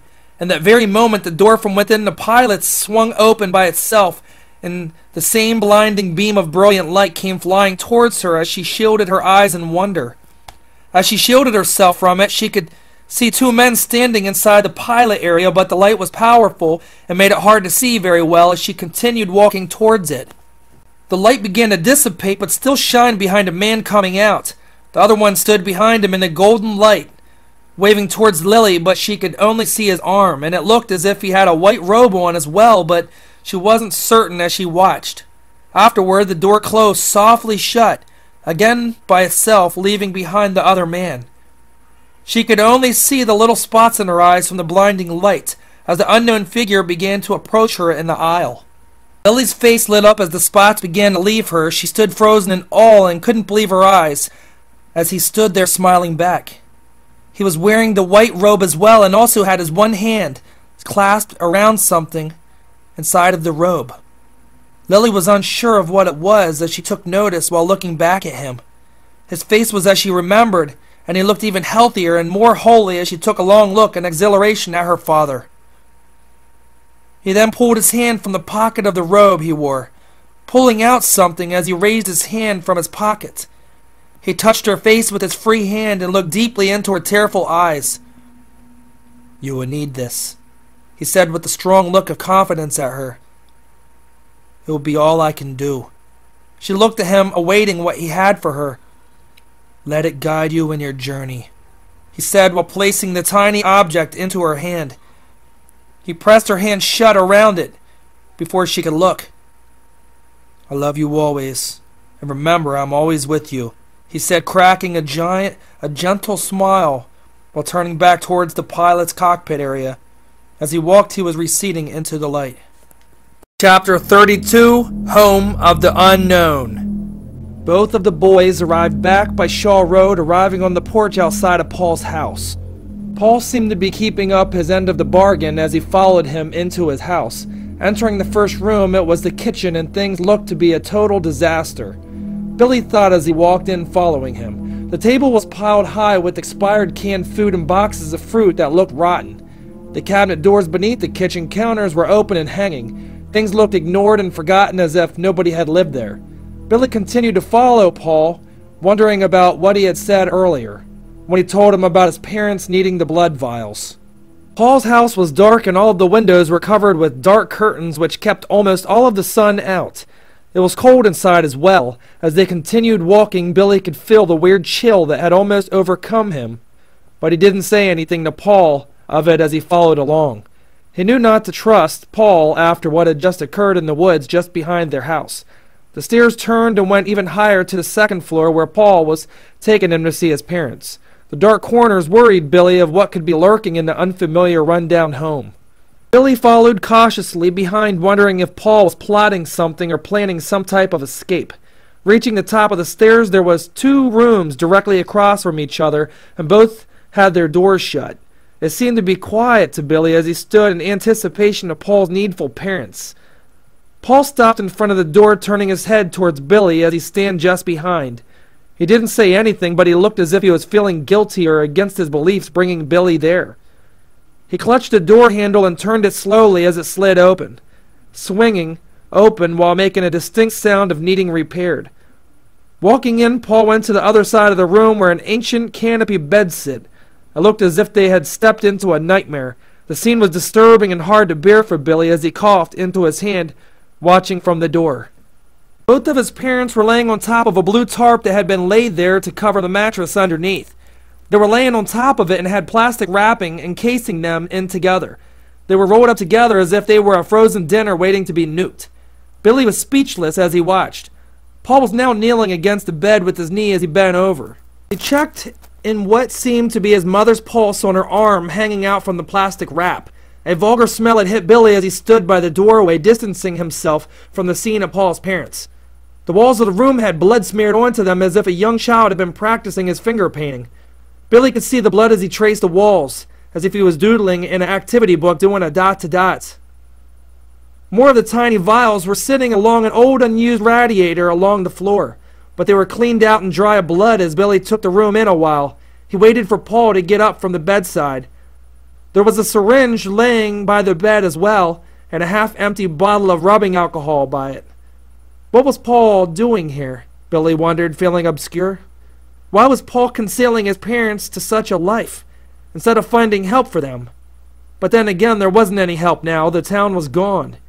Billy continued to watch Paul as he whispered into his father's ear. He couldn't hear what was being said other than hearing his name within the low conversation. Billy could see his parents breathing, but it looked shallow and faint. Why did he wrap them up the way he did? He questioned himself inside of his head. Suddenly, Paul stood up from where he was and walked towards the other end of the room where there was a closet. The closet was shut and had a large sliding door covering it. Billy felt more attentive now and stepped towards Paul as he slid it open to retrieve something. A foot or two away, Billy stood still behind, awaiting, as Paul came back out from within it holding a shotgun. Billy quickly backed away as Paul looked at him briskly, raising the barrel towards Billy's face. He was seething but hadn't cocked it yet. They stood eye to eye just briefly, as Billy swiveled, twirling his body quickly, making his way back outside of Paul's parents' master bedroom.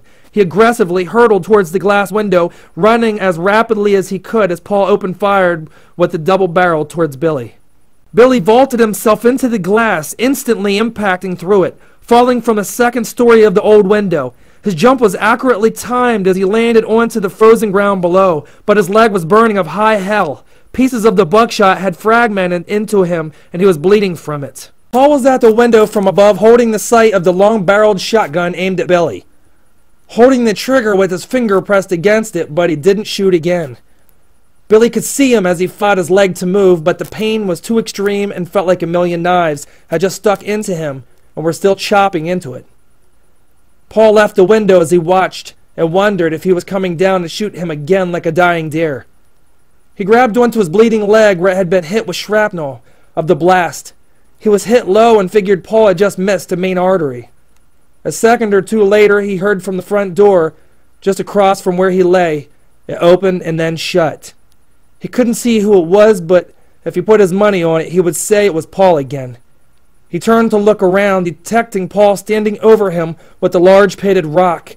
Before he could react, Paul had pummeled him in the head with it, leaving him bleeding and cold, and near death. Chapter 33, Journey Against All Odds. She was laying still when she awoke from the strange plane, the one her father had come to see her in. The one she had also seen a little girl sitting with her teddy bear. She now believed the little girl to be deceased. Was it a plane of the ones who had passed on, she wondered? Or was it just another vivid dream she was playing out inside her imagination? Whatever the dream was, it seemed to have a code within it. One that could change the coldness, maybe even kill it.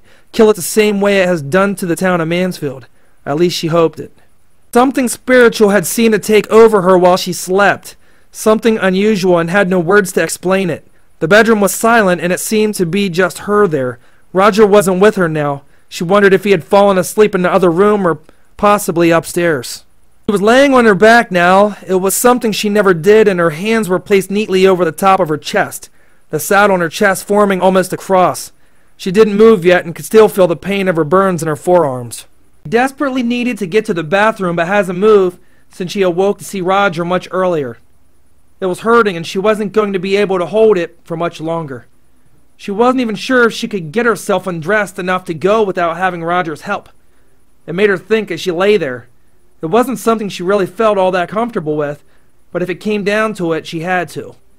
Instantly, as she lay there, she noticed something was in her hand, still closed in her fingers as if she had to protect it with her life. What could it be? She pondered to herself, hesitating to open it, but remembering her father in her dream had given her something just a moment before she awoke. Could it be? Could it be the same object he handed her there as they flew through the open sky in the plain where dead people continued journeying until it's the day of judgment? She thought a second, then opened her fingers from it. To her amazement, it was the horse. The glass horse and the cowboy riding with his hat lifted and waving. How the... She thought, staring at it as if she was still that little girl she was when her father had given it to her. How in the world did I get this? She questioned herself yet again, holding on to it, ignoring her burning arms. Why was it that important? What was he talking about when he said my journey? All those questions were running through her brain like a ball of lettuce running through a blender. Holding the tiny glass horse, she had it in her fingers as she looked at it. She was disoriented. Turning it around in her hands as the light from the window shined from it, it seemed almost to her as if the tiny object had some sort of power. What kind of power? She didn't know, but she felt mesmerized by it as she held it there. It had something to do with the coldness. She thought about it for a little as she lay on her back awaiting Roger to come in soon. At least she figured he would be back any time now that it was getting later. The warmth of the fire was burning and he could feel it along his cold, wet body. As he bleed, he opened his eyes to see the fire just inches from the rock he was hit with. How long have I been out? He wondered to himself, laying there on the snowy surface. He's been out cold, but wasn't sure how it happened, and his head was hurting. It was bleeding down into his face. Some of it had reached his mouth as he wiped it away. He wasn't sure. He couldn't think straight and knew he was severely injured. He knew it was by the hands of Paul. He could hear Paul poking the fire. It sounded like he was using a stick to do it. The fire wasn't much, but it was beginning to warm his legs a bit. The pain was starting to numb a little from the snowy ground. He couldn't get up. His leg was caught badly from the shot blast, but managed to turn himself, noticing Paul a foot away by the fire. He still had that stupid satchel with him around the shoulder. Paul was standing over the burning fire as he took a small box cutter blade from his pocket. Billy lay there wondering if he was going to use it on him. He hoped to himself that Paul was just going to use it to carve the stick or something, but as he held the blade, he pulled his other arm out in front of it, rolling his sleeve up. Billy's eyes widened as he watched the odd boy. Paul then dug the box cutter blade deep into his arm as blood began to pour from him. Billy screamed over to him. "What the hell is wrong with you? I knew you were sick when I seen you the first time, kid." Paul looked on as he pushed the blade even further into his arm. As he reached towards the satchel, opening it as it hung on to him with his other hand, he dropped the bloody-edged blade onto the ground as he unzipped it and took one of those funny little vials from it. As his blood began to gush out, he held it underneath the one he stuck with the blade. It was now filling into it as he held it there. Billy tried to sit up, but his leg was too wounded. He watched Paul concentrating on his every move. As Paul finished filling the first vial, he grabbed a second and began to squeeze his gashed arm to get more blood from it. Again, Billy screamed towards Paul. "Why do you need the blood? Tell me. It's not like you're going to let me live." Paul finally acknowledged him as he lay there holding on to his left leg. Oh, you will see. You would definitely see." He then began to laugh, a sinister laugh. Paul then put the vials into the strange satchel and closed it. The satchel already seemed to have blood on it. Whose blood? He didn't know. Paul then walked over to Billy as he lay there on the frozen earth.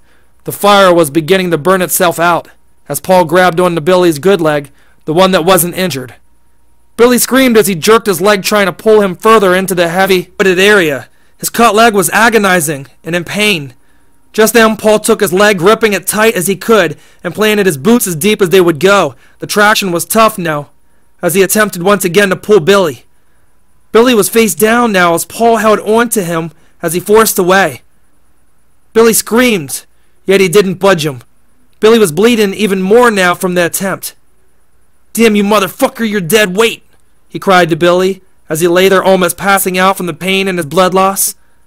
Paul stopped trying while still holding his leg and his arm.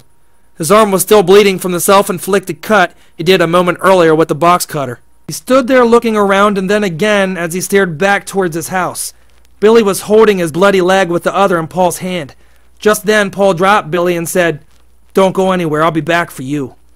Billy could tell he wasn't right in his head. Something was missing in there. He didn't care to find out either. But where was Paul going, he thought. He could see Paul moving through the trees that led to his house. He didn't seem to be in the biggest hurry. Billy hoped he wouldn't be back anytime soon, knowing he wouldn't get up from the ground. It seemed like an hour had passed as Billy lay there. Suddenly, he could hear the sound of some type of machine running from in the distance. He wondered what it was. He couldn't see anyone coming his way or coming from the heavy brush in the direction of Paul's house. A few minutes later, he heard it again, getting closer, and then he could see it. It was coming his way, and Paul was with it.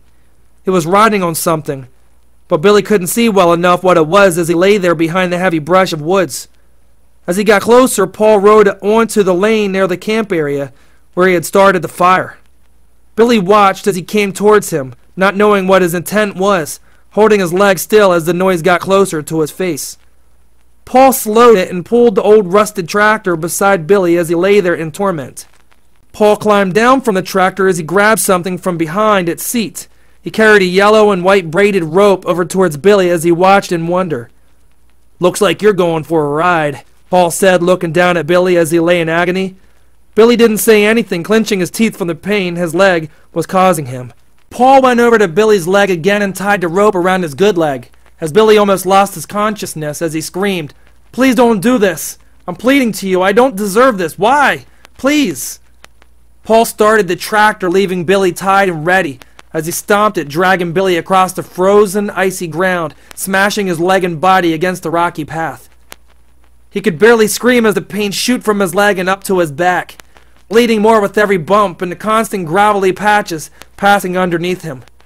His eyes would close every time his leg smacked into another icy mound of coldness and debris. Paul got him and the tractor up into another part of the trails where he stopped it and turned the key off.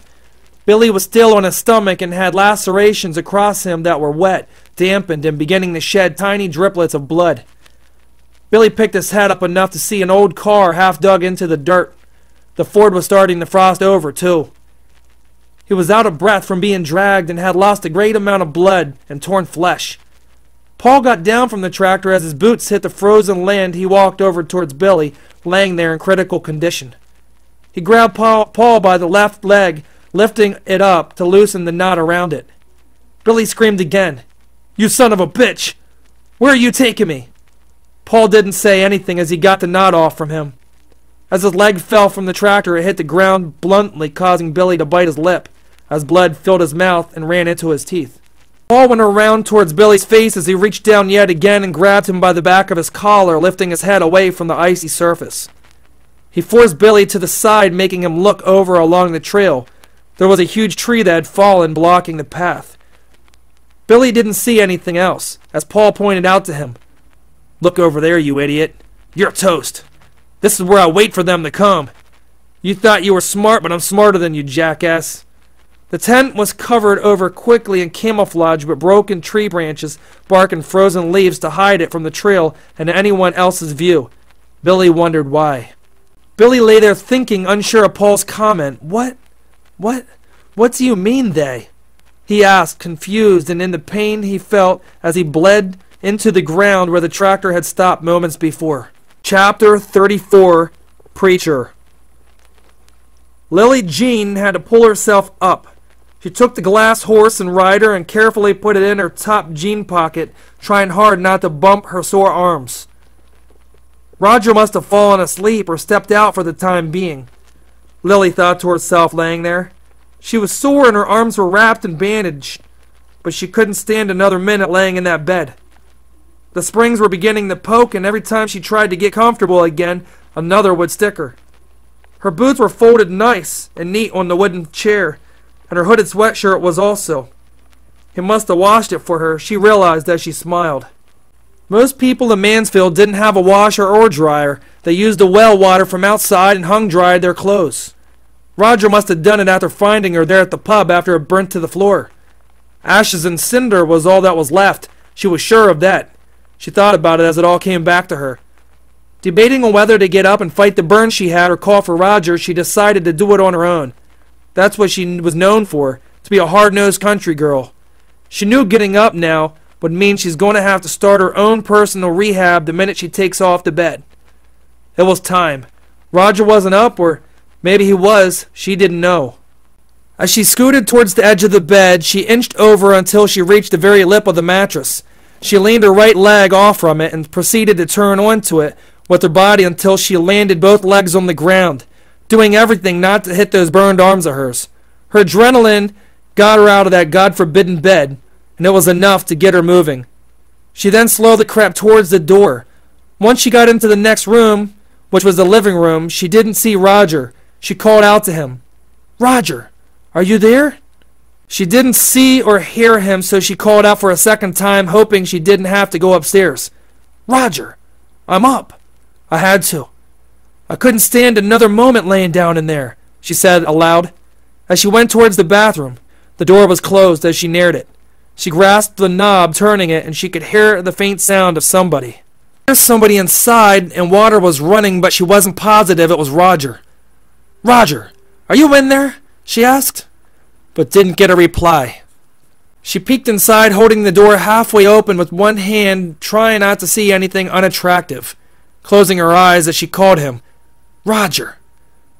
Roger didn't answer her, as she grew queer, peeking her head in further. This time she had her eyes open as she looked. She could see somebody in the shower. The silhouette was moving around as if they were getting washed up under the shower head. She walked in. Coming all the way in from the door, she stooped in front of the sink as she looked at her face in the mirror.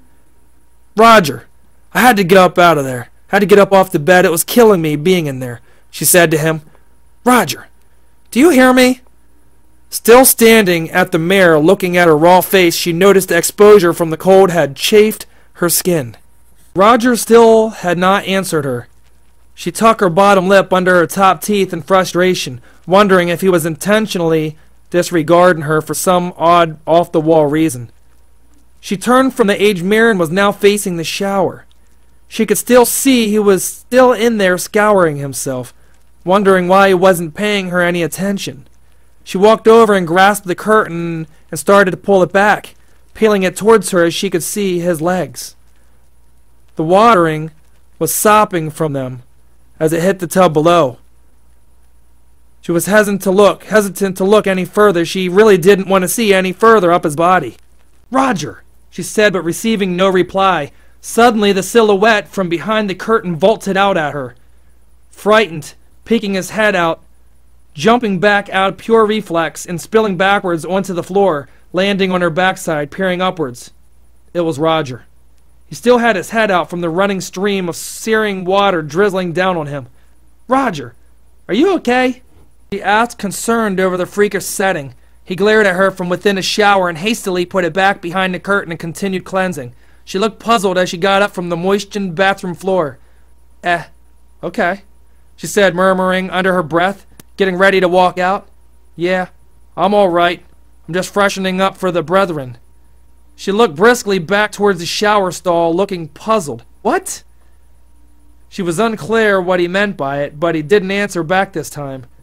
Deciding to vacate, she left the room and walked towards the main door, wanting to inspect the weather outside.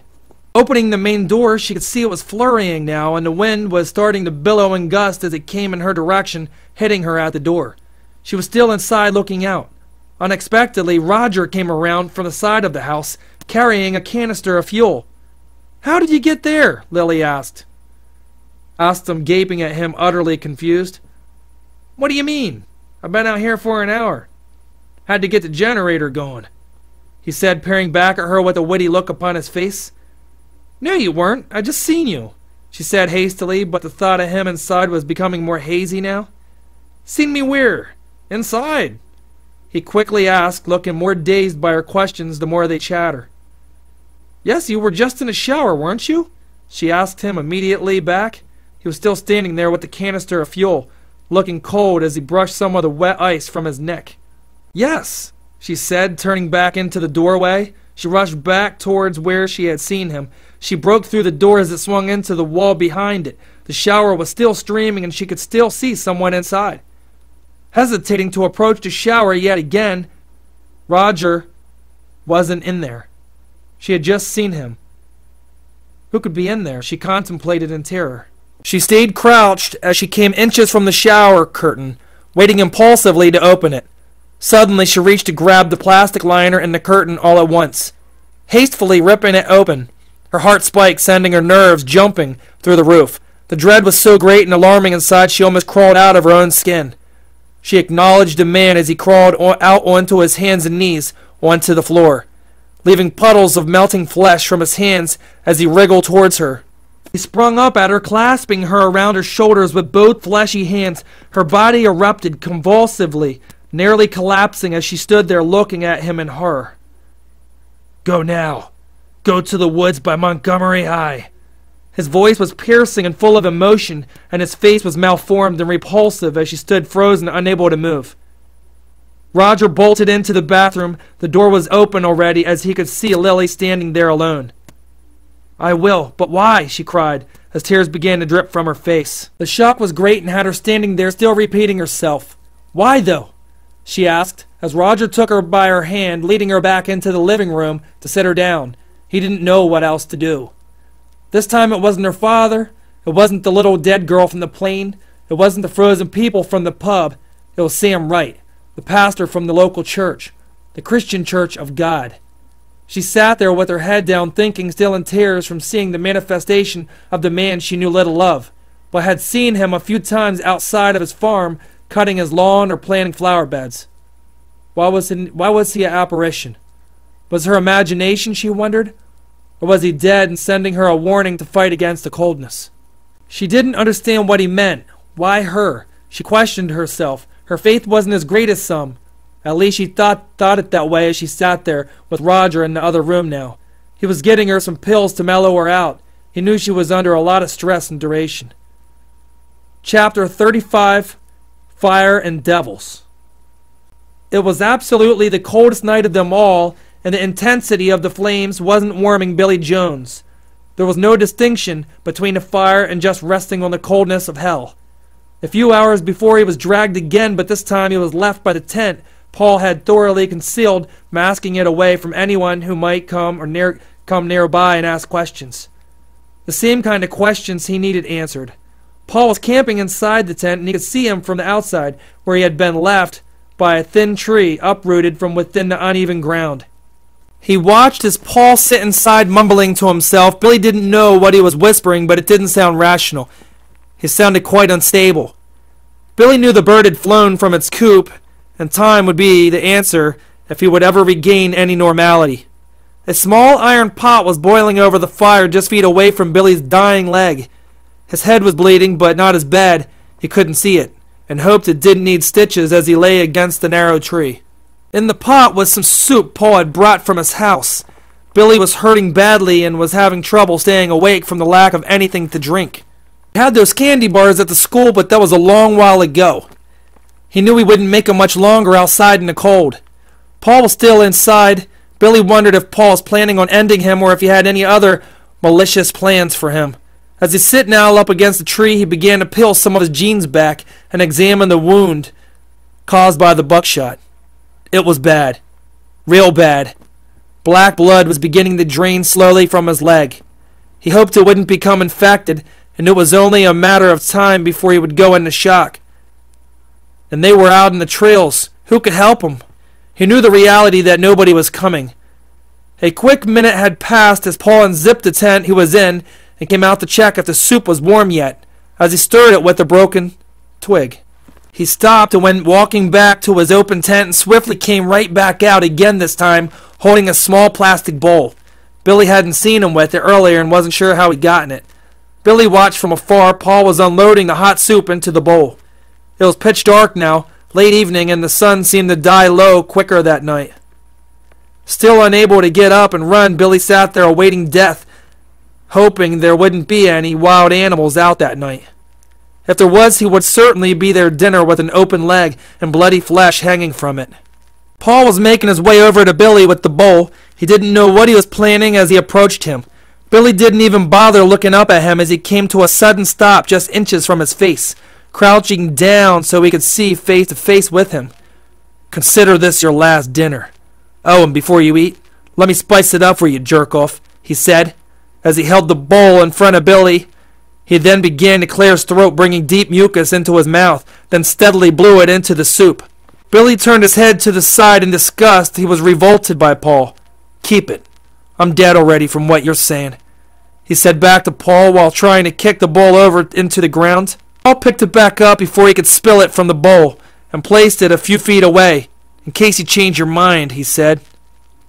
Billy Jones sat there all night, fearing for his life as he bled in the cold. The trickling blood in his leg had began to sedate until it completely bubbled over and hardened, looking more like a freezer-burned ice pop after falling out the box than an actual leg.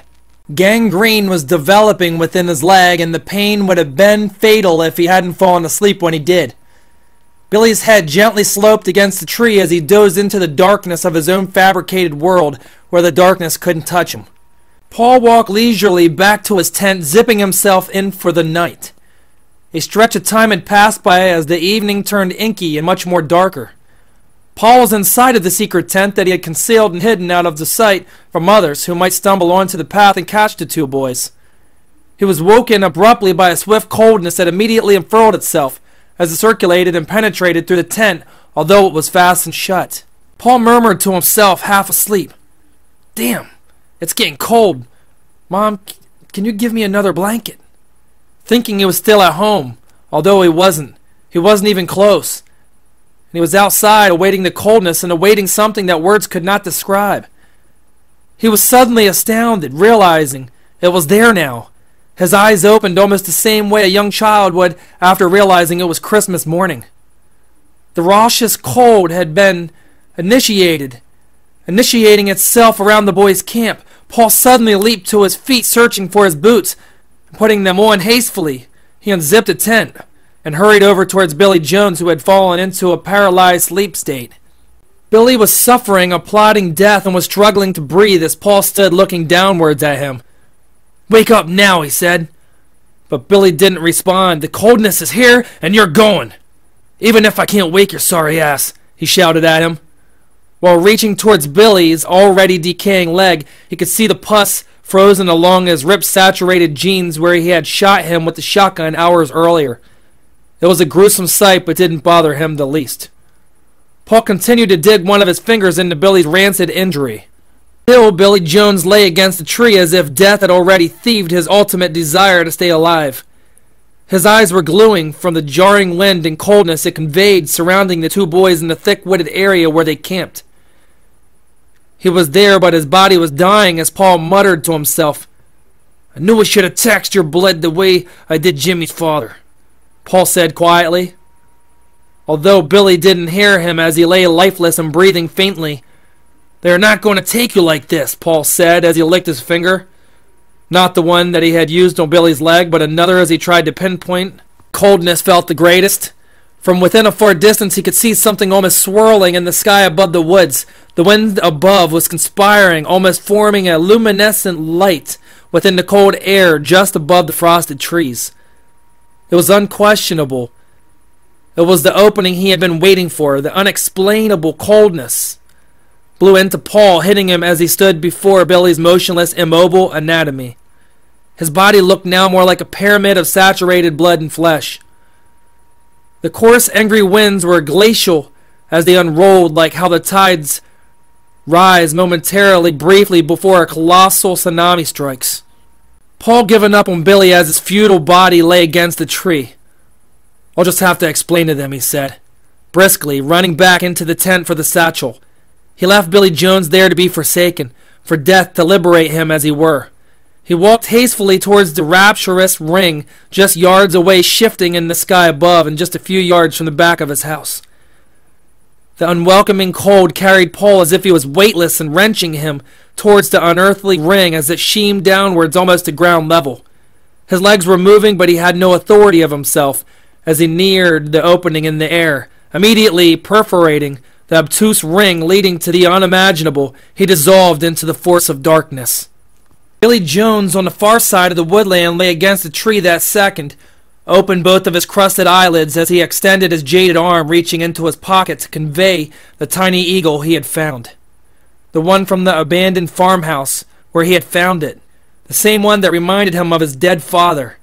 The same eagle that had shepherded him to finding forgiveness of his father's suicide. His breathing was sluggish and sedated and beginning to fail him as he gazed, admiring the tiny object that had brought him so far. Just then, his breathing had ceased as he perished into kingdom come. An astute hour had passed since the coldness had opened itself and taken Paul as well as Billy Jones, but in a different way. A way in which this seemed more civilized. The world that Paul had entered was unknown and wicked, and wasn't something man was able to grasp or understand. The dimension that had taken control of the town had no laws within it. Those thousands of unanswered inquiries that would be left unsaid. But who really had the answers? It was unexplainable and would stay that way until it decided on its own terms to absent from the tiny forgotten town of Mansfield. It's almost as if fate had arrived there for what it was, is what it seemed. Just above Billy Jones as he lay along the pitted path against his final resting spot, the most bizarre serendipity had occurred.